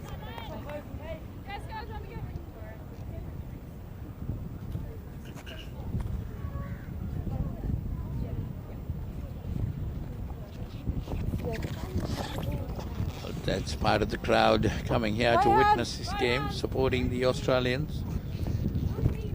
Parents, well-wishers and all the friends, maybe. You see Australia 52 for 2 after 8 overs. Laros on 5, Delvin on 4. They need 188 runs more to win this game of 42 overs. It's Male to continue. She's scored 2 overs, given away 7 runs. Got the wicket of McGowan. It's worked away nicely and they get a single. Takes a score on to 53. Smale quite clearly bowling according to a plan. Couple of fielders in the deep mid-wicket. Short mid-wicket inside the 30-yard circle and enticing the batters play across the line just like that, inviting by bowling straight, just like that, attacking the stumps. That's the method of operation for Sophia Smale, and by doing so upsetting the rhythm of Aussie batters and hopefully brings in another wicket. This time off the back foot, nicely worked away but straight to the fielder for no run. La Rosa, smart operator, I mentioned that already twice. And Delvin, who's on to 5. It's about settling down. We saw England build up a partnership straight away. Things started to look different. They've been provided a fantastic platform by Mackie on 53 runs and still inside 10 overs, so no run rate pressure. It's just about settling down, moving ahead.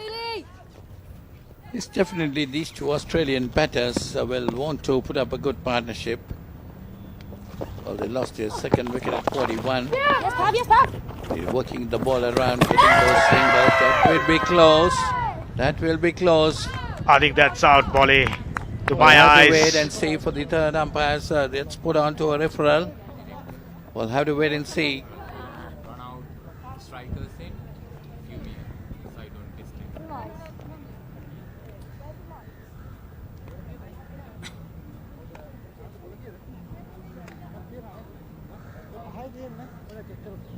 give me one more time.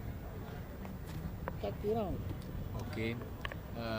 Batsman just short of the popping crease when the ball soft off the stump. I'm ready to make my decision. Decision is out. Focus the light, please. So there you are. That's the TV umpire's decision, out. So that was definitely, she was very much short of the ground. So that's Chalwin walking back. Australia losing their third wicket at 53. Chalwin run out for 5. Last thing Australia can afford is losing wickets. Dalvin provided an opportunity to make an impression, not taken. After facing 12 deliveries, she was very slow off the blocks. There was quite clearly a single available. Good calling by La Rosa, but not to be. Dalvin failing to make an impression, walking back dejectedly. New batsman Kate Pelly.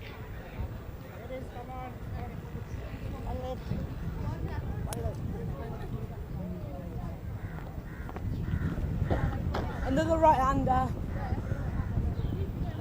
Kate Pelly in at number 5, the wicket keeper.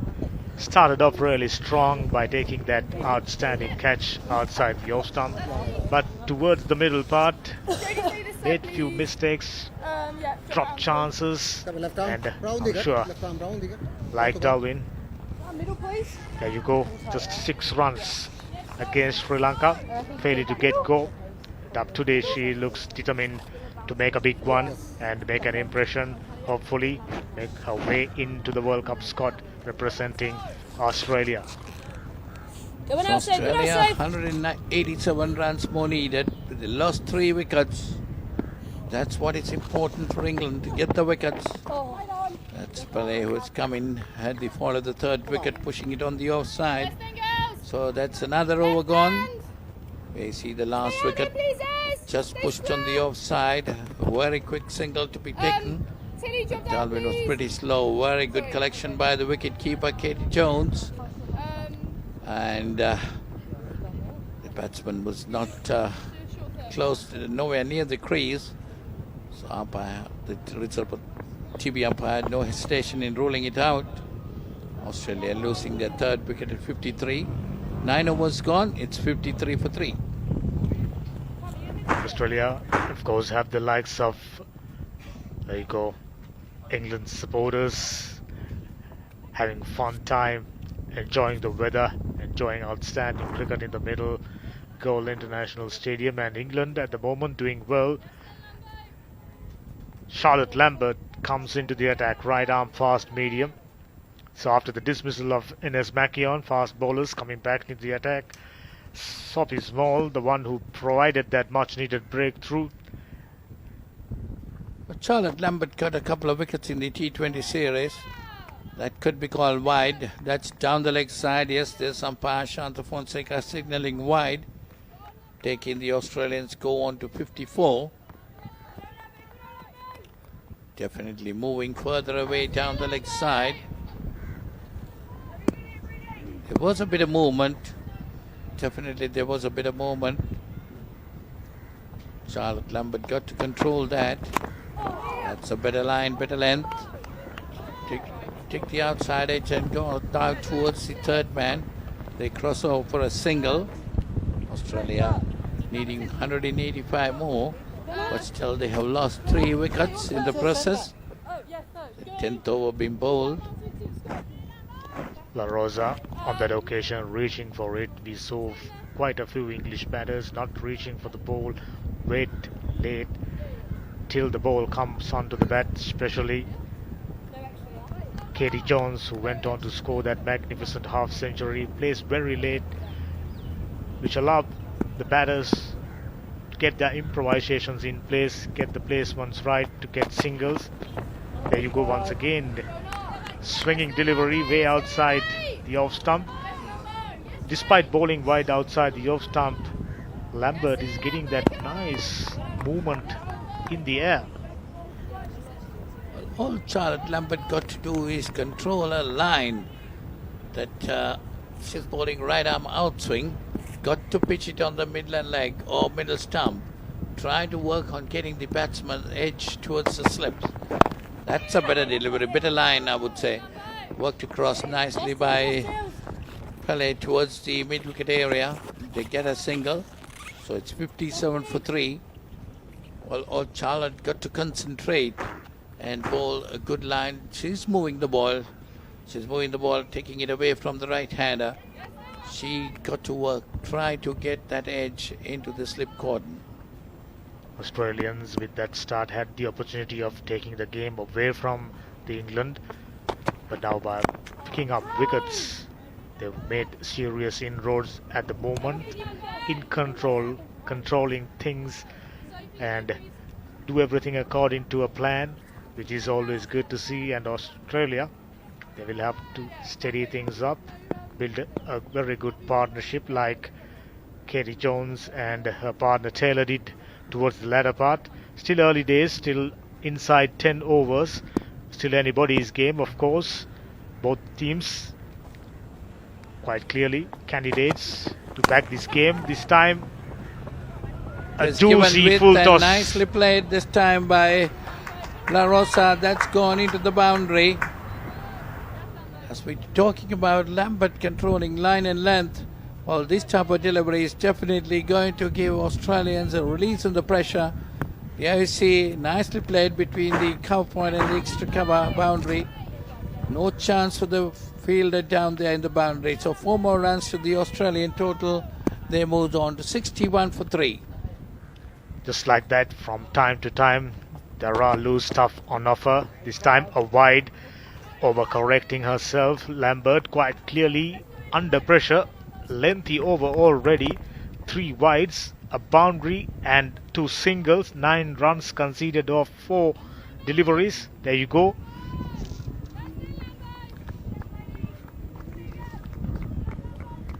Yes, 9 runs given. Still 4 legal deliveries bowled. 2 more deliveries remaining in this over. La Rosa on 10. Pele on 1. Australia needing 178.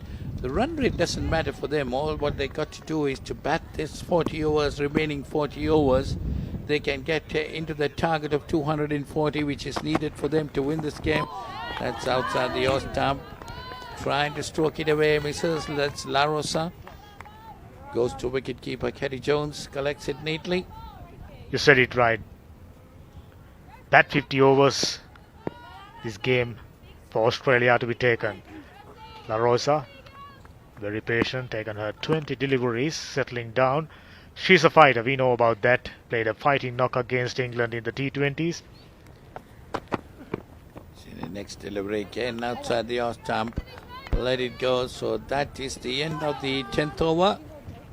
Australia 62 for 3. La Rosa on 10. Pele on 1. First power play is over. First power play is over.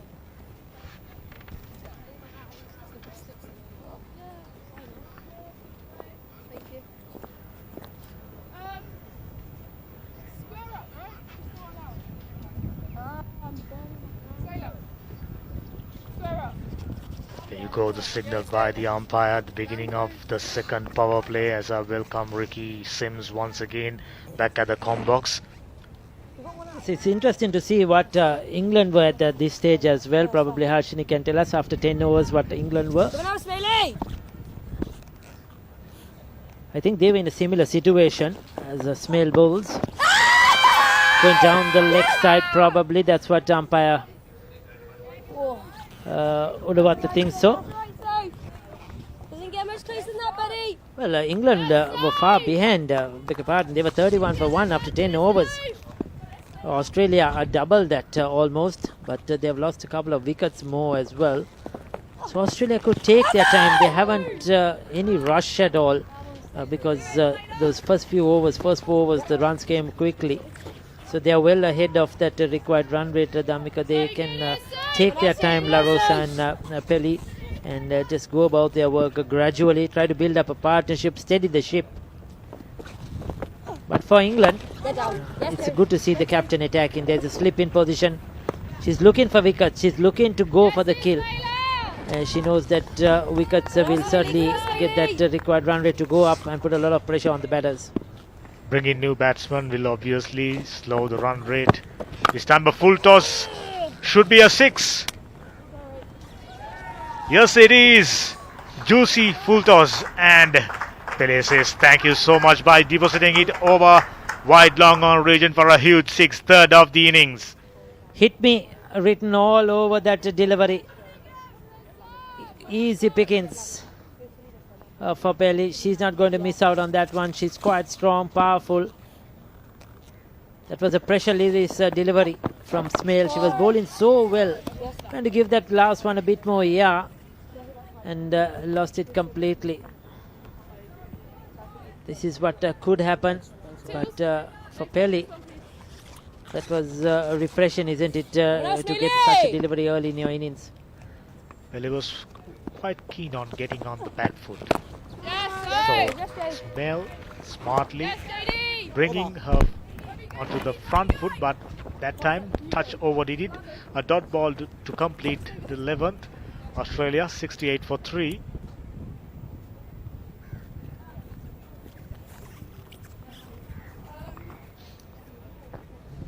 So there you see Australia well ahead, no doubt about it, but they've lost 2 extra wickets at this stage after 11 overs. England managed to put up some good partnerships, especially for that 4th wicket as well.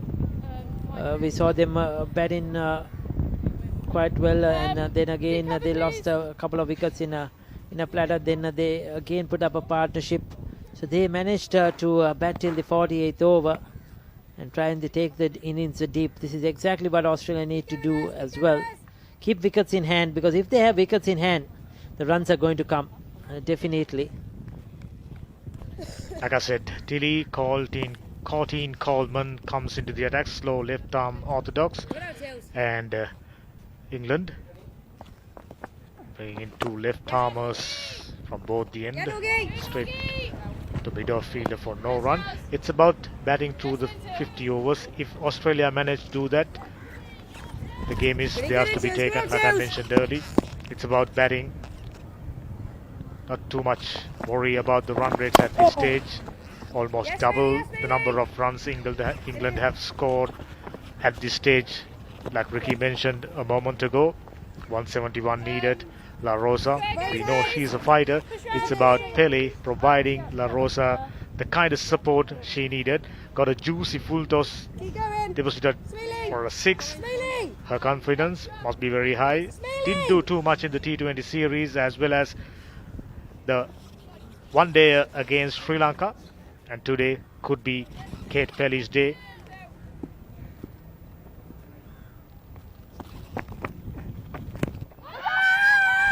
Fired that one in.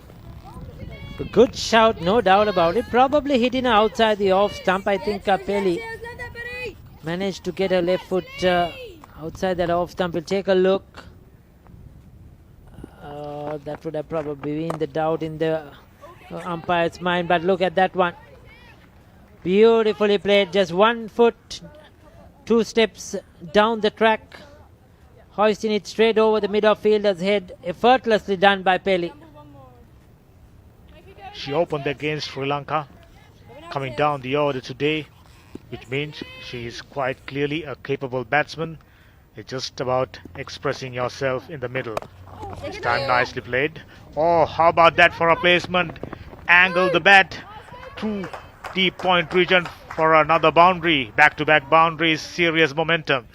If that last one was all about power, this one was all about touch. Just a look at that, how late she played it. Waited, just got it down, jabbed onto it at the last moment to steer it into that gap.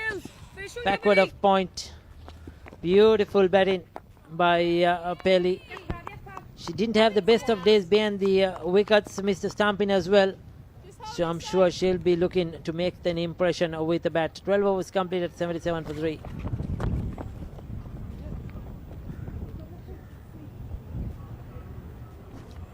There you go, Rupavahini, production crew, the cameramans providing us lovely pictures of this outstanding event in the middle, and in addition, beautiful surroundings of goal. Thank you so much. Damik, I bet you will not climb up those scaffoldings and get up there. I'm telling you, it's not an easy one to be doing it 2, 3, once, twice, 6 times a day. Not easy at all, isn't it, being behind those cameras? Climbing those Are you kidding me? Certainly not. It's not an easy job, and in that hot sun, I mean, it's no easy task. You have to keep focusing on each and every ball. There's no way that you could look around. Each and every ball is important. You don't know what will happen in that particular delivery. It's quite a tough job, and these cameramen, they do some beautiful work, no doubt about it. Credit to them. Quite clearly a wide, short at the same time. Lambert trying different lengths and lines, but she got quite a few fielders on the onside, which means a line of operation should be straight. There you go, another fielder moving on to deep square leg region. There you go, that's the other cameraman towards the Galle Cricket Club side. The side on camera. Polite appeal by Lambert.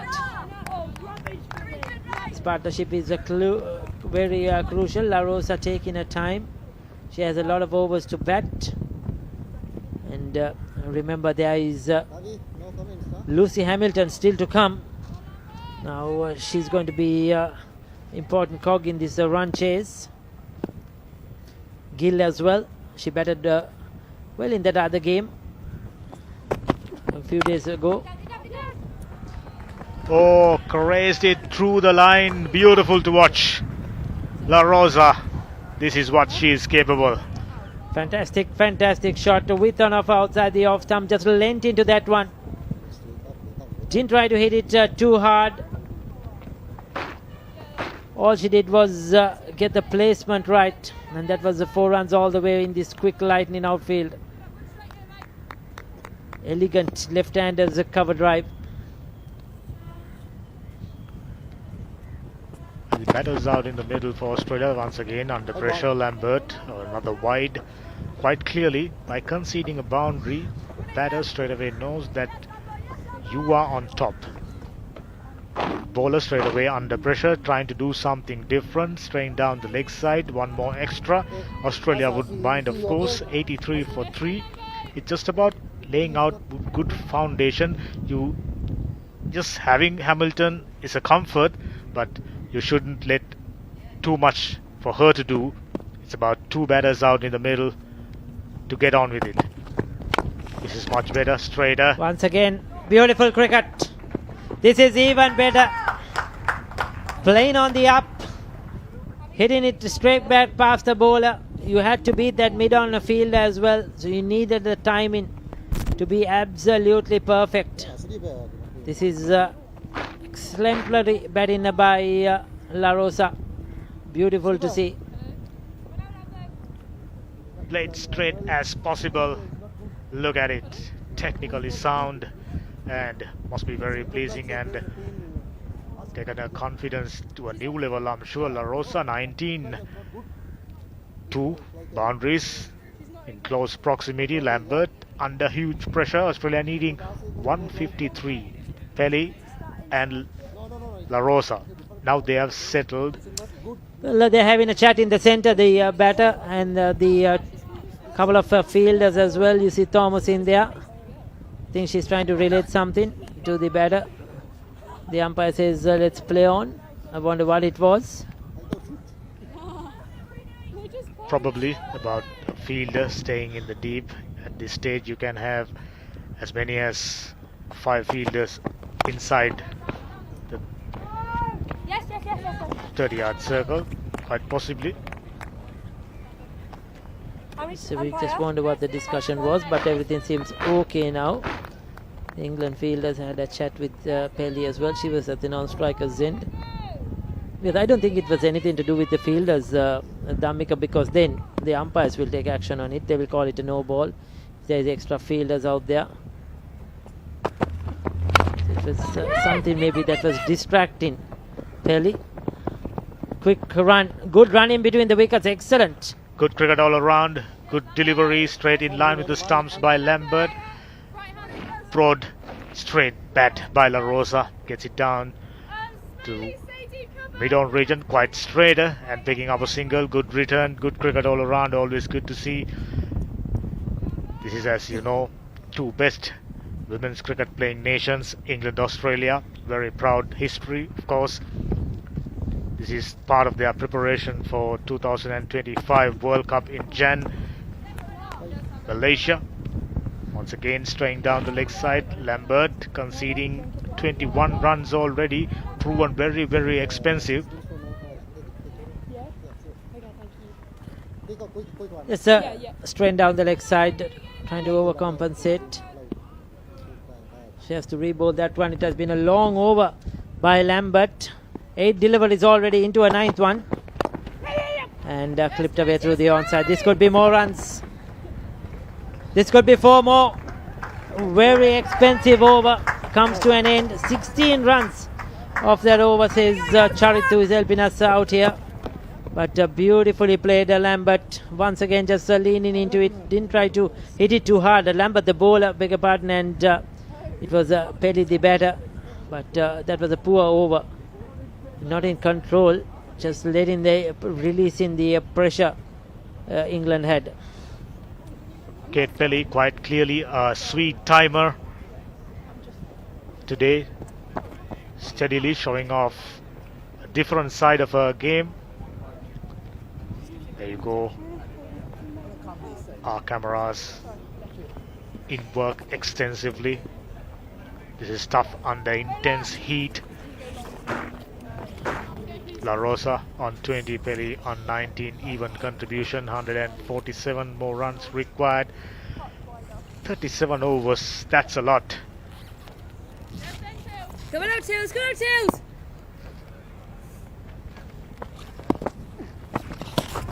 This time wide outside the O stump, going for a big booming drive, La Rosa. Polly once again joins me in the com box. Well, a good partnership been building up. 40 runs on the board, up to a 40-run partnership up to now of 26 deliveries. Oh, yeah, Tails, La Rosa is on 20 and Pelé on 19. Australia needing a further 147 runs to win this game. There are plenty of overs in their hands to get up to this target. All what they got to do is to bat on sensibly. That's nicely worked away towards the square boundary.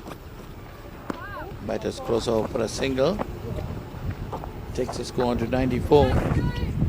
Laros at 21. Play on 19. These two bats are putting on played some good shots, Dhammika, for this 40-run partnership. They're very much in control of the situation now.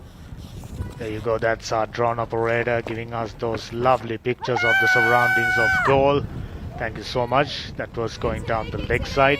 And Kate Pelly showing us a different side of her game. Very sweet timer so far, picked up a 6 and couple of boundaries, getting things moving ahead for Australia. Courtney Coleman bowling a second over. That's outside the off stump. Lets it go.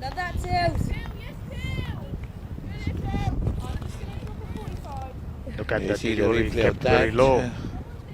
Kept low and kept wide also.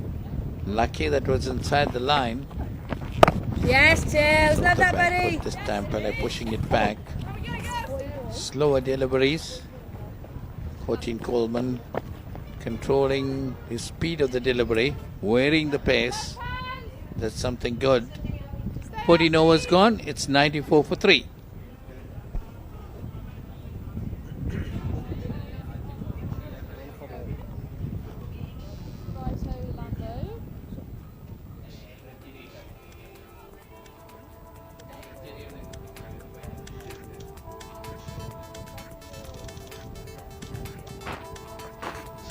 This coverage, of course, available on Channel I, Rupavahini, across the world on Sri Lanka Cricket YouTube. Australia needing 146 inside 36 overs, asking rate just 4.06. Not an issue at all. Yes, definitely. If they can bat that 30 odd overs which is remaining, definitely the Australians can take this game away. So it's Charlotte Lambert to continue. She was pretty expensive in the 2 overs bowled by her, giving away 25 runs. That's wide outside the off stump. But La Rosa trying to push it on the offside, misses it completely. She should watch the delivery because throwing her bat away on those type of deliveries, she might get an edge, and that will cause a lot of damage for the Australians, because this partnership is developing up into a good partnership.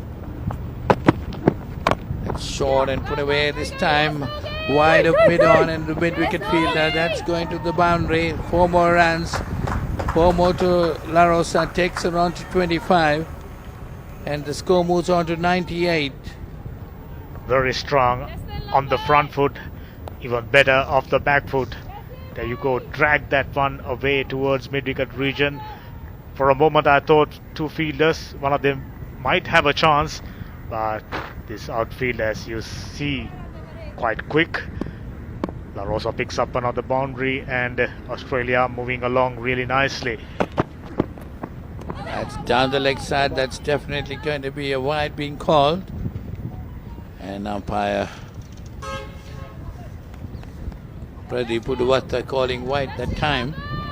It was definitely Lambert, I thought, was booing the ball a bit on the early occasion, but she's lost that movement too by trying to adjust the line. She got to bowl into a better line. You remember Lucy Finn had a similar issue. Find it tough to settling into good lines and length this time, picking up a single. Very good work done by La Rosa. Well, that's a full toss. She must be disappointed with that. That's the 100 on the board with that single. She could have put it anywhere in the grounds, just pushed it away on the onside, trying to get the gap, but didn't get hold of it properly. That single takes her on to 26. Pale on strike, he's on 19 or 16 deliveries. That's a good line. That's a good, better delivery by Lambert this time. Pushing Pele on the back foot, just to stop it in front of her pads. Australia 100 for 3 in just 14.4 overs. A very good strike rate at the moment. At this stage for Australia, it's about partnership. Name of the game: spend time in the middle. There you go, very good delivery this time. You see the Australian run rate at 6.82, a huge run rate. Run rate wise, they're very much on top. 100 for 3 coming in 14.5 overs. Lambert meanwhile proven expensive, just about to complete her third, given away 31 runs already. Large portion of it extras, boundaries in between. So she still looking to settle down, or neatly driven, but finds a fielder to end the 15th, and Australia on 100, just losing 3 wickets, looking good. So it might be a drinks break after 15 overs. Australia 100 for 3.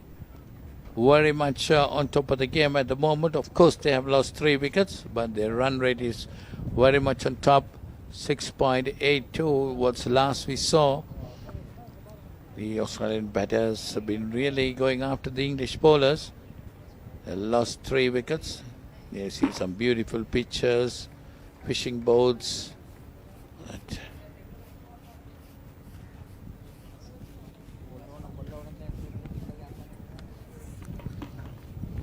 After the end of the 15 overs, England had got only 54 runs, whereas the Australians were 100 for 3. Okay, we have Ricky Sims down there.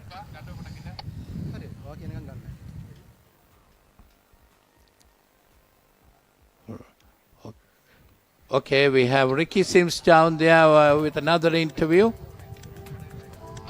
Technical difficulties.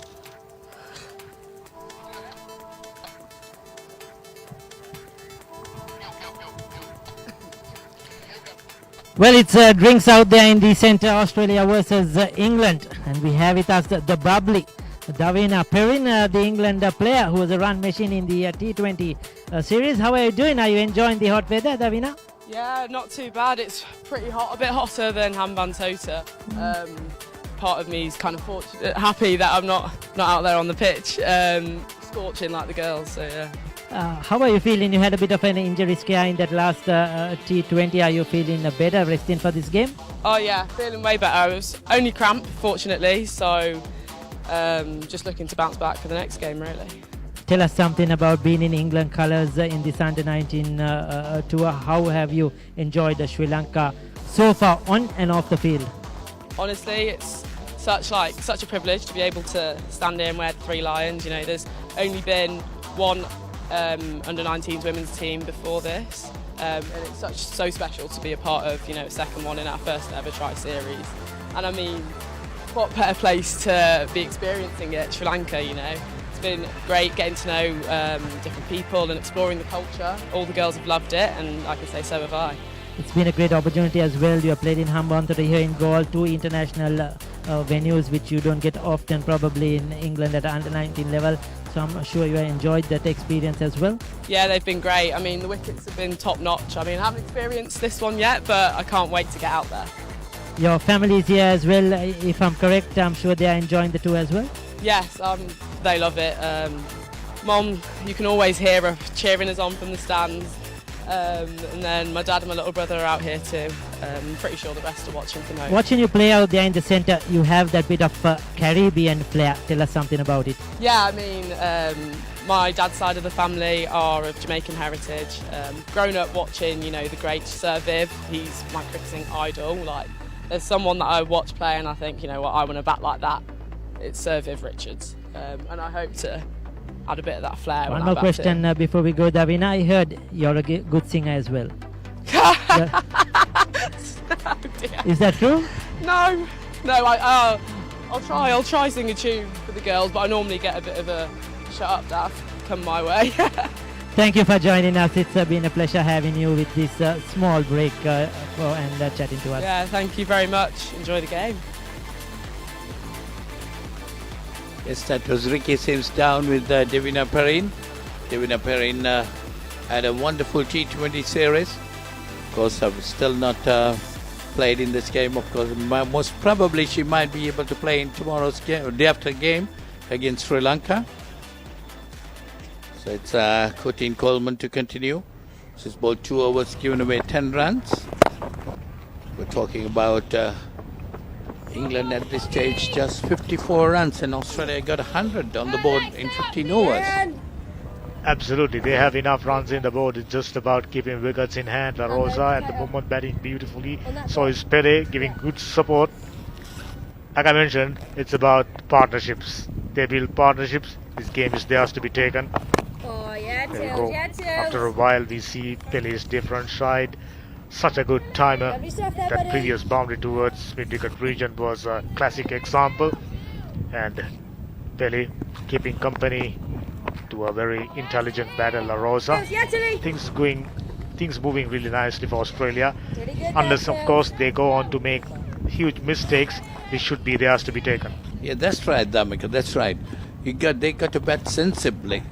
Right, the partnerships will be built up if you bat sensibly. There's no hurry on the run rate. There's no pressure on their batting. They got to bat sensibly, rotating the strike, pushing the ball here and there, getting those singles. It's sensible batting at this stage. They're getting the loose ball into the boundaries. That's what they got to do. These two have been batting very well, putting up a good partnership. And we got to give credit to the skipper of Australia straight away, assessing conditions and assessing things really nicely. At the toss she mentioned this is a wicket where you can score 260 runs, and they are quite clearly understood the fact. Lots of runs available, fast outfield, spending time in the middle, name of the game. Yeah, with that single they bring up the 50-run partnership coming on 42 deliveries. That's a very good partnership between these two batters, La Rosa and Pele. 28 to La Rosa, 21 to Pele. So after 16, Australia looking strong, 104 for 3.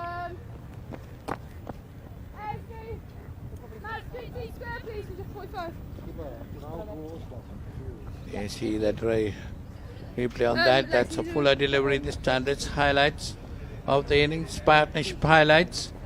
That's coming down the wicket. Beautifully played. Pele got off to a good start, getting some runs. And La Rosa also contributing to that.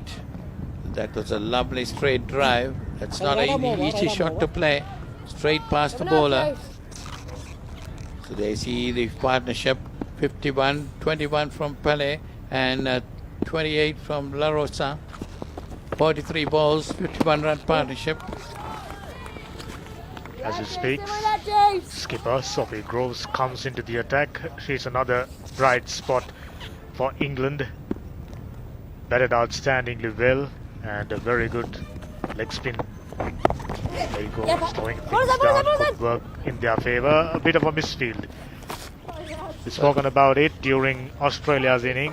Quite a few misfield. Had they cut all of them out, they could have easily kept England inside 200 runs. But nevertheless, England went on to score 239 to 39 in fact. And Josie Groves leg break googly, which means predominantly a googly bowler. Well, that single putting the pressure on the fielder, definitely that can lead into some misfields because the fielder will be trying to throw the ball quickly as possible, taking her eyes away from the ball and at the collection time. So that type of misfields that goes when you put pressure on the fielders by getting those quick singles. That's a polished delivery driven firmly, but straight to the fielder, no run. Australia 105 for 3.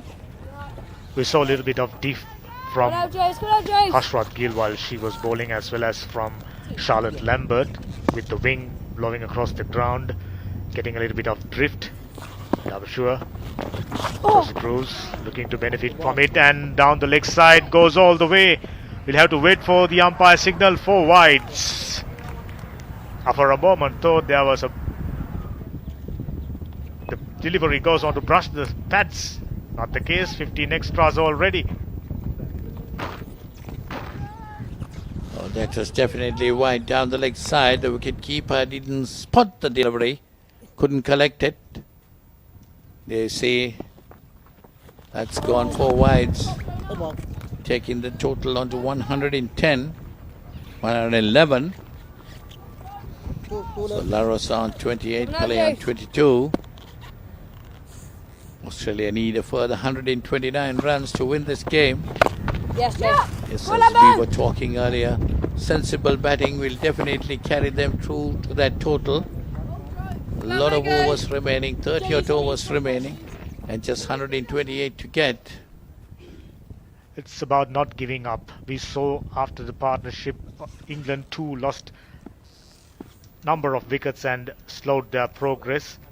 Australia, it's about keep moving, keep building on the partnership, just like that. They are in no hurry. That was really nicely flighted, little bit of dip, and completes the 7th, 112 for 3 Australia.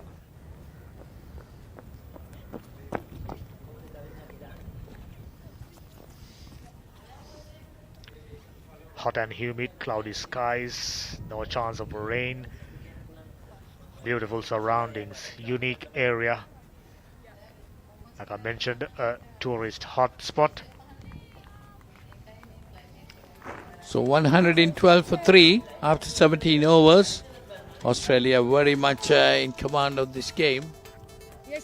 Lost 3 wickets, yes, a couple of wickets can bringing them back into the game. So England bowlers and the fielders must try to work out a breakthrough. That's driven firmly straight down. That's a single.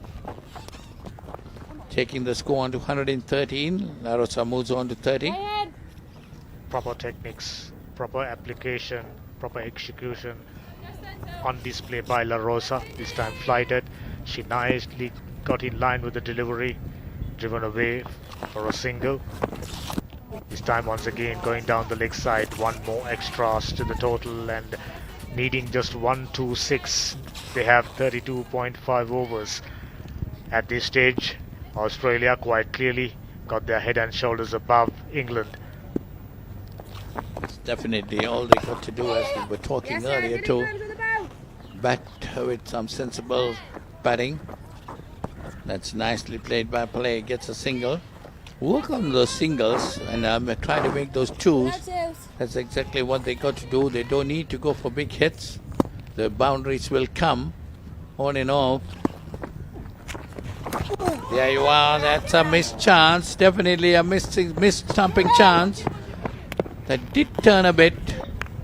Or did it hit the bat? Oh, by signal, so it did turn a bit. Definitely a missed stumping chance. Could have had the wicket of La Rosa.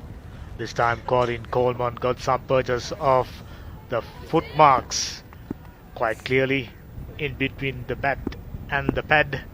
Wicketkeeper not been vigilant. Chance gone a begging. We saw Australians provided quite a few chances. One, have a look at it straight away.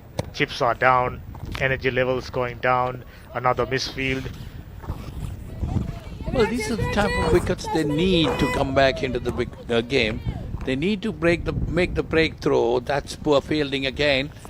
That's very poor fielding.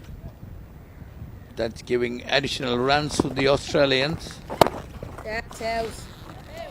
Well, England got to concentrate at this stage. Try to get that breakthrough and get back into the game. These two batters have batted very well, putting up a good partnership. That's flighted again. Lauras are pushing it back to the bowler. So that is the end of that over. So 18 gone, 117 for 3.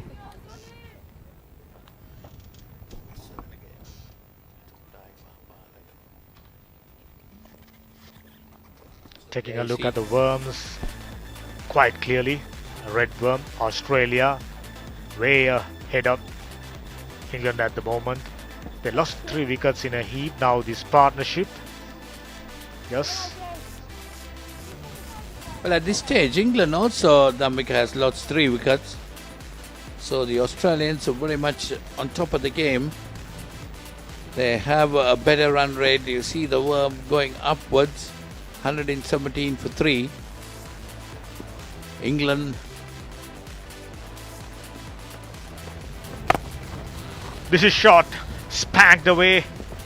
Luckily for Grooves. There's a fielder. Wide long arm fielder comes around and pick it up. Just a single. On that occasion, Grooves managed to get away with that. Long hop. Not being punished. Just a single. La Rosa on strike now. Well, 118 for 3 Australia, while Hashini tells us England was 65 for 3 at this stage. So that's a huge difference. Australia needing a further 122 runs to win this game. La Rosa on 31, Pillay on 25. A very good partnership between these two batters. They lost their 3rd wicket at 53. That's about a 66-run partnership. Yeah, there you are. 66-run partnership coming on 57 deliveries. Yes, Joe. Yes, Joe. But all they got to do, as we've been telling over and over again, bat sensibly. Have plenty of time in their hands. 121 to get in 31.3 overs. England need to get the wickets. That's you it go. upishly. That's gone towards the boundary. A valiant attempt there, but these type of catches they should try, definitely. Try to go for it. If they can hold on to that. Get your son gone. Well, that's a valiant attempt. That was a long hop. Pelly not capitalizing. Short enough. It's straight at the fielder. Almost a catch. Oh yes, that's a catch. Well, she got her hands to it, but definitely a great effort put in there. Well, got to hold on to this. If they do, well, England, that energy level will start coming up. Yes, sir. With a catch like that can change the game completely. You see the run rate of 6.37. And Australia 120 for 3. Still one more delivery remaining in this 19th over. Laros on 31, Pillay on 26. As you know, Polly, wicket at any stage, providing that energy once again down the leg side, could go all the way. 5 extras. Makes it a big over for Australia. Australia moving along really quickly now. 1, 2, 5 for 3. We are still inside the 19th over. Things looking very bright. Quite clearly, wicketkeeper had very little opportunity to stop that one. Grooves quite brisk, so went all the way. Yes, very much wide down the leg side. That ball did turn a bit also, beating the wicket keeper. Grooves, the English captain, turning that ball. Got to push it outside the off stump and try to bring it into the left-hander. That's a single of that last delivery, so it's 19 gone. Australia 126 for 3.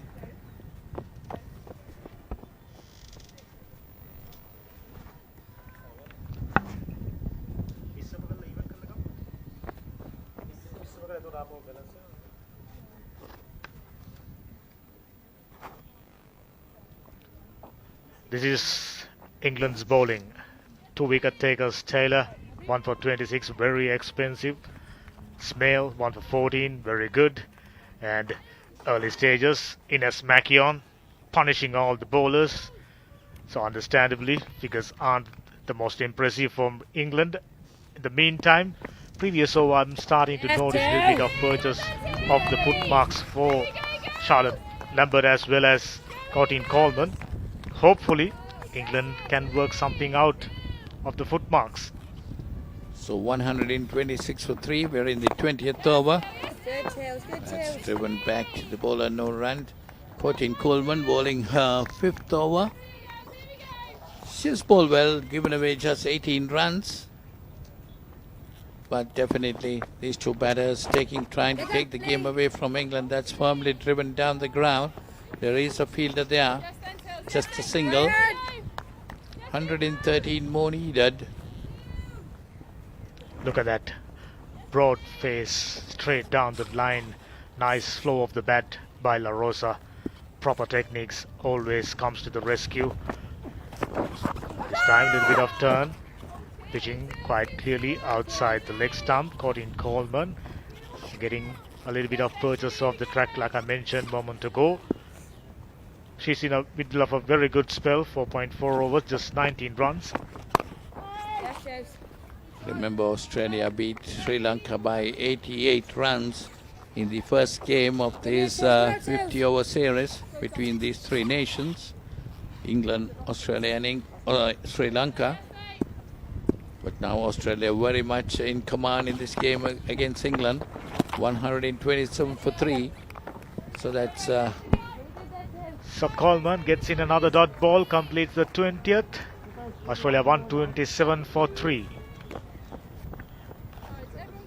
You're having a look at the St. Aloysius College goal. Of course, very good cricket playing school, providing some outstanding cricketers.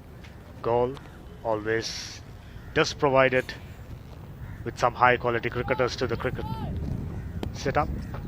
Well, one of the oldest schools in Gaul. Of course, the oldest school in Sri Lanka is Richmond College. Oldest boys' school in Sri Lanka is Richmond College. And St. Aloysius Gaul is also a pretty old school. So it's 127 for 3. That's cut away this time nicely. That's going towards the boundary. There is a fielder coming round. Just a single. Australia moves on to 128 of 20 overs and a run rate of 3.65. Sorry, 6.35. Well, been joined by Ricky Sims, who has enjoyed a good interview with Devina Perrine. How was the interview, Ricky? The interview went really well, Paulinus. Before we get there, you have been breaking a lot of rest. I think you are generally very good with your numbers. Paulinus mixing the 3s and the 6s at the moment. I think it was a long day for you yesterday, Paulinus. Well, after watching your interview, definitely I'll be starting mixing things up because you really enjoyed the interview I saw.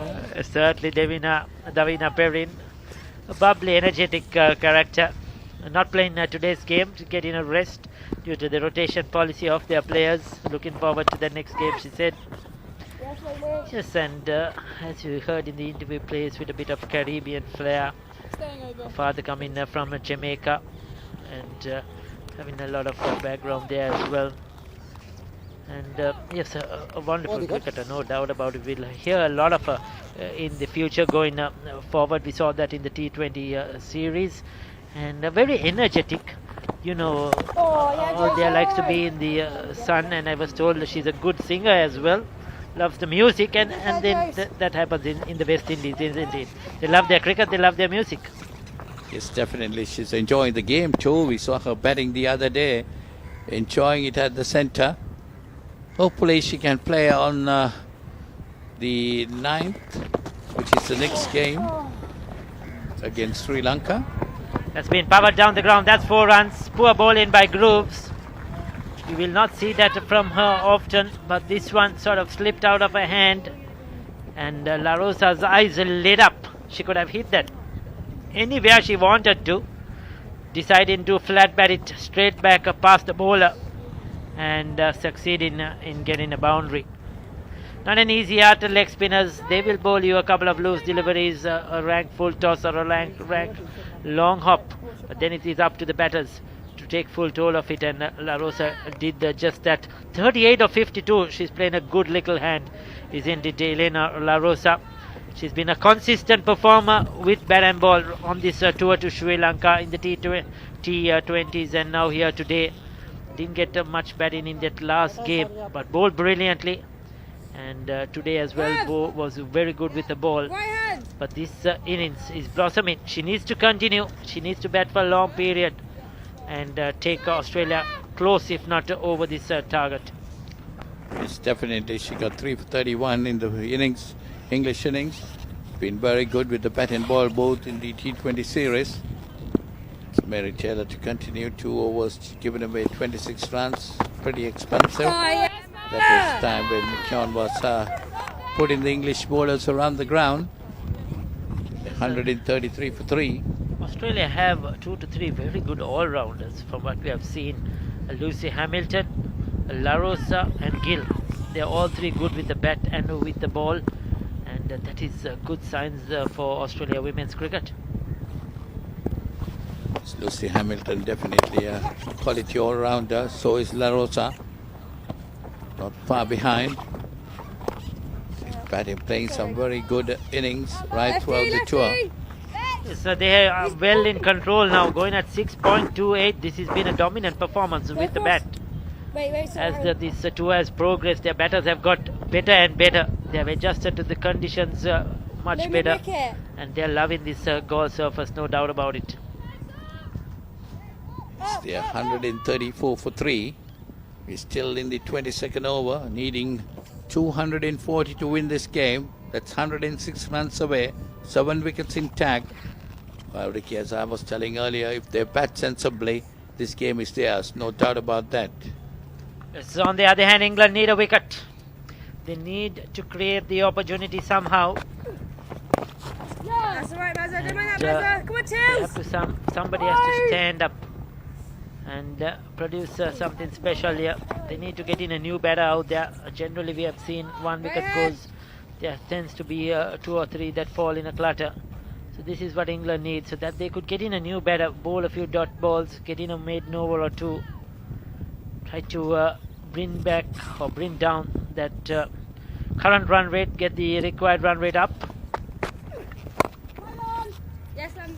That's nicely played, but straight down to the fielder. Well, they're watching that ball very carefully, playing pretty straight with a very straight bat. Taylor bowling her 3rd over. It's pretty expensive early in the innings. 1 for 28 bowling figures. That's short and cut away, but that's beat the fielder. That's going towards the boundary, but there is a sweeper cover down there in the boundary. They cross over for a single.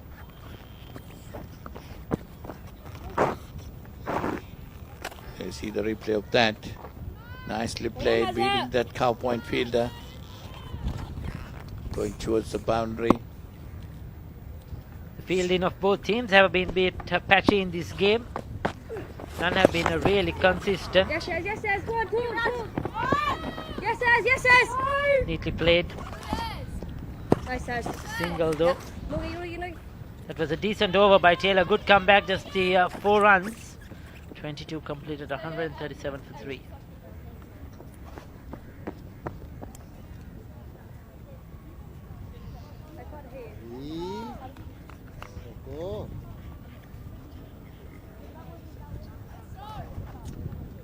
So 84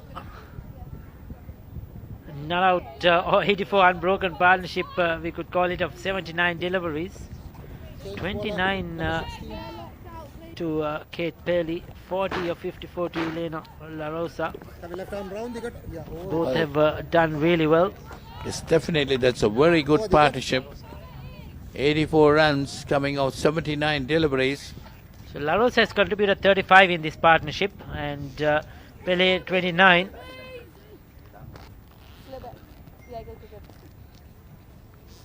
So they have shared the strike, rotated the strike well, and the left hand right hand combination have kept England guessing, have kept them on their toes. Smale has been the best bowler, I think, for England so far today. Can she create some opportunity? Shanti by another wicket. Well, that was a fuller delivery, driven back to the bowler. Yes, Smale bowling her 5th over, 1 for 14 her bowling figures. She tossed up again. Quite tall, isn't it, Paulness, for a spinner generally, especially for a left arm spinner. We are generally coming from subcontinental conditions. We get smaller, shorter bowlers most of the time. But Smale certainly different. Will get a lot of bounce on certain surfaces as well. High arm action. She should be able to feel those of her bowling, because those she misses and goes like straight. Runs might be leaking. She got to do her fielding of her own bowling. That's very important for a bowler. Again driven firmly. Straight to the fielder, no run. That's an overthrow. That's a poor bit of fielding, a poor bit of cricket there. That's gone to the boundary. 4 overthrows. 4 more to the total. Takes a score on to 142. Oh, the bowler is not happy at all. Australia are very happy. Runs don't matter how they come, as long as they come. We'll take a look at this one. It was played straight towards that mid-off fielder. Pick up and throw towards the wicket keeper's end, and it was over ahead. No chance for the wicket keeper. She was coming towards the stumps, and the throw went over ahead. So that was not good fielding. Just giving away 4 runs.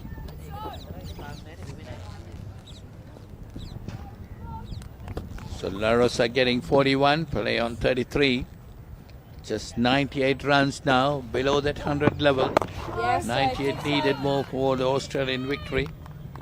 They batted very well at the start, and these two batters have kept on adding runs. A very good partnership between these two.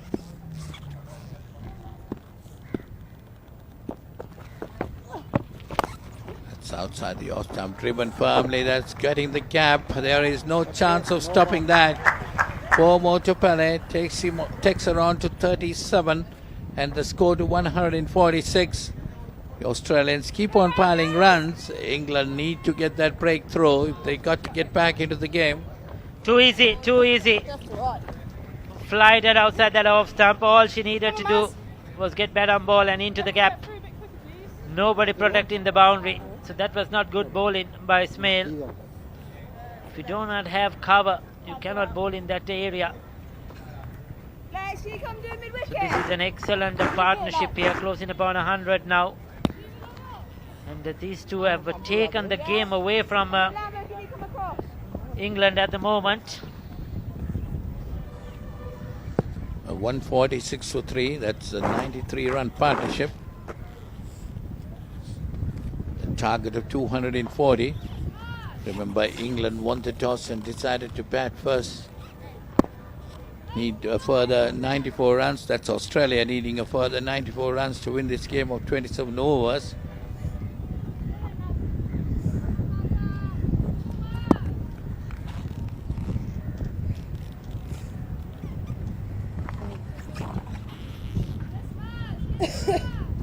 They see the required run rate is just 3.48. with 7 wickets intact. They're almost going at twice that amount at the moment. Taylor continues. So England haven't managed to make be penetrative enough, especially with the new ball. Probably Australia possesses a better set of faster bowlers with Hamilton and La Rosa and Berry. They are the key cog of that Australian fast bowlers. They have a little bit more pace as well, much more than the England bowlers. And well, the England batting looks really good and very strong. Probably the bowling is their weak part coming here to these conditions. Australia having a better all-round attack. So they need something special. They need that bit of spark, that bit of magic and a bit of luck to come their way as well, England. Well, England got a good total, Ricky. 239 was a good score, but they could have got a bit more. They threw away their wickets towards the latter part of the innings. Had they batted sensibly, they could have got up to 250, 260. But then their bowling has definitely let them down. Australians got their runs very easily at the early part of the innings. Now they are consolidating with a very good partnership now. That's turned away nicely by La Rosa. That's going towards the fine leg boundary. That's 4 more. Yes, so like I said, this is poor bowling. What was Taylor trying to do there? Strain on the leg side or the leg stump of La Rosa, the left hand. And it was short as well. It was just set up. No pace in it at all. And very easy for the batter. Australia, England have bowled both sides of the wicket today. They haven't had any control at all. They bowl too short, or either they bowl too full, several full tosses, and they have been way too short in their length. Another short one. That's slapped back towards deep mid-on. That gets a single, taking the score on to 153. I think that's a 100-run partnership. So there was a big difference. They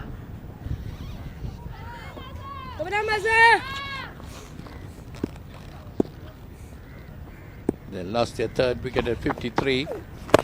And that's again driven firmly back, but a quick single being taken. Very agile on their feet, the Australian batters. So 154 for 3.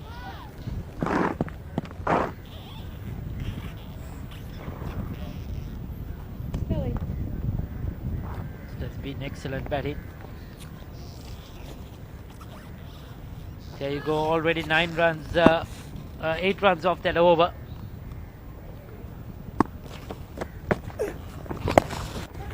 Yes, sir. Yes, sir.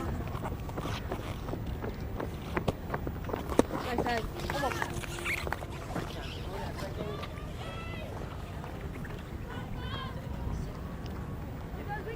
So it's 155 for 3.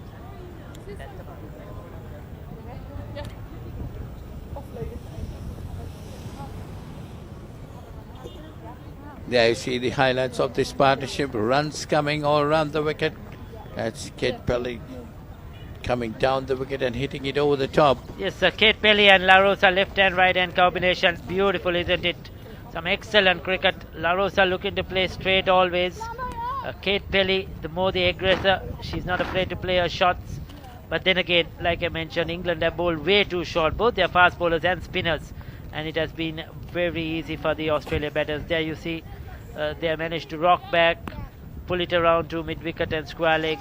A brilliant 102-run partnership of just 91 deliveries. 48 to La Rosa, 39 to Kate Pelly now. Both have contributed equally well and shared their partnership and striker. 43 is La Rosa's contribution to this 102 partnership, and it has been a brilliant knock. Oh, yes, sir. Yes, sir. It's definitely a wonderful partnership between these two batters. But at one stage, the Australians were looking in trouble, 53 for 3. Of course, they had got their runs quickly, but with the fall of the third wicket. But then Pele and La Rosa has definitely done the repair work, and now they are looking very much in control of the game. 48 to La Rosa, 39 to Pele. Run rate of 6.33. What was interesting at the toss, Amy Smith said, when I asked her what do you think is a good total chase, she said we don't mind even chasing around 260. She said that's gettable on this surface, and we are confident our batters can do it. And at the moment they're motoring along and just coming to the halfway stage. They've already got 155 on the board. So with 7 wickets in hand, they're certainly well in control, and England need to do something special.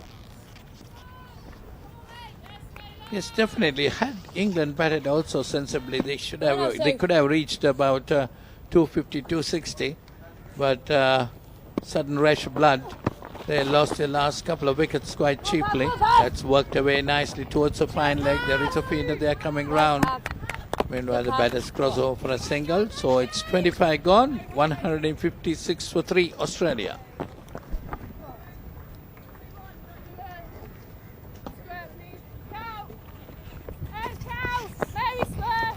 103 of 97.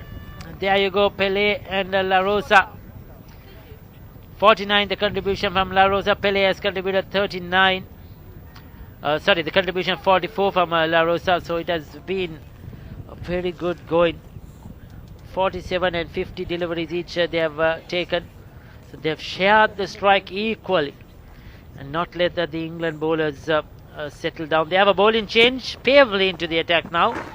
For the first time today, the England keeper Josie Grooves trying everything possible, trying all options she has to try and get a breakthrough. She has a short fine leg, deep square leg, deep mid wicket and a long on, the 3 protecting the boundary. Sweeper cover on the offside. She has a mid off, extra cover backward point. So she'll have to bowl the leg stump line. She cannot give La Rosa anything outside the off stump. She's going to be punished. There's no doubt. According to the field, it's about bowler's responsibility. Bowler according to the field given to you by the skipper. Pavely straight away conceding a single.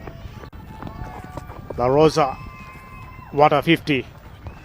Batted superbly when the chips are down. Taken the responsibility. Took Australia forward and needing just 83. Fantastic partnership. Fantastic player. Certainly, she got the opportunity to bat up the order today, and she's done justice to that quality player. We have been telling it all around since the start of this series in Gaul as well as in Hambantota. 50 of 67, 7 fours, strike rate of 74. I mean, you can't ask for more. And all these Australian players, when they have been presented that opportunity, given that opportunity to do something, they have come up and done that. We saw Lucy Hamilton bat at number 3. She played a superb knock of 80. And today La Rosa promoted up the order. She has delivered, and this is the quality, the potential, the talent, and grabbing those opportunities with both hands and showing the selectors, the coaches that what they are capable of. Which is perhaps Sri Lankan players would want to replicate, learning from by looking at these players, how they're pacing out their innings. In the meantime, Pele looks very solid. Moves to 40 with that single. This partnership basically taken Australia to a position of strength. They will have to do very badly from here onwards if they are to lose this game, because they're needing only 82 runs inside 24.2 overs. La Rosa still in the middle. Pele looking for her first half century in the tour, which is always good to see. Australia, like a moment ago you mentioned, they are looking confident to even chase down to 60. That goes to show a lot about their character. Yes, certainly their batters are looking much more comfortable batting for longer periods. I think they like that.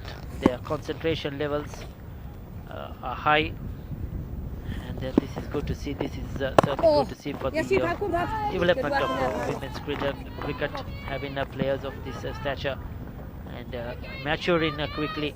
And the years to come, we'll see a lot more of them. 26 completed, 158 for 3. I think we must have a look at La Rosa's batting efforts. Fantastic half century. Full toss, nicely deposited away for a boundary through the line. That was beautiful. How about that for a straight drive? So good to watch. And slap that one away for another boundary. There you go. Anything loose, she's prepared to take advantage of. Nice broad straight bat, proper technique. Another genuine all-rounder, Ricky. As Australia have 2 or 3 of those in their squad in this lineup who have a lot of potential, and they will offer a lot to Australian cricket as we go forward. Smale on the other end, she needs to do something.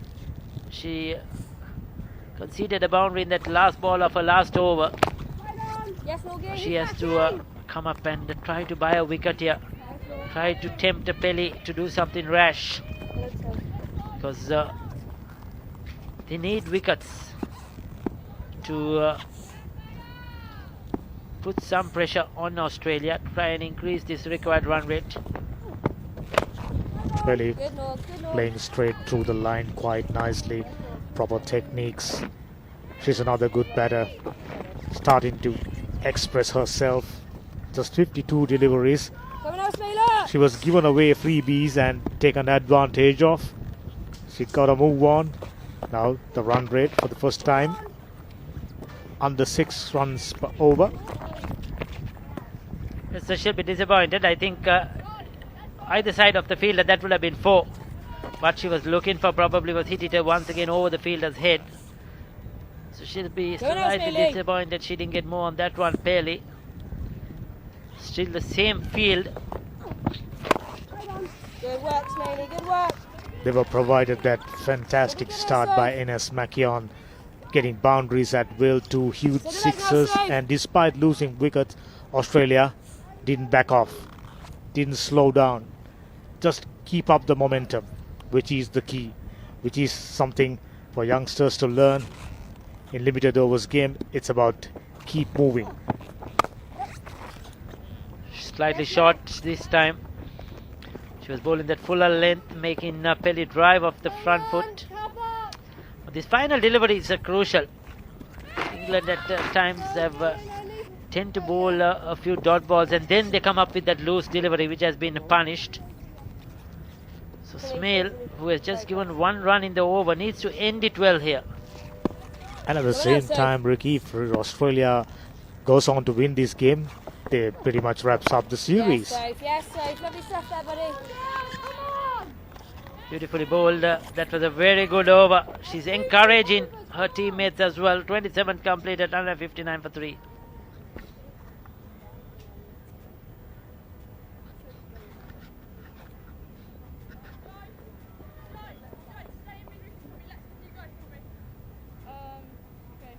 Australian dugout looking pretty relaxed.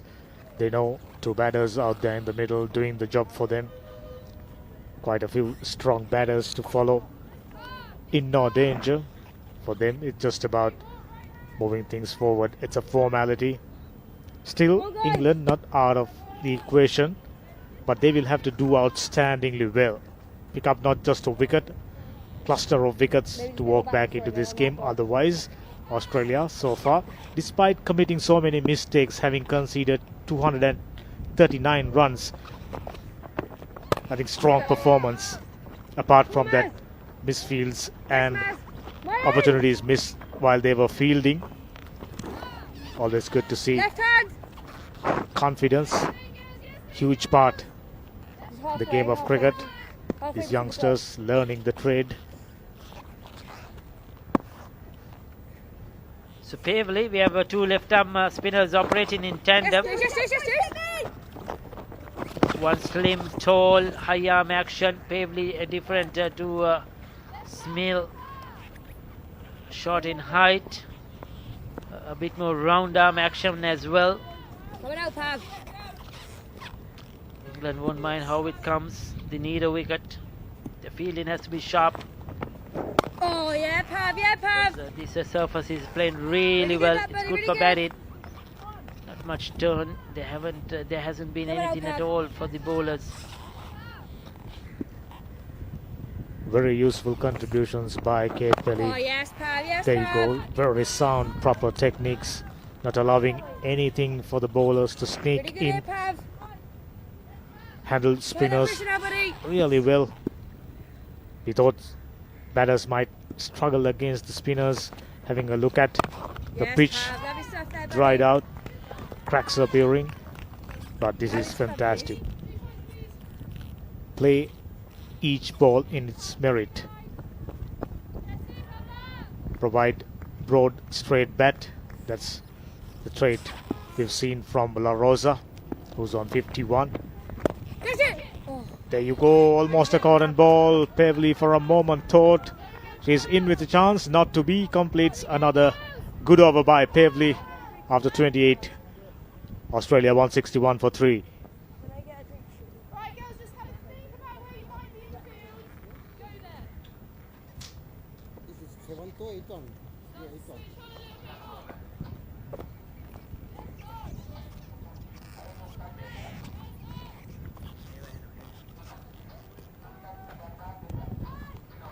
Come on outside, come outside.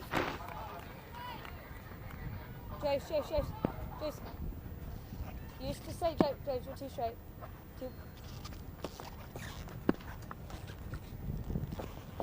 England have come up with a few 2 to 3 good overs lately. That has reduced that current run rate, which was well over 6, now to 5.72. So that is good bowling by the England girls. They have to continue in that manner. Smale and Pavley, the two left-arm spinners, have been the chief contributors to drag down that run rate. And now what they will need is try to get a breakthrough as well, getting a new batter into the centre. It's yours now, buddy. Yes, the skipper Josie Grove must have thought two batters out there in the middle moving along too comfortably. So bringing in a trusted left-arm leggy, Righty. Sophia Small, picked up a wicket of her first over and in the middle of a very good spell, and by slowing things down, hopefully England trying to entice a mistake of these two batters, because this partnership quite clearly looking ominous for England. There you go, this is good batting, loud shout, Good work, Bailey. Good work. probably going down the leg side, came in with the arm, hit around the leg stump. We'll have another look. Yes, she generally doesn't turn the ball. That was heading down the leg side. Doesn't turn the ball much. Has a very good arm ball though. So that coming in now Oh, yes, Bailey. Yes, from Bailey. high arm action. She's coming wide off that crease as well, angling it into the right hand. She needs to get it to turn probably a bit, maybe, or too much to straighten up much more, like she got that wicket earlier of Mackie on LBW. Now quite a few good overs on the trot for England. They were hoping that Good work. two batters out in the middle will do something rash, not to be. Another dot ball to complete the 29th, 162 for 3. Last one before drink. Last one before drink. Yeah, last one before drink. There you go. Due to that good bowling by English spinners, slowing things down a bit. At this stage, Katie Jones was moving along at a brisk pace with some improvisation, some cheeky shots in fact. 5.59 straight away, run rate well below 6 now. Still, they have 21 overs, which means 126 deliveries to score 78 runs. As the evening approaches, goal looking even better. Pavley comes back into the attack. 2 overs for 4 runs, another left armour. Flicked away straight to short mid-wicket fielder. Grooves does the fielding for no run. La Rosa, after getting her 50, slowed down somewhat, quite clearly, having understand that they don't need to move so quickly. This time played straight. Good piece of fielding by Pavley. There's a few good overs on the trot here for England. Have certainly pulled back that current run rate, increased the required run rate. Dot balls are gold in any form of cricket, and there you go. Now this is what happens when you keep bowling dot balls, when you keep creating the pressure. Out of nowhere, England have picked up a wicket. La Rosa very casual. It was short. She was trying to whip it through the onside, and all she did was hit it straight to the fielder at short mid wicket. There you see sort of a nothing shot. She didn't try to go at it too hard, neither she tried to keep it down, but just sort of flicked it away. A short arm jab straight to that mid wicket fielder. Grooves, the captain. And this is a prize wicket, a big one for England, 162 for 4.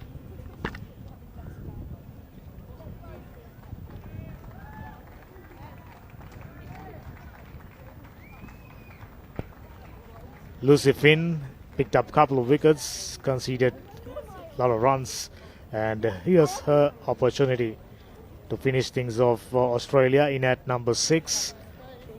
We saw a little bit of Lucy Finn, who's very keen on playing down the line of the delivery.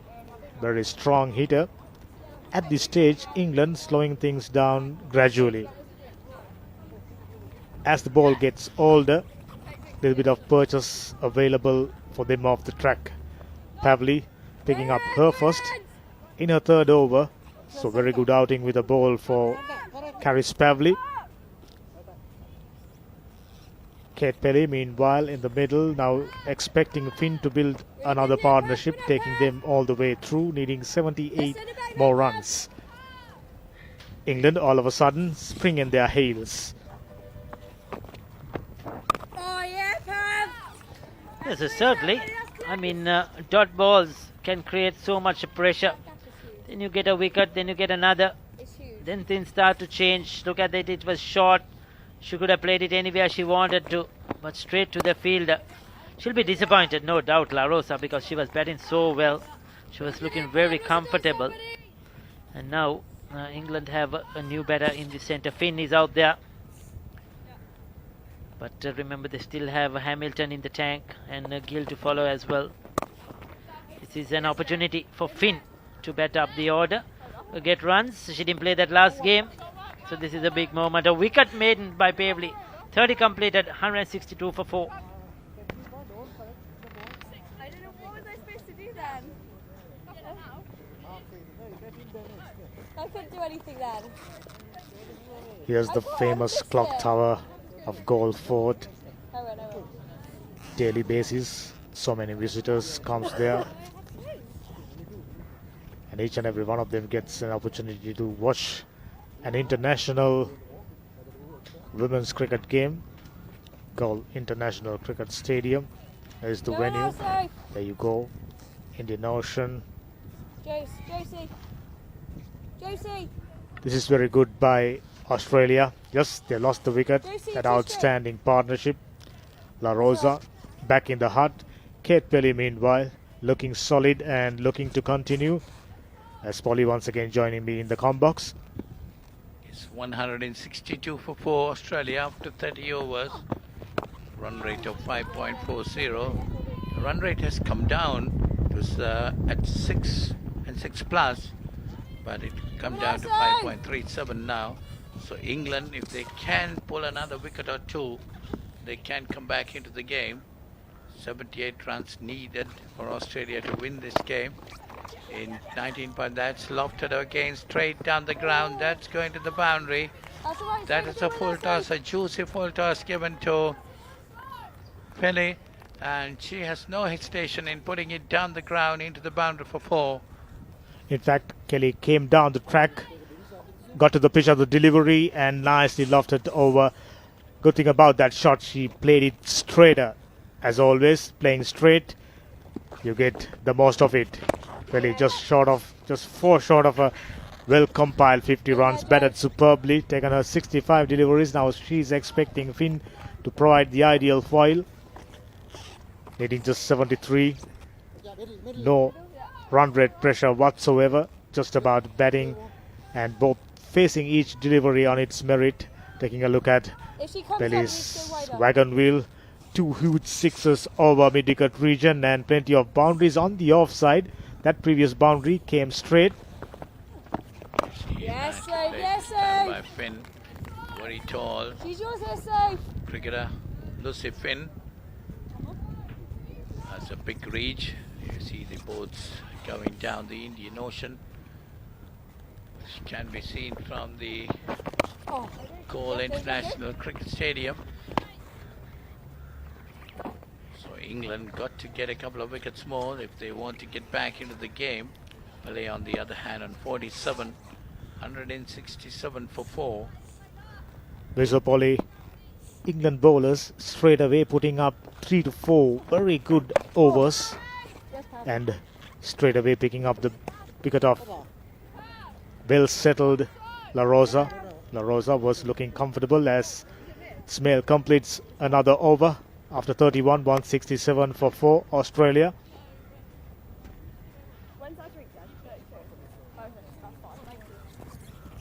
New Year Festival somewhere close, always good to see festivity reaching us. 167 for 4 Australia after 31 overs. Yes, Tamika, you were talking about England bowling dot balls. Definitely, that will create a little bit of pressure on the Australian batters and they play a rash throw, trying to get on with the game. Then England get the opportunity to get a wicket or two. That's what they got to do. Get a wicket or two. That's played firmly on the offside. That's going towards the boundary. 4 more runs. That's 4 to Pele and takes her on to 50. She's 51. And the Australian score going on to 171 for 4. Very well played innings by Pele. 51 coming off 67 deliveries. Batted beautifully.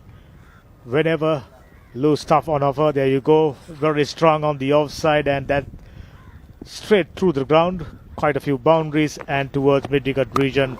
Very strong. The best we've seen so far during the series as well as in the T20s. Such a talented player.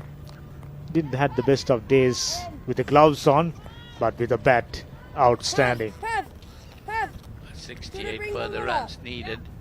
They're getting close to that target of 240. 172 for 4. Pavley bowling her 4th over.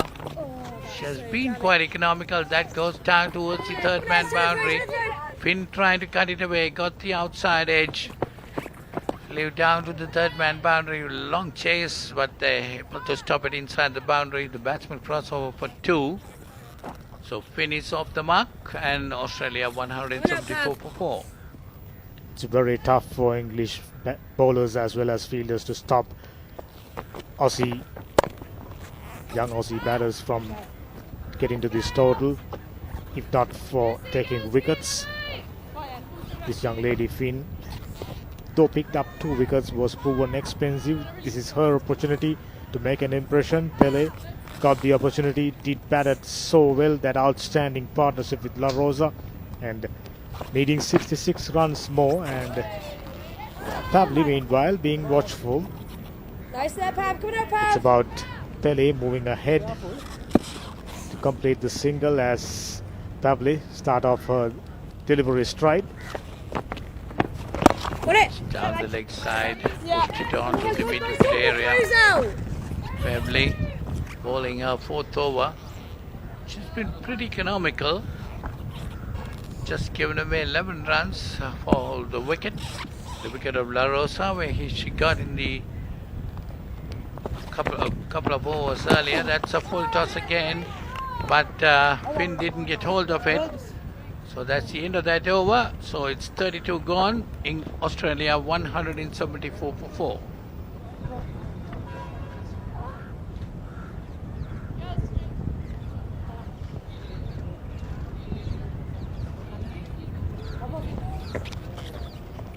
And you see the highlights of Pellet's innings. Pellet's innings. That's a huge shot straight down the wicket again. Going for some very good shots played all around the wicket, chopping the ball away, working it away, getting runs at ease. That's a firm cover drive and coming down the wicket and hitting it over the top. One bounce into the boundary. That's a good bit of batting again. That's pushing it on the offside to get a 50. So a wonderful innings. She's 52 not out of 68 deliveries with 6 fours and a 6.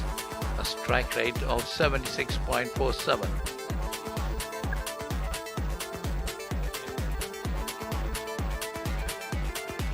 So there you are. It's a drinks break. As we go down again, Ricky Sims is down there with someone. Let's wait and see. Over to you, Ricky.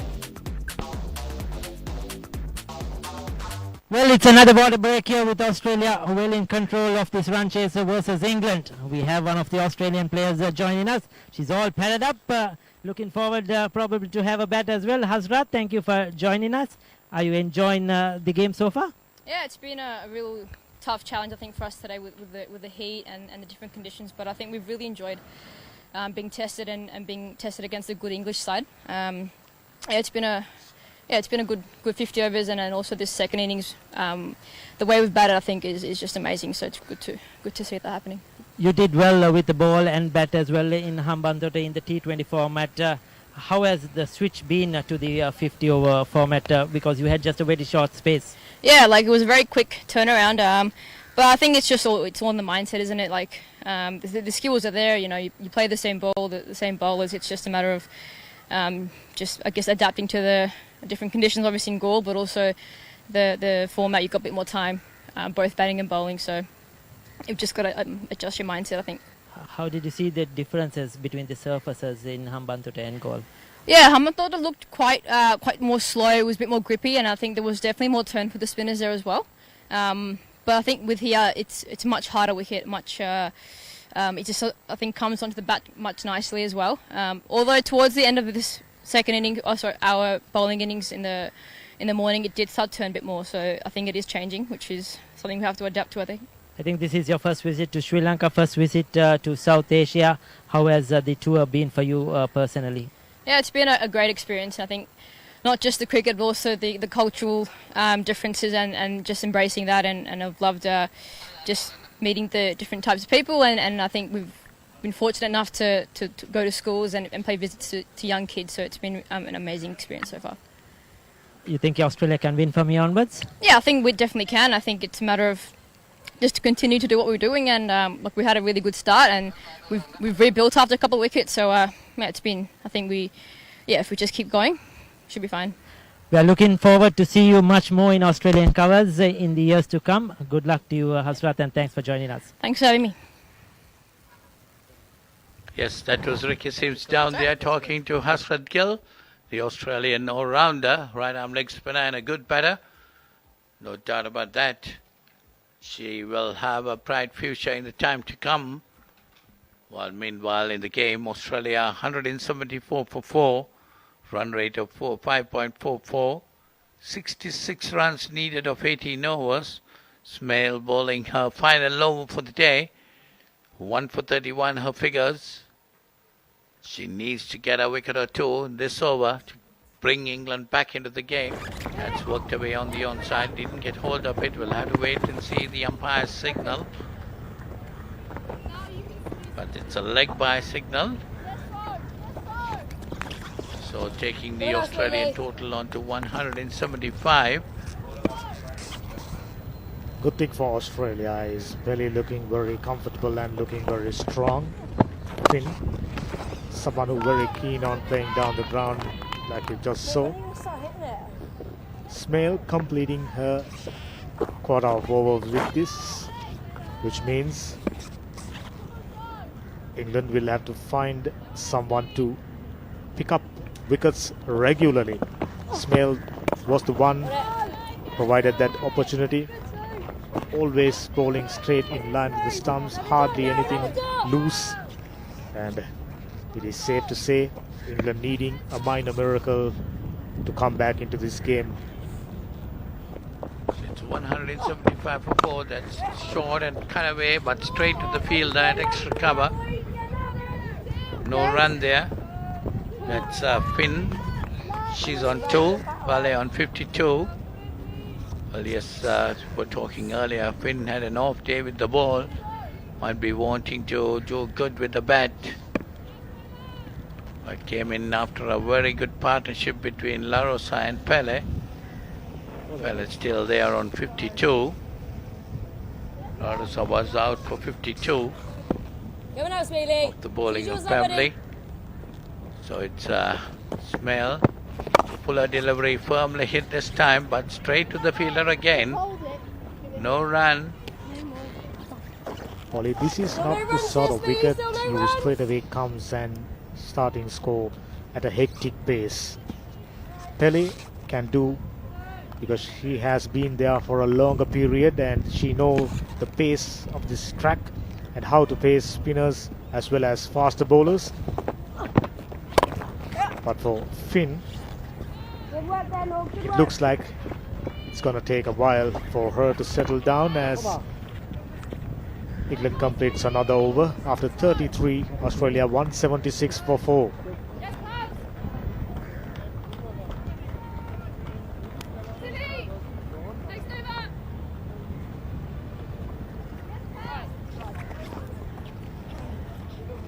Talking about unable to see Sophia Smell. 10 overs, 46 dot deliveries, economic rate of 3.20, 1 for 32. Bowling figures. We're talking about batsmen coming in and going for runs as quickly as possible, but that's exactly what the Australian openers did. They played their shots right around the ground, put the Australia on a higher rate in the run rate, allowing the middle order batters time to settle down. That's nicely played between that gap between extra cover and mid-off. That's gone to the boundary for 4. That's a good shot by Finn. Lucy Finn, we mentioned someone who likes to play down the ground. This time goes through extra cover region. Beautifully played. She was looking for a little bit of width. On that occasion, she got it and straight away spanked on it. This is lovely. Yes, that boundary taking the score there. You see the replay of that. Oh, yeah. Not the replay. That's a new delivery. Bowled by Pembley. Pitched up to Finn. So that boundary took the score on to 180. Perry on 52. Well, 33.2 overs gone. Australia needing 60 more runs. That cut away nicely this time again. She finds a gap. That's going to the boundary again. A similar shot, a similar place. And that Finn gets another boundary. That was from Pevley asking to be hit. Take another look. Short wide outside the off stump. And Finn, having scored a boundary, not gonna miss out. Not the boundary. Australia needing less than 60 now. That's very well hit by Finn. Shorter delivery again, another shorter delivery, but this time there is a fielder down there, the sweeper cover. There's a bit of misfielding, but the batsmen are happy with 1. So that takes the score on to 185. Pele on 52, Finn getting 12. 9 runs coming off this over up to now. All those runs coming off the batter Finn. That's a tossed up delivery down the leg side. Well, we had to wait for the umpire. Did she get it on her pad? So yes, no run there. The score remains at 185. Australia needing a further 55 runs to win this game of 97 deliveries. Oh, yes, That is short yes, again. Just pushed on the offside. That's the end of that over. So 34 gone. It's 185 for 4. There you go, without taking any risk. Australia managing to score 9 runs, 2 long hops on the offside rather. spanked away for 2 boundaries, and Australia moving along really nicely, needing just 55 of 96 ball. At this stage, you know which team you're backing. The team batting, pretty much a walk in the park unless if they're going on to make series of mistakes. In cricket, you've seen enough and more funny things have happened, but today it's quite unlikely because by looking at the Aussie batters, they look focused and they look determined. Yeah, what's interesting, Damika, is the way the Australians adjusted themselves from T20 cricket to 50-over cricket. It's a good lesson for the Sri Lankan batters too, Sri Lankan team too, to adjust themselves from T20 cricket. Of course, 100% with you to say that the Sri Lankan girls lacks experience, but they should be able to grab the opportunity. They should learn to bat the 50 overs. We were able to bat only 44 overs in the previous game. Of course, hopefully they'll be able to bat much better than that in the next game against England. So Australians have done just that. They didn't do very well. That's hit uppishly straight into the mid-wicket fielder. So that's another wicket gone. That's end of Finn, who's walking back for 12. Caught in the boundary there. So Australia losing their 5th wicket at 185. This time Finn got it fuller, went for it, but straight to the hands of the mid-wicket fielder. Gratefully accepted. Says thank you so much. Finn walks back for 12. Batted decently well, 2 boundaries. Australia now losing their 5th wicket. Caught Thomas, ball caught in Coleman.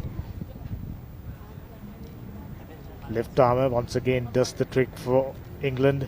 Caught in Coleman. 2 dot balls and a wicket so far in the middle of a very good spell.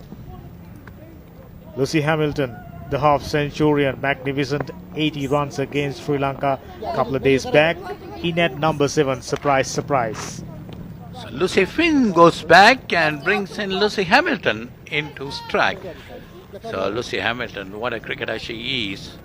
She had been very much, you see, 80 runs, average of 80, strike rate 83.30. She had a very good T20 series in Hambantota too. So 185 for 5 Australia, 55 runs needed of 93 balls. Well, a batter like Lucy Hamilton there, well, anyone would favour the Australians to win this game. There's no doubt one of the best I've seen in this series among all teams. Genuine all-rounder, batted beautifully against Sri Lanka and bowled outstandingly well against England today. Yes, there you go. Chile. Love that, Proper Chile. techniques. Very solid. Great timer. And when needed, Yeah, you see this the is the last wicket.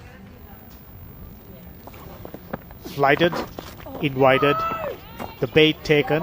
Unfortunately, straight to the hands of the fielder. She could have hit it either side of the fielder. This happens from time to time. Pitch quite clearly slowing up. And meanwhile, Corteen Coleman in the middle of an excellent over. Oh, yes, Dot Chile, ball yes, to complete. Another wicket maiden. Outstanding. So after 35, 185 for 5.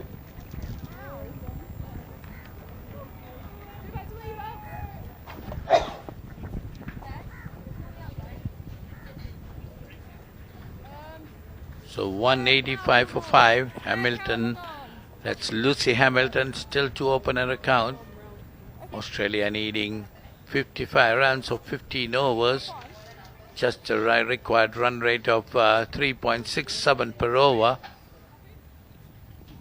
Yes, Well, we saw Ricky Sims down there early with a short interview with Hasrat Gill. Ricky, how was the interview there? Yes, Hazrat, as always, very confident to come forward and talk to and have the mic in front of her, whereas some of the others wish not to come in front of the mic. Confident cricketer, we have seen that in a game, beautifully played. Picked up early. Pelly looks in fantastic form. You know, she's just picking up the length easily, picking up the length early and dispatching the ball wherever she wants to at the moment. looking very dominant. And if she stays there, this game will finish quicker than expected. But then again, for England as well, Stonehouse the bowler now. For England as well, I'll tell you, 5 wickets down, Paulinus. If they get another couple of wickets here, they get rid of Pelly, I'll tell you, they're back in the game. There's another 2 wickets quickly before the 200-run mark, and then suddenly 7 wickets down. Australia need another 45 runs to get. There will be that scoreboard pressure. So this game is still not over.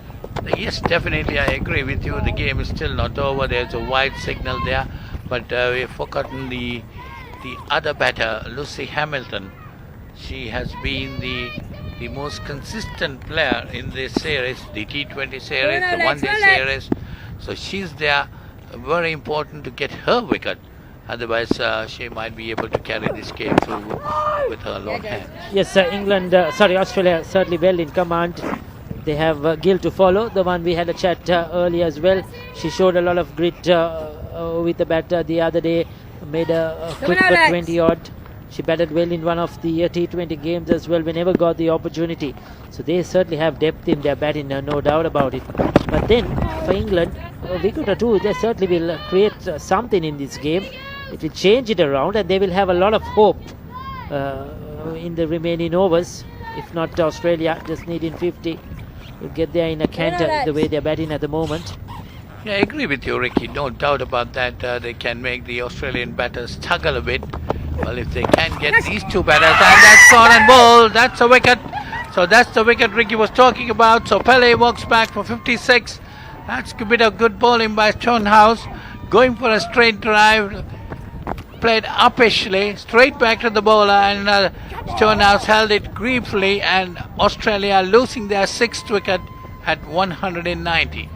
Yes, I thought that this is what England should have been doing right throughout this innings, bowling full, keeping it up to the batters, making them drive. They have been very short so far today, both the spinners and the fast bowlers, and they have been punished. But Kate Pelly, fantastic 56 of the 76 deliveries. Stonehouse has got a wicket at a very important moment of this game. It's 190 for 6.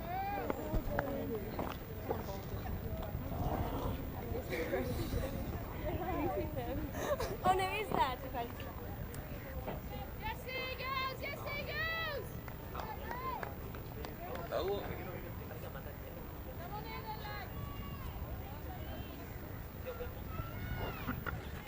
So it's Hasrat Gill, the new batter that has come in. Well, she's coming in at number 8. Very good all-rounder, capable batter. Can give valuable support for Hamilton, who's at the other end. They say last time she got 29 against Sri Lanka. Average of 29, strike rate of 107.40. I tell you, Paulinus, if she's confident enough with the bat like she was confident behind the mic, she will certainly score runs and get Australia home. But overall, a very confident young cricketer, Hasrat Gill. Bowling, batting, fielding, off the field as well. Well reserved, understands the game well, a good learner. This is the last ball. That last wicket, in fact, beg your pardon. Caught and bowled Stonehouse. That came back at her quickly. Managed to get both hands. You could see the wicket keeper trying to look from behind the batsman. If she caught it, they knew it was an important one, because you have got the set batter out, and now you have 2 batters who are still to open their account. So this is the time that England, like I mentioned, can crawl back into the game. Now what they need is a few good overs, dot balls, maybe a maiden. Create that bit of extra pressure on these 2 batters, and you never know. You get Hamilton out quickly, you never know how this game will change. Yes, exactly. They got to get the wicket of Hamilton. If they can get the wicket of Hamilton, definitely England will be back in the game. Because remember, just only 50 runs remaining, plenty of time in their hands. They can work this game back into their game. So that's nicely played by Hamilton, straight down the ground, along the ground. Gets a single. She's off her mark. 191 for 6. Coleman got a wicket in the previous over, bowling a 7th over. 49 needed of 83 deliveries. Go down, Tilly. What the Australians got to do is just to rotate the strike, get those singles and make it twos. While the English girls definitely got to look for wickets. Oh. So 49 runs to get, and still there is 14 overs remaining including this one. So long way to go in this game. Hamilton and Gill, they have the opportunity to see this through, get Australia to a victory and get them 2 out of 2 in this 50 over series. They unfortunately were at the bottom of the table. We may call it, they just won one in the T20 out of the 4 games. So they are looking to redeem themselves in this T20. They've already have with a fantastic win against Sri Lanka, but can go even better if they get a win against England here. Is that alone shows, Ricky, how they adjusted themselves from the T20 series to the one-day series. They were bottom of the table in the T20 series. Now, if they can get past the line at 240, they'll be definitely... The umpires having a chat. I don't know. In the center, they're trying to check on something. We'll have to wait and see the on-field umpires. It was my inner. Well, I wasn't expecting all these to move around it, I can't lie. I just can't believe this. This happens again. I don't think it myself.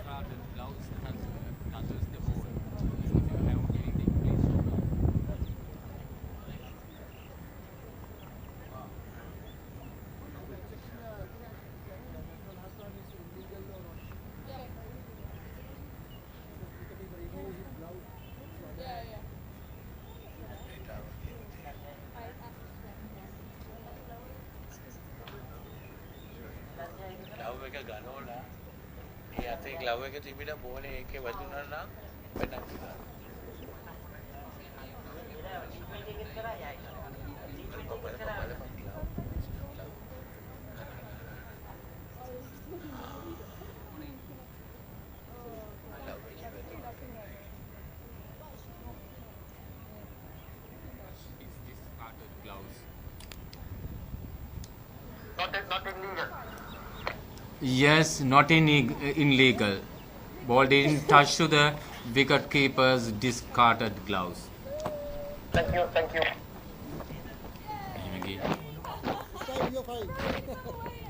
I'm not being funny, I was waiting for a little underarm.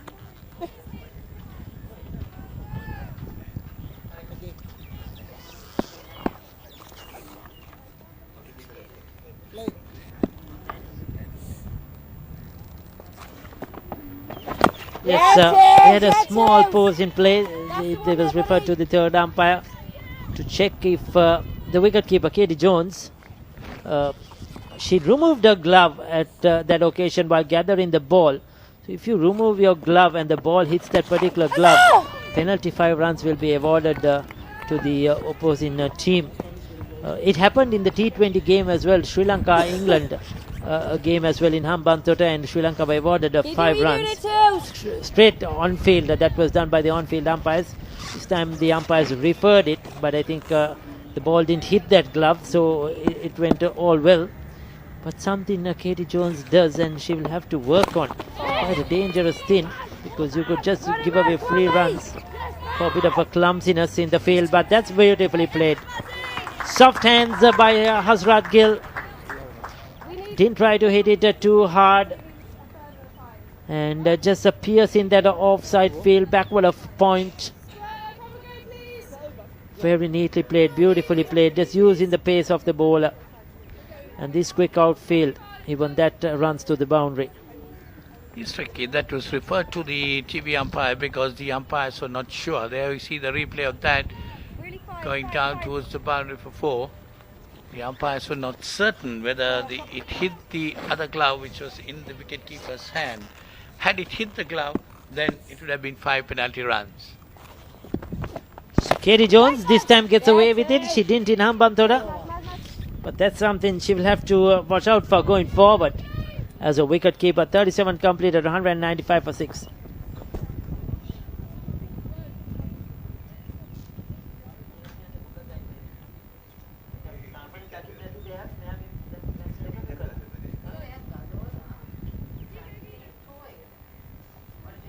එක අල්ලගෙන අනිත් පැත්තේ throw කරන්න. but මේ අතරේ අතේ තියාගෙන හිටියම නෑ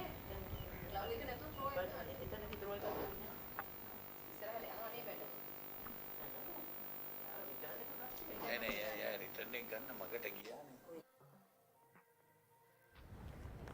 195 for 6 after 37 overs. Hamilton on 1, Hasrat Gill on 4. Australia needed 45 more to win this game, or 78 deliveries. Stonehouse got that wicket of Pele in the previous over. Just worked away nicely towards the fine leg area by Hamilton. Hamilton is a very heady player. She will be controlling things from here on for Australia. Getting those singles, working them into twos. 44 needed of 77 deliveries. Hasrat Gill got to give the support to her. That's nicely played, but straight to the fielder. A misfielding there. They're getting runs there. Now those are important moments in this game. Every run England has to save. They have to give that 200% on the field. You cannot let the pressure ease up. Stonehouse brought him back into the game with that wicket of Apeli. But this time slight misfield. Once again with two left-handers. So England won't mind it. 3 singles off the over. That's all they have to do. 75 balls remain to get 42 runs. They could easily get it with singles without any rash strokes. There will be a lot of pressure on this pair. Oh, look who's come onto the ground. We have a visitor, Paulinus. England have an extra fielder. Oh, that looks beautiful. See, lovely indeed. Well, I have seen dogs come onto the ground at various occasions. Yeah, that's a peacock coming into the ground. Beautiful. And look at it fly away up those roofs. Went quickly as it came. We didn't see it coming and land.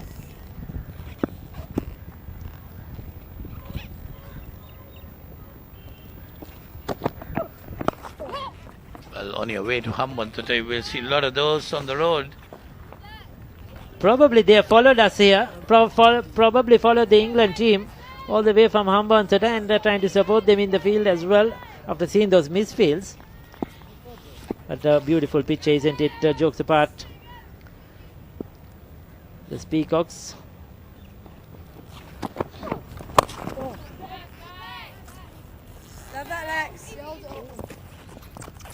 Lucy Hamilton taking her time. 3 coming off 7 deliveries.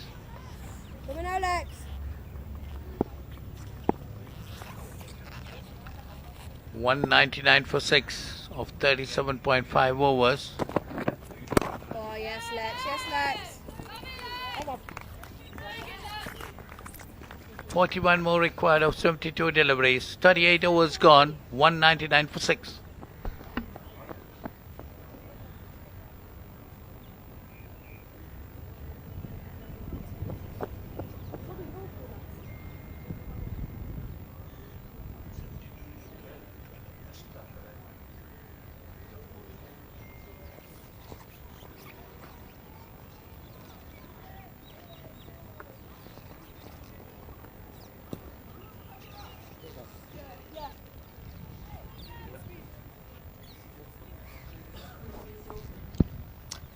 So Coleman will continue, and that has been the biggest England supporter in this under-19 tour. She's been there for all the games, and she rarely sits down, I'll tell you, right throughout the game.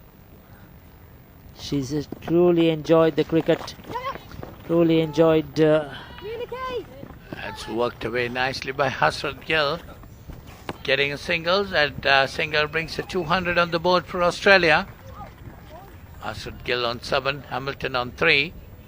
Australia needing just 40 more runs to win this game. But of course they have 4 wickets intact. All what England got to do is to get those wickets. That's a fuller delivery. Driven straight down the ground. Getting a single. Hamilton in particular, Ricky, Starts very slowly, getting the singles and twos working around. She has taken 9 deliveries to get that 4 runs. What the England bowlers got to do is to try to bowl dot delivery after dot delivery to her. Put more pressure on the batters. Didn't like that there, Till. Didn't like that at all, buddy. Yes, they won't mind a few dot deliveries anyway, Australia, because they're well ahead at the moment of the required run rate. But they have to be careful that they don't lose any wickets. That is the key, because these two probably are their most or best recognized batters now available, and they will want them to take it deep to see, make sure that they see Australia through. But England, on the other hand, Coleman, she's done well, reasonable economy rate. That's a poor delivery. Now that's where you cannot bowl. I was just mentioning she was going through a very good over, and suddenly she comes out with a loose delivery with the Gill, who is not going to miss out on that, quickly puts it away for another important boundary.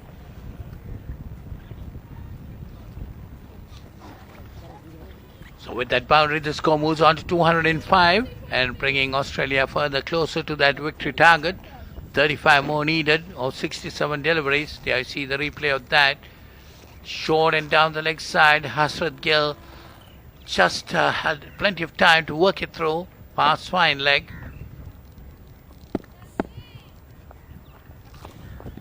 So Cotin Coleman this time applied a delivery, nicely played towards the third man region, but no run. So that's the end of that over. 39 gone. It's 205 for 6.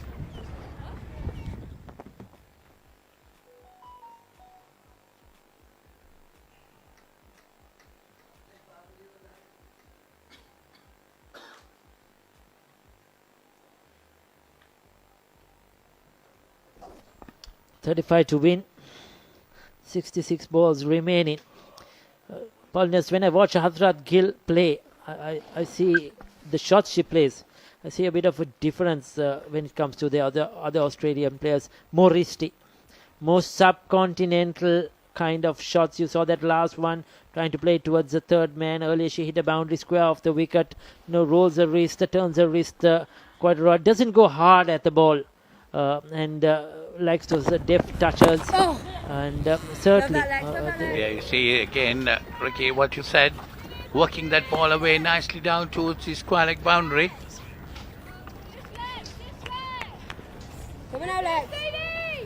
Yes, that was a Hamilton on that occasion. But you watch Gill go about her work. Paulinus, very deft touches. Doesn't go hard. There is no power hits as such.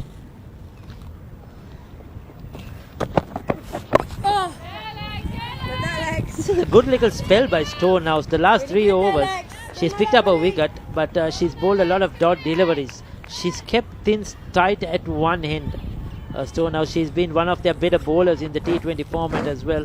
A lot depends on her. And she was expensive in the start of the innings, but has come back strongly.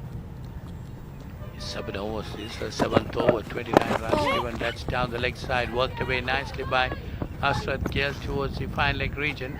Gets a single. Australians are trying to do it in singles. They have plenty of time in their hands. 207 on the board. 33 runs away their victory target. 63 deliveries remaining. English bowlers should get some wickets. That's firmly hit by Hamilton over the mid-wicket region. That's gone to the boundary. 4 more runs. This has been the problem for England. They tend to bowl at least one loose delivery every over. We saw that in the last over. It was such a good one. Then they bowled a loose delivery, which was punished by Gill for 4. Now comes up with a full toss. And Hamilton, she won't miss out on those. She's too good a player to miss out. Just letting the grip away, letting the pressure ease off the England bowlers. So it's just 29 more to win this game for Australia of 62 deliveries. Sarah, play now. 211 for 6. They have definitely played a very good game of cricket. That's worked away nicely. The batters cross over for 2. So taking the score on to 213 and the required runs to 27. 61 deliveries remaining to get these 27 runs with 4 wickets in hand. Australia seem to be taking this game away, but all what the England bowlers could do is to get the wickets and get them quickly. That's again a fuller delivery. Hit straight down past the bowler. They get a single. So 214 on the board, 26 needed more. 40 overs gone, 214 for 6.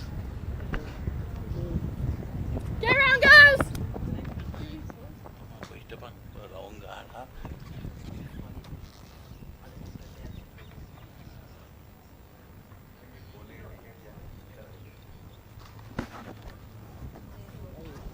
The Galle Cricket Club, iconic here at the Galle International Cricket Stadium, founded in 1876. Rich history, and tourists coming to watch the cricket games here. They enjoy this. They're certainly waving to our cameras. They've been enjoying their visit to Sri Lanka. They love coming to Galle. This is one of the favorite places to watch cricket from for tourists, especially the England supporters. The Barmy Army generally follows their team around. We have the Australian supporters as well, family and friends who have been with us right throughout from Hambantota to Galle. They have enjoyed the cricket and supported their teams. Meanwhile, Lucy Hamilton and Harshrat Gill looking good. Both of them on 12, needing just 26 runs. It's just about not making any silly errors. Charlotte Lambert coming back to the attack, 3 overs, 9 runs, 9 dot balls in fact. This time worked away nicely once again towards mid-wicket region. Possible 2 and coming back for the 2 quite easily. This is good batting. Both these players very strong on their legs. Whenever a width is provided outside the off stump, both the batters are quite capable of getting it down towards third man region and deep point region for boundaries. Like you rightly call, wristy players. Gill in particular. That's a bumper, not too quick. Didn't stood up as much as Hamilton expected. Nevertheless, well duck underneath a bouncer. Another dot ball for Lambert. Damika, this Galle International Stadium has witnessed so many amazing test matches over the years. There's a lot of history. And so there have been a lot of individual milestones that have been achieved over this in Galle. The biggest of them all probably that 800 wickets. Muthaiya Muralidharan. I remember Chris Gayle getting his highest test score here, a 300 plus. I mean, the balls were landing on that on the roads when Chris Gayle was batting. It was awesome to watch. I remember doing some radio commentary when Sangakkara was stranded on 199, and if he got to that double 100, it would have been another record for him as well. Chandimal once played an amazing innings versus India to take them to victory. Super 160 odd. So much of great memories at this Galle International Stadium, and these girls, they have really been privileged, happy. Speaking to some of them, Anya, Offia as well, both England and Australian players, they have been really happy that they have got to play here at the Galle International Stadium. And a credit to Sri Lanka Cricket for giving international venues for this under-19 tournament, isn't it? Absolutely. That's the focus. That's the whole point of organizing tournament of this nature, providing these youngsters to perform at international stage, international venues against the top cricket playing countries, clashing against each other.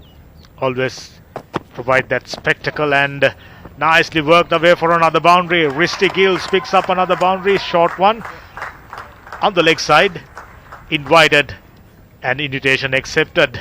Another boundary. Australia needing just 19.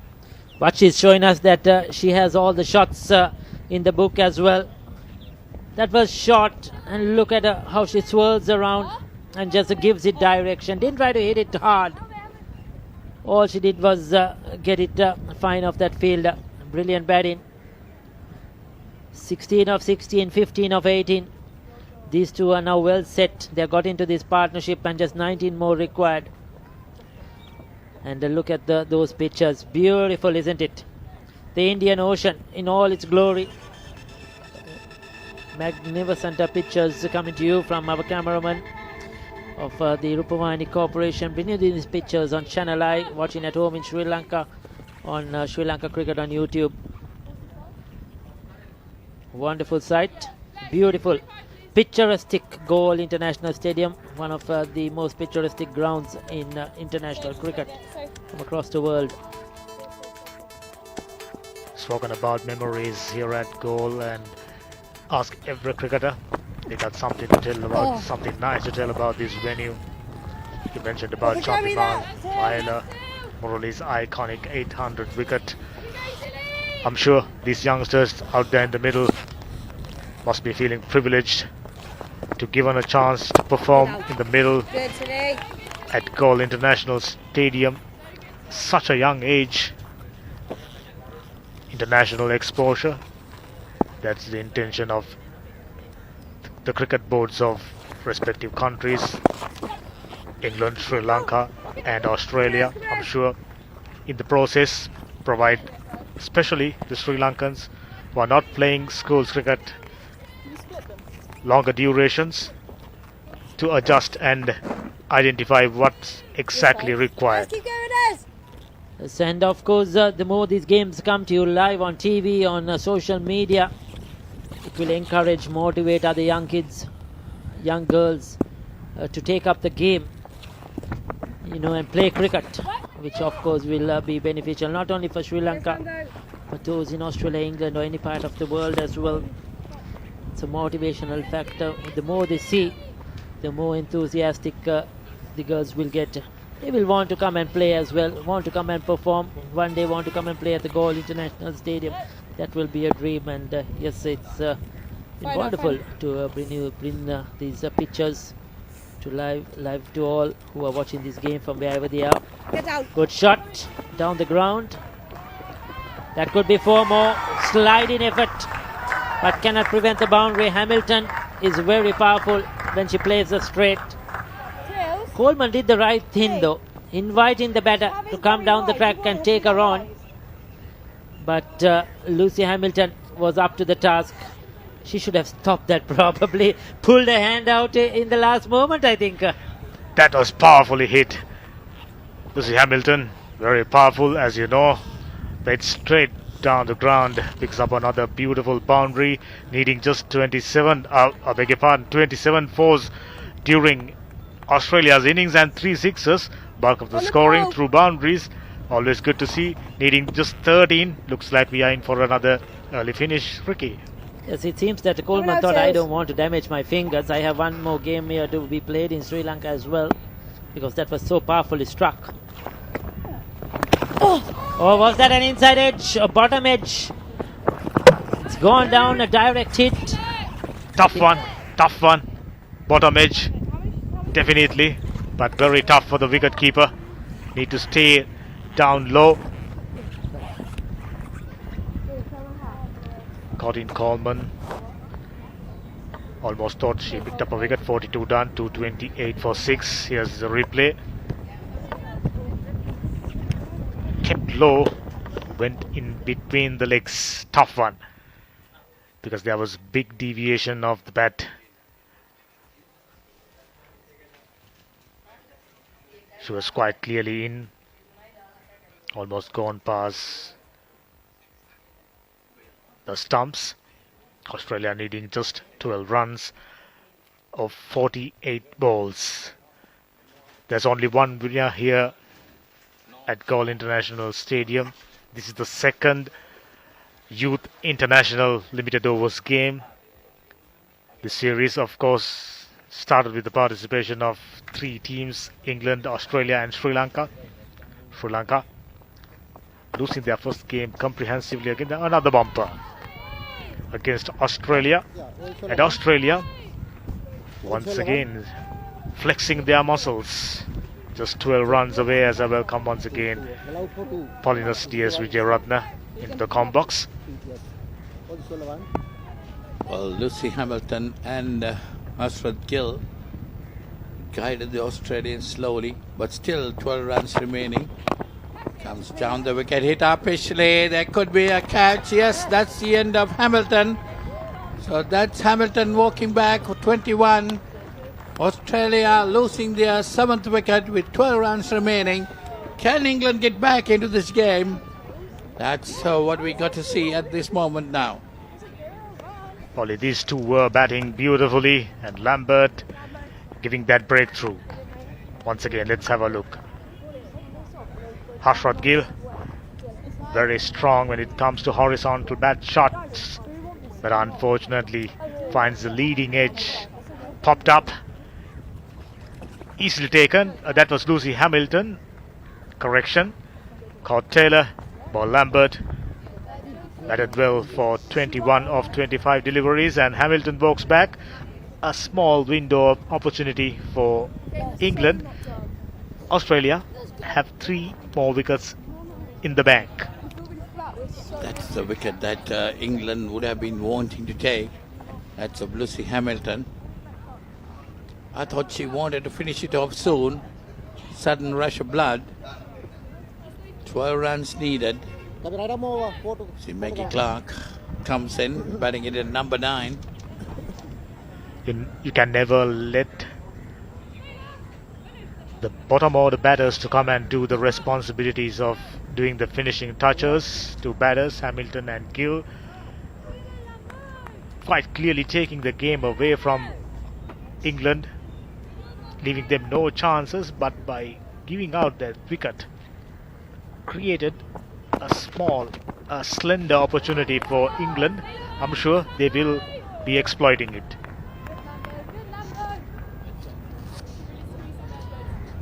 So Maggie Clark, the new batter that has come in. Australia 228 for 7, 12 more runs needed, 45 deliveries remaining. Australia have plenty of time in their hands to get this 12 runs. All what they got to do is to safeguard the 3 wickets which they have. That's nicely worked away by Clark down towards the fine leg area. They get a single. So that brings the runs needed to 11. Australia score moves on to 229. There you see the Australian dressing room, quite happy, getting closer to victory.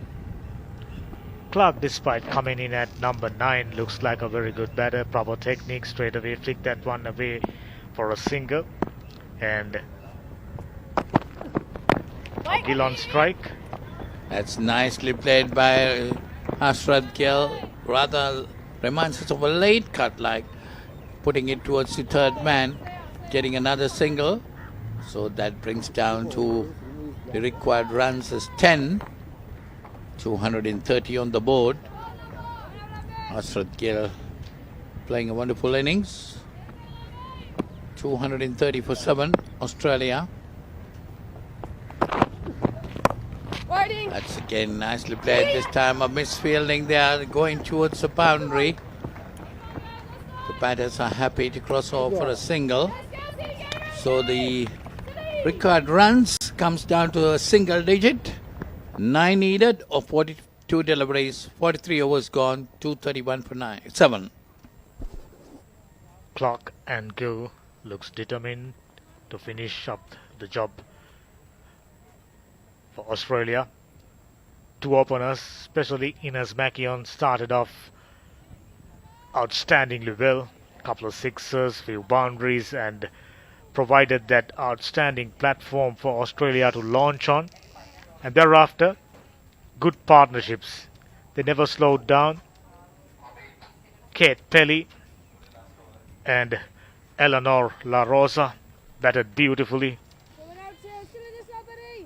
Basically taken the game away from England, needing just 9 runs, 42 balls available.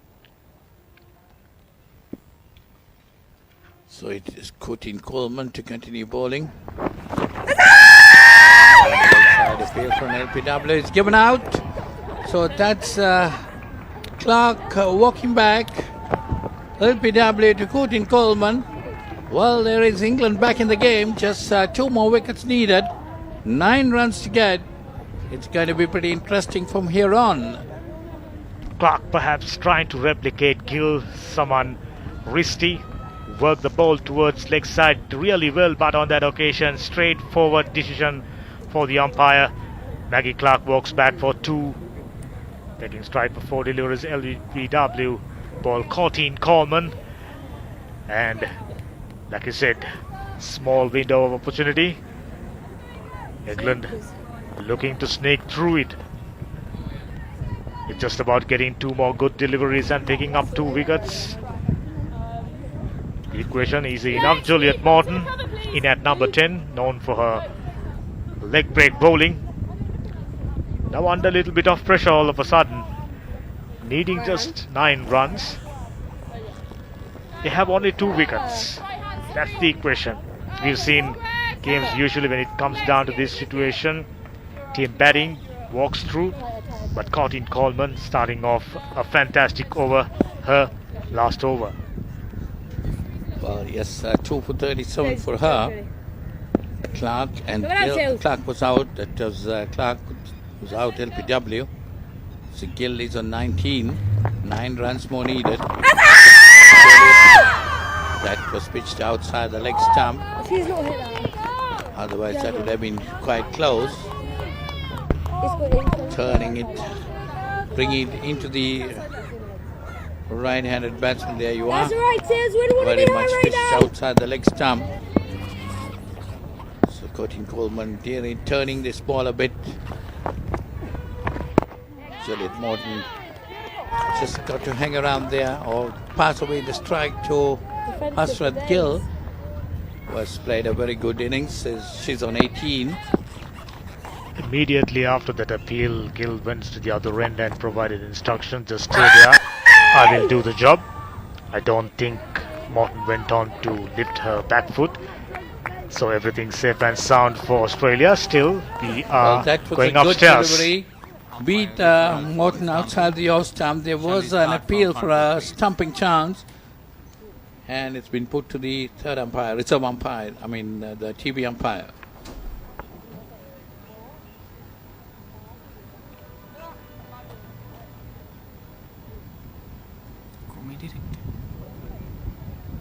Director, did you copy that? Okay, wait. Back. Yellow? Okay, play. Fair delivery. Can we move on to the base side on angle, please? By yellow? Okay, play.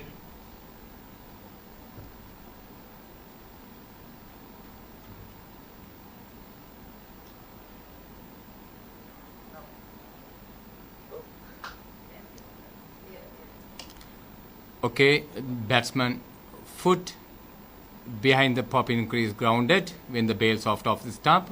I am ready to make my decision. Decision is not out. Focus the light, please. Yes, there you see the TV umpire's decision. The green light flashing, not out is the decision. But, well, Morton definitely raised her back foot, but she was very quick to bring it down before the bells were taken off. So that's a narrow shave. England down the leg side, guards going towards the fine leg area. The batsman happy not to cross over. Gill must be wanting the strike. 9 more runs needed, 37 deliveries remaining. Just a delivery in this over, where Juliet Morton got to hold on. Anxious moments for Aussie's Morton. Lift her back foot for a fraction of a second. Luckily got it back before the wicketkeeper whipping off the bails. This time, outstandingly safe defensive stroke to complete Courtney Coleman's spell.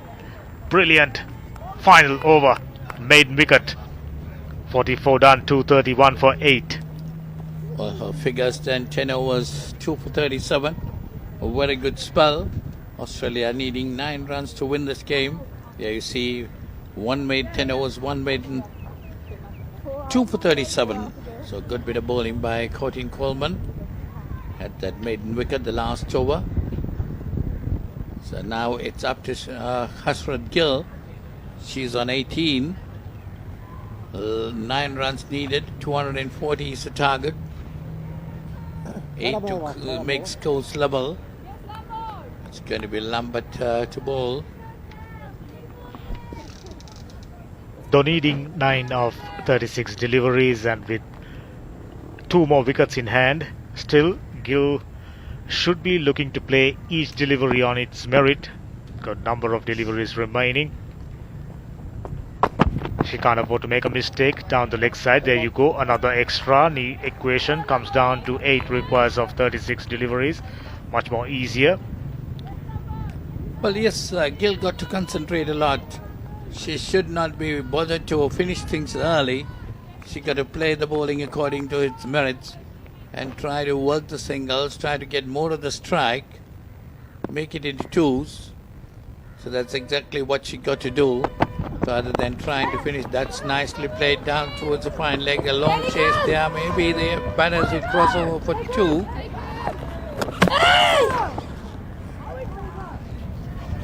I think we might have to go upstairs once again. Morton was slow to get back. It's alright, we'll ask. But that's good. That doesn't matter either way. Yeah. So, that's square leg now. Come a bit further, come a bit further. Legs up!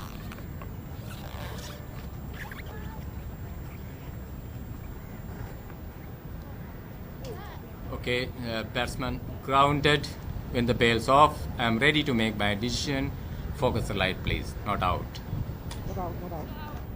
So there you are. We see the TV umpire's decision again. The green light flashing to say not out. But what surprises me, Hemant, is that they should have got 2 runs there and still struggled to get that one. Absolutely. The moment Gill flicked that one towards square leg region, had they run normally, they should have completed 2 runs quite easily this time. Played away towards mid-wicket region for no runs. Now all of a sudden, while Morton on strike, anxious moments for Australia. Something they don't want to be at this stage, especially needing only 7 runs with plenty of deliveries remaining. We'll have another look. Good short pitch delivery right into the ribcage area. To me, the batters looked a bit tensed at the moment. That's not what they should do, but play their normal game. They got just 7 runs remaining to win this game. They don't need to be tensed. Runs will come if they play the bowling according to its merits. Well, as we're talking, that flick down towards the fine leg, Hasrat Gill should have been running hard, looking for that second. That should have been the order of the day at that time. That's wide. So that's another run reduced from the required runs. So it will come down to 6. Cardinal mistake by Lambert. She knows quite clearly they have only 6 runs to prevent. So opted to go for variations. Not an option, I think. 4 piece of bowling. There you go, 25 wides. Goodness me. Well, definitely that's a lot of runs. The Australians too bowl a lot of wides. But 25 wides. 25 runs coming off wides. That's definitely a lot of runs. So Australia 234 on the board with a loss of 8 wickets. Juliet Morton got 2 more deliveries to hang on there. That's the Australian camp. They look quite happy. That's worked away nicely towards the leg side, but just a single. Oh my God. Now it's the time for Hasrat Gill to see whether she would be able to get a single to keep the strike. This is a very important stage, because she trying to get that single, she might play a bad shot and get out. This is what you call tricky situations. Unexpectedly, Australia now were made to face few tricky situations. Only 2 wickets in hand, having lost 8 wickets. That's the problem.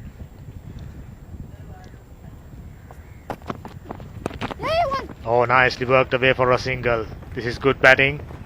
Hashrat Gill, we know, one of the stars in Australian lineup, completed the 45th, 236 for 8. Well, I thought that was poor thinking by the bowler, just giving it short of a length down the leg side. And Gill was very strong in that shot to work it away towards the fine leg. And that was easy picking for Hashrat Gill. So 4 more runs needed of 30 deliveries. We took wickets intact. Australia, there you see 30 balls remaining. 4 more runs to get. 2 wickets in hand. So Hashrat Gill is on strike.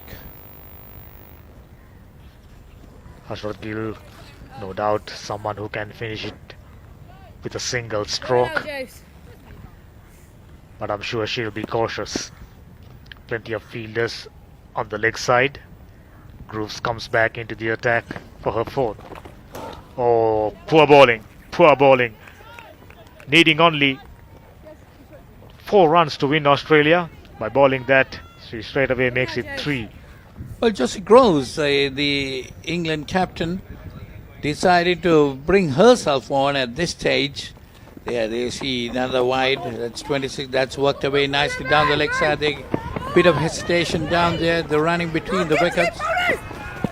And while the batsman cross over for 2, they got 2 runs there. The earlier occasion they were satisfied with 1. Anyway, now Gill knows that all depends on her. And now the scores are level. 1 more run needed for victory. That was very nicely worked away. A long chase of the fine leg fielder. Of course, there was a bit of misfielding there too. Didn't collect the ball cleanly. So it's a Grooves to Gill. A flighted delivery nicely pushed away on the onside. No run. A lot of tension there between the 2 batters. Now they must be happy. Just the scores are level. Just 1 more to get for them to win this game. Gill played a very wonderful innings of 22 of 22 deliveries. Grooves, I thought that one worked away nicely this time, and that is the winning hit. That is going towards the boundary for 4. 4 more to Gill, takes her on to 26, and the Australians scored 243 for 8. So Australia won this game by 2 wickets. As expected, was a very close one at the end. Little bit of a twist in the tail. Earlier on, Aussies were moving along like a Ferrari, but by losing wickets, provided that window of opportunity for the English bowlers, they did try their best, but too many mistakes finally cost them the game. Australia won by 2 wickets. Congratulations. Gill finishing the job, and Morton, though not looking very apprehensive to go for a previous single, getting Gill on strike. She does the stuff that was required. A boundary to finish Australia. They are on top. They pretty much wrapped up the series. So there you see the last delivery, which Gill swept it away towards the fine leg to get a boundary and win this game. Well, Australia definitely changed their game completely from the T20 series into the one-day series. They adjusted themselves very well and winning both their games. They must be pretty happy beating England. The subtle adjustments were done really beautifully by the Australians. Looks like an experienced unit playing together for a period of time, and top players taking up the responsibility and performing outstandingly well for Australia. At the end, won by 2 wickets. Like I said, series winners. There's no way England or Sri Lanka go on to wrap up this series, because both the teams can only win 1 game. Australia 2 out of 2. Magnificent performance against Sri Lanka, and as expected, a close one against a much stronger England. They did the stuff looking confident at the toss, and they carry forward the momentum. Bowlers done a fantastic job, little sloppy on the field, far too many mistakes, yet restricting England to 239 by doing so, given them a manageable total to chase down. Kate Pelly, La Rosa batted beautifully. Basically, that partnership paved the way for Australians to cross the line safely enough. Yes, definitely that was more than a 100-run partnership. Of course, the Australians, they provided opportunity for most of their players. Of course, thinking of Lucy Hamilton batting it at number 7, right? The Australians provided the opportunity for the players who had not got the proper opportunity to bat in this series, in this tour. They gave them the opportunity, and there you see the batting card. McKeown got 31, Smith 9, Dolwyn 5. La Rosa played a wonderful innings of 52 or so with Pele, 56. They put on a 100-run partnership. Finn got 12, Hamilton 21, Gill was not out on 23, Clark was out for 2, and Morton was not out on 1. There were 28 extras, of which a lot were wides. That was the cause here, and Australia 240 for 8 in 45.3 overs. Australia given away a fair share of extras. There you go, bowling for England. Stonehouse picked up a wicket, bowled beautifully at the end, 1 for 37. Taylor 1 for 39. Smell bowled beautifully, 10 overs, 32 for 1. Lambert picked up a useful wicket, though she was expensive. Cotton Coleman 37 for 2, another beautiful spell, 10 overs, 37 for 2. Outstanding. Josie Grooves surprisingly off target. Pavley picked up another wicket. England, all in all, wasn't clinical enough. Too many mistakes in the field. Take a look at it, 28 extras, and the wickets have fallen. First on 41, second 41, third 53. Then that beautiful partnership 100 plus, 162. The fourth wicket fell, and fifth wicket 185. And all of a sudden, England in the game. Sixth fell at 190, and a partnership between Hamilton and Gill. Then Hamilton win, that's where the problem started for Australia. 228. Somehow Harshrat Gill staying there, taking up the responsibility and doing the finishing touches. Outstanding.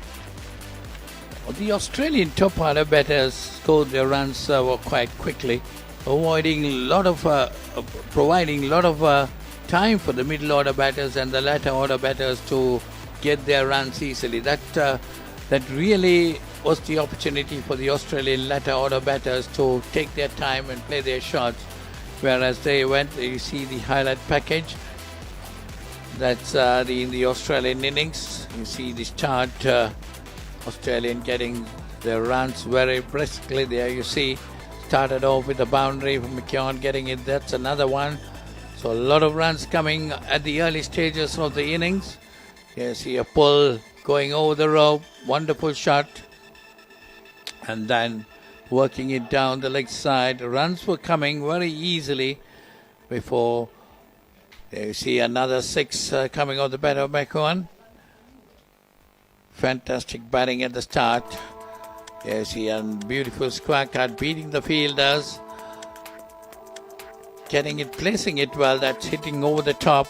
Runs were coming for her. And then you saw that shot going on the back foot, trying to pull it, getting out. And then another quick wicket fell. And where Australia at one stage were 50 odd for 3. But then it was La Rosa and Pele getting together, putting on a beautiful 100-run partnership. There you see La Rosa starting off with the boundary. And Pele also giving shot to shot. They went on playing some beautiful shots. A 100-run partnership. It was actually 109-run partnership between these two batters, which took the Australians to somewhat safety. And there you see at the latter stages, England came back into the game, getting the wickets. After the wickets fell of La Rosa and Pele, then we had Hamilton and Gill going on for another partnership. Then later on, we had, there you see, Gill and Hamilton getting on those runs. And finally, that was La Rosa's 50. And then Pele continued. That was the first shot by La Rosa to be dismissed, and Pele continued playing her shots right down the wicket, pushing it on the offside, getting runs. Wonderful batting there. And that was Finn who came in at the follow wicket of La Rosa. She also got a couple of boundaries before she pulled it out to the mid-wicket boundary. And then that was a wicket which changed the complexion of the game. Pele getting out, caught and bowled by Stonehouse. And after that, Hamilton and Gill put on another good partnership, but a small partnership, maybe about 30 runs. They put on well to bring the Australians back into the game before Hamilton and Morton, Clark, both got out cheaply. And then where there you see Hamilton trying to go down the wicket and hit it over the top, getting caught. So after Hamilton's dismissal, there was Maggie Clark getting out LPW. It was a very close call at the first delivery after Morton came in, but then Gill took command and played that shot. That was the end of the game, with Australia winning with 2 wickets. Here's the summary. England winning the toss, batting first 239. Jones had a beautifully 57, Taylor 33, Cock 33, Small 33. We got the bowlers, La Rosa 3 for 31, Hamilton 2 for 37, Gill 2 for 49 and Finn 2 for 36. Australia in reply 248 down, 45.3 overs it took.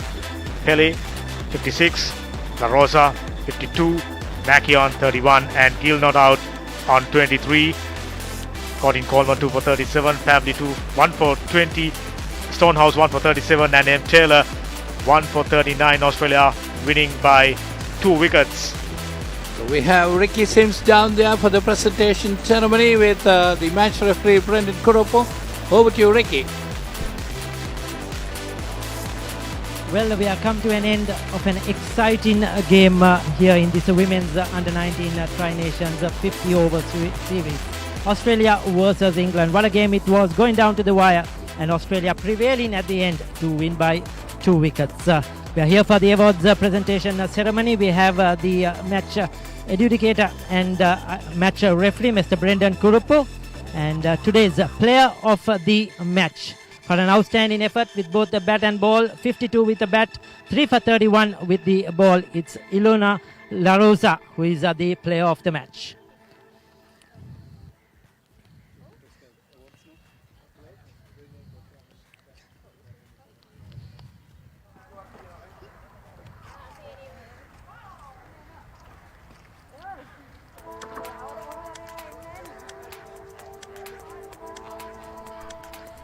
Well, Helena, first and foremost, congratulations. You had a fantastic game with both the bat and ball. Tell us something about that performance today. Yeah, it was good to be able to contribute and just get the team over the line.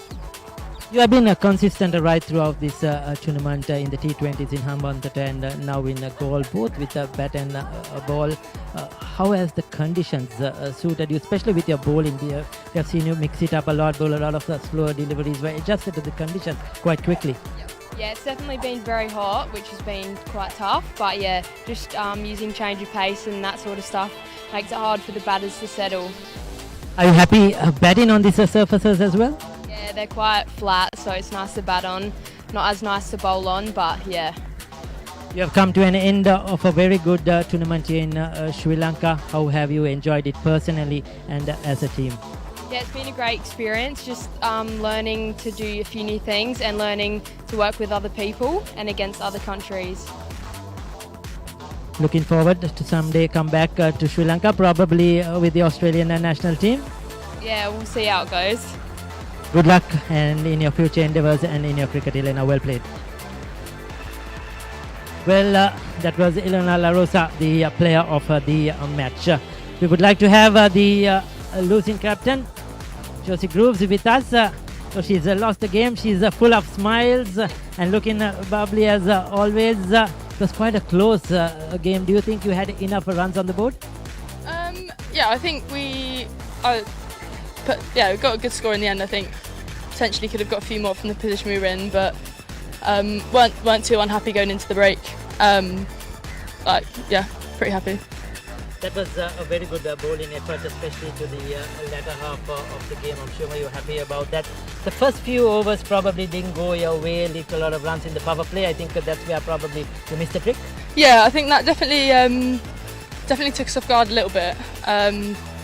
But I think did a really good job to bring that back and take a bit more control and take a few wickets early there, especially when they were coming at us. Potentially just let it drift a little bit, but for the girls to bring it back at the end, I think showed really good fight.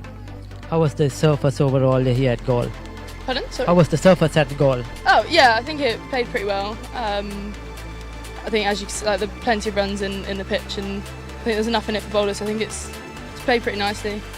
So we have one more game left in this tour to Sri Lanka. Looking forward to that. Yeah, absolutely. We'll take some good learnings from this game and hopefully go again and take the last win. Thank you, Jessie, and good luck for the next game. Thank you very much. So we will have the winning captain, the happy-looking Amy Smith with us, looking very relaxed, and you enjoyed that game, didn't you? Yeah, definitely. We always want to beat the Palms, and we've got a bit of history there already from the under-19s. So yeah, glad we finally got a win over them. A few nervous moments towards the end when you lost a couple of wickets when Hamilton got out as well. Yeah, it was a bit nervous. We would have liked them, Hamilton and Hazrat, to finish the game, but yeah, Hazrat batted well at the end, and the girls got us through.